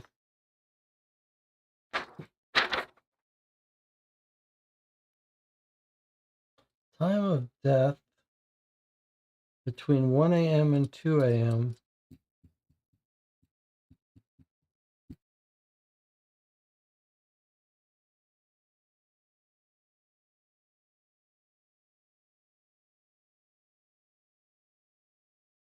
There's no way you can start killing him early and then have him actually die between 1 a.m. and 2 a.m. I don't think so. Okay, so Maria, though, is seen waiting in the lobby for him all night. So she's ruled out. Oh, the call sheet is her working in California. Okay. But they're doing Miami Beach scenes? Fir Tree Studio, which is in California. Okay. So the ex-wife does have an alibi because she's in California shooting scenes. Fine. Maria is not on this job, but Maria is seen by the manager of the apartment building with our guy where he works, and she's there for hours trying to call up and can't find him. So there's our alibis. And Tina's saying Strauss says he would be at the call sheet as well. He said somewhere else. Now, and Tina, have we missed the key thing that you think you found? Have we not found that yet?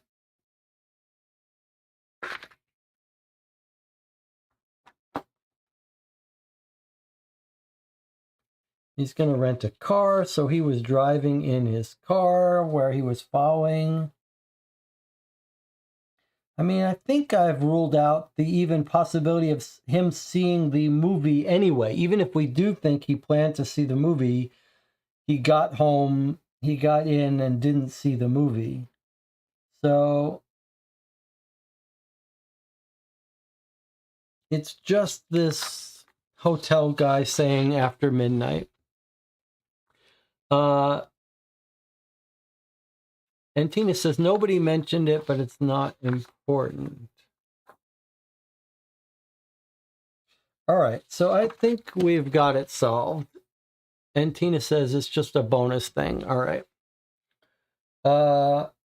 Is there anyone still concerned about this detail? Sometime past midnight, he comes home.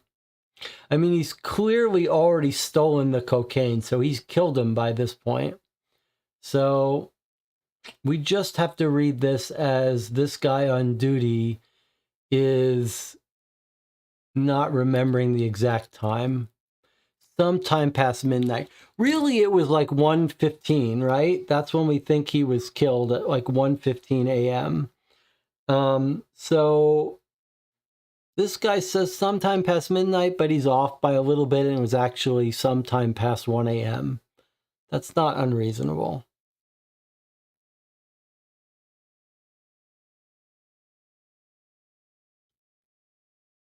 Yeah.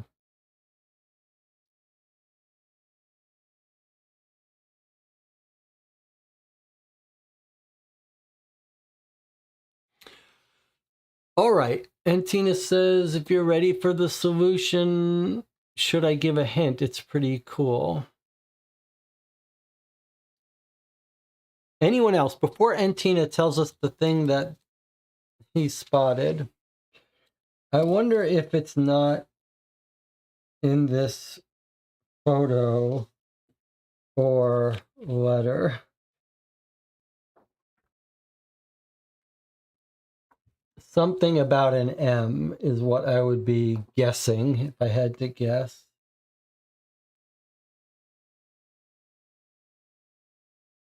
That would tell us why he would M. What's our son's name? I mean, Makachev. That makes sense.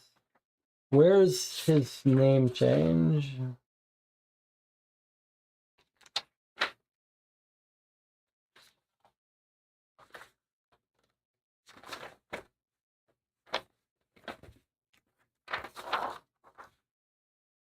Terrence Oscar Makachev Jr. Let's look at this letter and see if we can see anything suggesting he's a serial killer.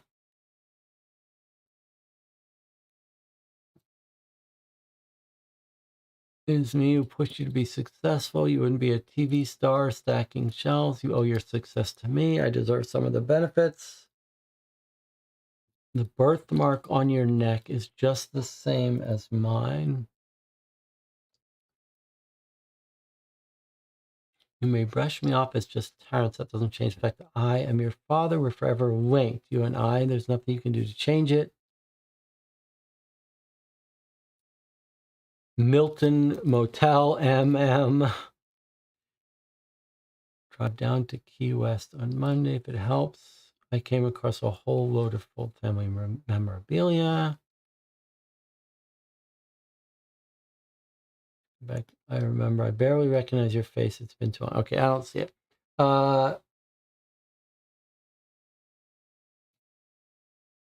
Jonathan says, I wonder if there's a pattern in the victims' names from the newspaper articles. Their names were mentioned.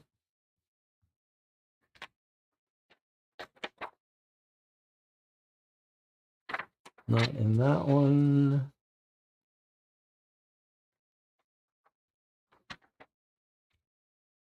All right, and Tina, I think, should probably. Oh, and Tina says Jonathan got it. Jonathan has been on point in this game. Okay, let's see the names of the victims and see what pattern there is. If we can find the names of the victims in one of the newspaper articles. Okay, let's look.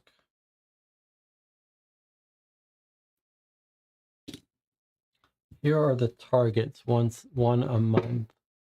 Kenneth Murray Mathers, Ruth Middleton, Isabella Serco, Leo Hayden Andrews, Linwood Christie, Erica Beltran, Maya Green Evans.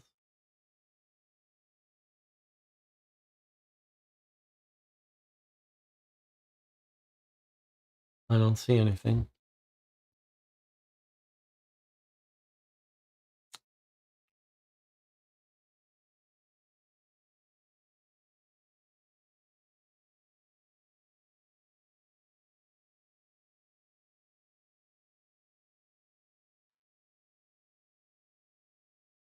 Bunch of 3-name people, but some 2-name people.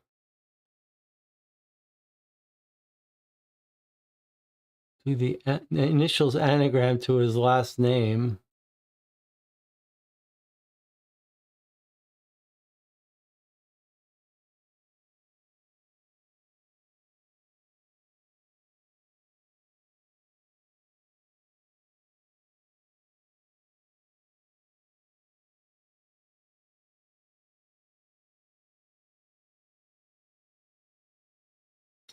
I guess his name is a full complicated thing, right? Terrence Oscar Makachev.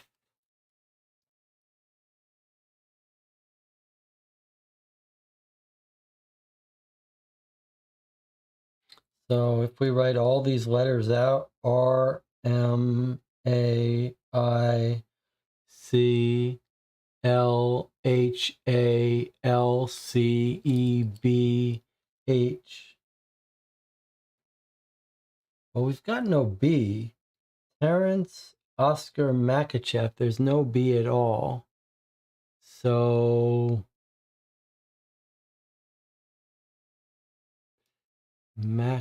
so just last names. Mathers, M, A for Arnett, C, A, C, H, E, and then Flint is our F, Makachev. Okay, good catch, boy. Well, we had already figured it out. It was the father. This is just the nail in the coffin for sure. That's pretty good, Antina. All right.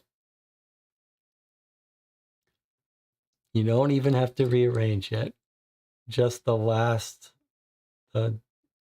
first letter of the last names. M, A, C, A, C, A, C, H, E, F. Makachev.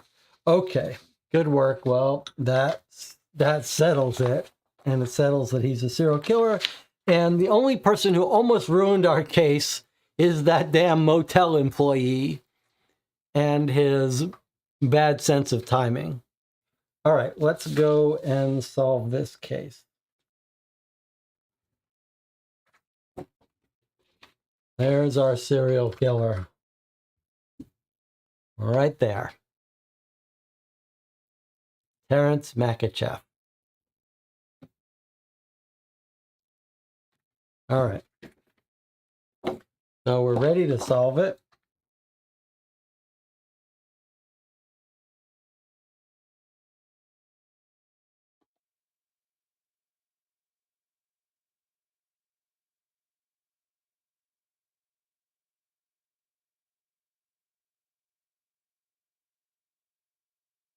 Okay, who killed Craig Flint? The killer's full name.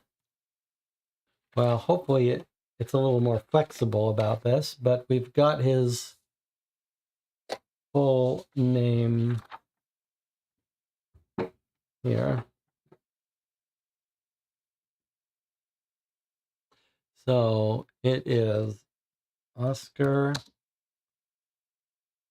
Terrence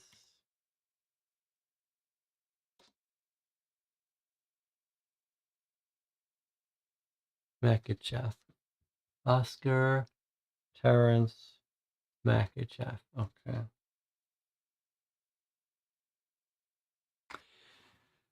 Miami Killer Reveal. Miami Chronicle. Miami Madman Identified. The Twisted Tale of Celebrity Drugs and Murder.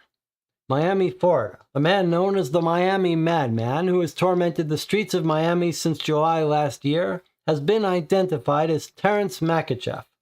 While many will not recognize his name, they'll surely recognize his last victim, his son, Craig Flint, the main actor from the TV show Florida Squad. In a bizarre turn of events, both Flint and Makachev were found dead on the same day in seemingly unrelated circumstances. To make matters worse, Jerry Michaels, Flint's stunt double, was also found dead the same morning. As investigators progressed, it became clear that two distinct narratives were converging to explain the tragic series of events that unfolded. Earlier today, Police Chief Mitchell Lombard revealed that the Florida Squad production was, in fact, a facade for an elaborate drug smuggling ring. Matt Lane, Flint's co-star, and Leo Burns, a member of the show's costume department, were found to be at the heart of this illicit operation. Flint initially had nothing to do with the trafficking ring, but having caught wind of it, he acquired photographic evidence of the drug smuggling in action, which he then used to blackmail the gang, trading his silence for drugs to feed his addiction. Understanding the risk he'd put upon himself, Flint had attempted to protect himself by sharing access to the photographic evidence with his stunt double, Jerry Michaels. It transpires that Arnold M. Strauss Jr., head of CRM Studios and kingpin of the smuggling operation, had originally orchestrated a plan where Matt Lane would kill Craig Flint using poison drugs, and Burns would kill Michaels in a way that mimicked the Miami Madman. But that is not exactly how the night played out. It came to light that Makachev was, on the very same night, hunting for an opportunity to kill Flint. Makachev accessed Flint's car using a spare key that he sourced from Craig's home earlier in the evening, and sat waiting for the chance to strangle his son to death before carving his signature into Flint's chest. Before fleeing the scene, Makachev stole drugs from a secret compartment in Craig's car, drugs that Matt Lane had poisoned to permanently silence Flint. The poison subsequently claimed Makachev's life. Lombard commented on Makachev's presumed motivations for his killing spree. Makachev might have been driven by an insatiable thirst for fame, possibly through the envy of his son's celebrity status. He seemed to yearn for the power that accompanies stardom. Makachev's victim selection held no obvious patterns based on age, gender, or ethnicity. However, some eagle-eyed detectives now believe the answer might have been under their noses since the beginning, reading the killer's victim list in the Miami Chronicle. They theorize that Mr. Makachev chose his victims knowing that his name, Makachev, would forever secretly be immortalized by any publication that paid tribute to those he killed, ending with the grand finale of his son, Craig Flint. And we have a summary of each suspect. Miranda, there's the evidence linking her and her alibi. The scenes being shot were Miami Beach scenes, but they were in California. Then Maria, she was waiting to give back the earrings. Matt Lane, he got drunk and in the fight. Danielle, she was seen by the reporter. And Terrence, let's just take a look at here.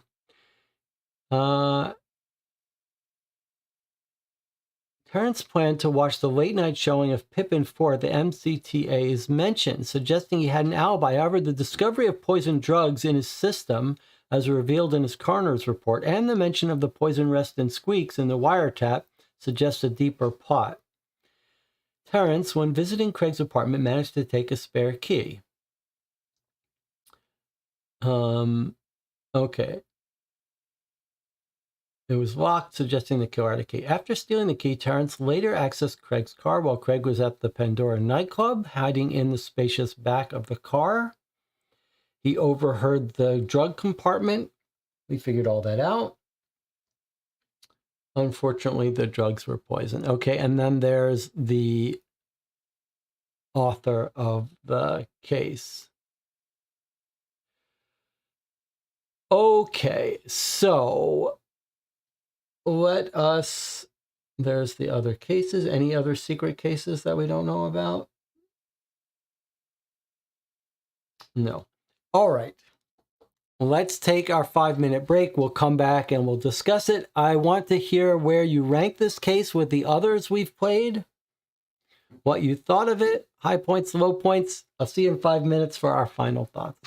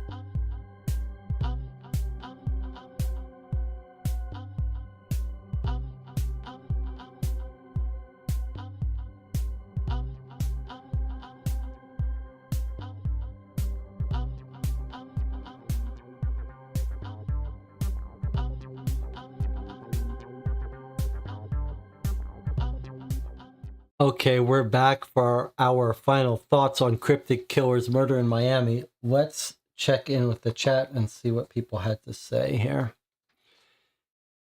Jonathan says, I think the case had really solid writing. It was very satisfying to figure everything out. Great setup. I was a little disappointed the idea there being a connection to the police force and the murder was not explored or hinted at more. Could have been cooled out to have. Neutral, I didn't really feel there were any compelling suspects in the case besides the couple we latched on to early, so it really wasn't that much doubt or desire to verify alibis. I agree with that.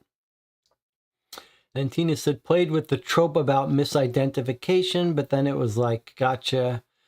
Harry says, interesting that there were no puzzles other than the victim's letter of last names. That really was just part of the final story. That's the Cryptic Killers are not puzzle games. Jonathan says, even without a super compelling group of suspects, figuring out what exactly happened was fun. I think that's right. DJ Moneycat says, I don't see it as a 4.5 difficulty. Once we saw the evidence, there wasn't much to figure out. Recordings basically told us what was going on. Again, the internet stuff absolutely puts nails in the coffin. You should save those for last. And Tina says, strange you didn't use the police corruption that was implied in the beginning. The mark on the neck should have been in the autopsy report. I see. Harry says, Strauss and Leo introduced at the end. I thought that was a bit unfair. Seems like we figured it. Jonathan says, seems like we figured out most of it without getting stuck in anything too long or having to look back too much. Probably not as hard as it's rated at. And Tina says, I agree. I don't think it was a 4.5 difficulty. John says, I'd rank it below Manor as an overall case, but I think the writing quality is close. I might rank it under Medical, but that's more of a personal favorite. Less use of the website than some of the other cases, I think, and it felt like the right amount of website to me. And Tina says, the scattered clues about the oblique, the nickname, and the names were nice. I think it's that website password being oblique. I think that's the kind of thing that makes it the 4.5 difficulty. If you played this solo, there's certain things, there's so much evidence here that if you played this with a smaller group, you could get stuck and not be able to get into that website. If you didn't notice that oblique was mentioned in the back of one of the newspapers talking about the art show oblique, and it mentioning that it's the / you might not ever get into that website without getting a hint on that. I do think, though, that's the hard part. The rest of it, I would agree with you, was not nearly as hard. Which is a weird choice. Okay, so let me talk a little bit about my thoughts here. I mean, I did really enjoy it. The Cryptic Killers system, they are getting better at the writing. The writing, as Jonathan said, sort of just listening to different witnesses describe, it's very generous. There's nice long things to read from each witness, written in their own different handwriting, in their own style. The number of newspaper articles and excerpts we got, it's just very generous. The Cryptic Killers are getting more and more generous and fleshed out and enjoyable just to go through the evidence. It took us several hour-long sessions just to get through all of the rich evidence. And the photos, we play these games sometimes and they look like they're stock art photos. Look at all the work that went into this. We've got the father and the son, and then with the main players in this, we got photos of them in various different photos of them, their girlfriends, wives. I mean, look, the production quality for these images. Look at all of the stuff that got produced. I mean, that's in the top tier.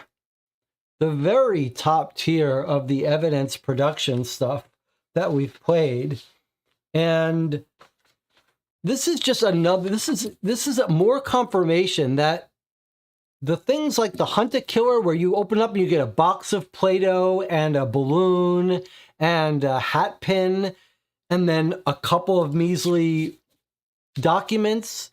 This is much better. This is exactly what I want. There's no gimmicks. There's no Play-Doh. There's no soap sealed with a prop that requires a large box. It's all documents and very well done, very nicely made, a map. I mean, just very enjoyable to go through all this evidence and rich in the generosity of all the text to read through. 3 autopsy reports, etc. So that's all fantastic. And I would say as Jonathan points out, the setup, just the basic structure where you're called in to solve one murder and then you've got 2 other additional murders. And in the beginning, you're like, why is this murder related to our case at all? It's just some guy in a hotel. Seems totally unrelated.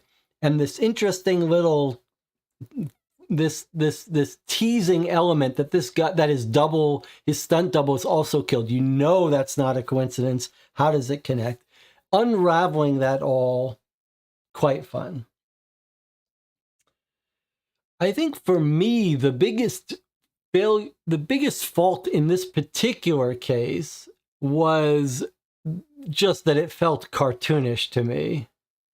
Like the number of coincidences and the cartoonishness with he's got 3 different keys and he has to give one to get over his OCDs. It felt like a coincidence layered on coincidence. He's also killed by the father who took the drugs that were meant to poison him. Like it all happened on the same day, and the father's hiding in the backseat of the car. That really seems like something that happens in cartoons and not real life. I think of all the Cryptic Killers we've played, this is the only one that really felt jarringly cartoonish compared to the others. I believe all of the other cases felt more or less reasonably believable, free of huge coincidences. This was the one, and the killer spelling his name, this to me felt by far the most cartoonish. However, having said that, that is not the worst sin that a game like this can make, and I can forgive it. It's not the worst thing in the world. Jinxie, who played this earlier today, has come by to say hello. He says, good job. Took me a while to figure out the names puzzle. Glad I left the online clues until the end, as it does give a lot away. I think the other interesting thing to point out is there's a pattern in these Cryptic Killers games that is almost unique in these kinds of games, and I think we've seen it in almost every Cryptic Killer game. And almost all of them have a key piece of evidence that's hard to figure out, but once you do figure out, you really lock it in. In this one, it was the victims spell out a name, but we've encountered it on different Cryptic Killers. We found one piece of evidence that when we saw it, we were like, gotcha. And that is pretty cool that they're managing to do that in all of these cases, find a different, well-hidden clue that you could absolutely play through this game and not have seen that. You'd still get the right answer, but it's fun that it's there. And it's fun to have a villain. And I enjoy the little details about it, how the father is like, in the interview about the father wants fame a little bit of psychological elements to help make sense of it all. I really do enjoy that. All right, if I was going to rate him, I still think this Maryvale Manor is way at the top on its own. And maybe that's just because of the way we attacked it. We got to the end and had a bigger puzzle to figure out. Here, as Jonathan said, there really were only a couple of possible real suspects. But we did have to work out all the little details of how it happened. I think this might be number 2 for me. It's a little hard because I don't remember fully the details of some of the others. Well, it's in the same range as the marine biologist and the musician. But I think maybe the evidence of this one is a little more generous, a little more involved, a little more fleshing out real people. I guess maybe I'd put them all in that same category. I mean, a very good case. I would absolutely recommend it. And even though at the end we were fairly certain we knew what happened, there were big chunks in the middle when we didn't, and when we were coming up with alternative theories. For a long time, I thought that one was killed mistaken because he looked like the other one. I mean, there were lots of possibilities that we were working on, and that's fun. I think that's a fair compromise. I think it's okay. It's too much to ask that when you get to the very end, you still be completely mystified. If when you get to the very end after 5 hours, you know who did it, that is fine with me. That I'm not going to complain about that. We had big chunks in the middle where we did not understand what was happening. And that's the most you can ask for. And I think this little part that really caught us in the end about the movie alibi and the statement about sometime after midnight, I think that's fair play. It is fair to have a witness get the time off by an hour or so. And it's completely fair for a guy to say he planned to see the movies and not go, especially if he's the serial killer. So I think fair evidence, a good run, a good use of our deductive powers. Excellent case. I'll keep playing these Cryptic Killers as long as they keep making them. Let me remind you that if you played this along with me instead of buying the game, it is always a little bit of a concern that people might watch these videos instead of purchasing the games. We don't want that to happen. These companies should be rewarded for making these good games. There's something you can do to more than make up for the loss of revenue to this company, which is to leave a review. On Amazon, you could leave a review for this on the Cryptic Killers website. Let people know that it's a good game and that they should give it a try. Then everyone wins. The company can be happy that we've played this game and doesn't have to feel like, oh, they've played it and now no one will buy it. So let's do our part to offset, do our little carbon offset for playing it by leaving a review. We've got tons more games to play. They're just stacking up faster than I can get through them, but I will be off next week, but there'll be 3 reviews that get released during the week. On Sunday, we will be doing our play-by-mail session, and then the next Sunday when I come back, we should as well. 9 concurrent viewers, 14 likes. I do appreciate the likes and the subscription to the channel.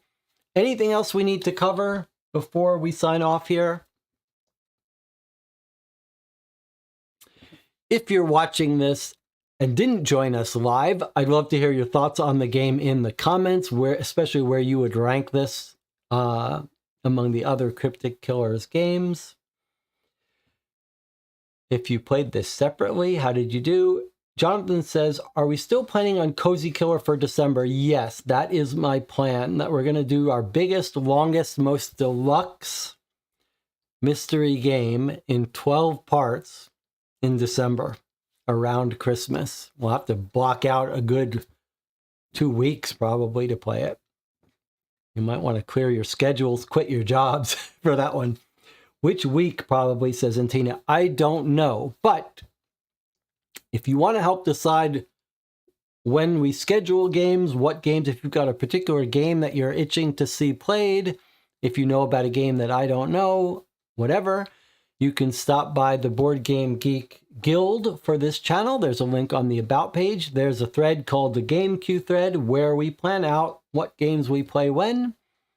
Can't guarantee anything, but if you let me know when you think you'd like to play a certain game or when you'll be around, we can try to do our best to accommodate. What game am I looking forward to most? I can't help, I'm drawn to those Suspects games. I don't know why. I keep thinking maybe we'll have a different experience with them.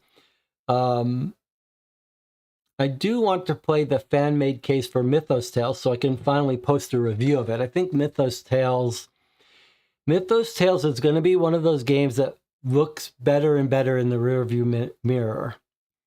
I'm already missing it. I'm already fond of it. All right, we'll end it here. We'll continue this discussion. You can join us in the Discord if you want to chat a little bit more.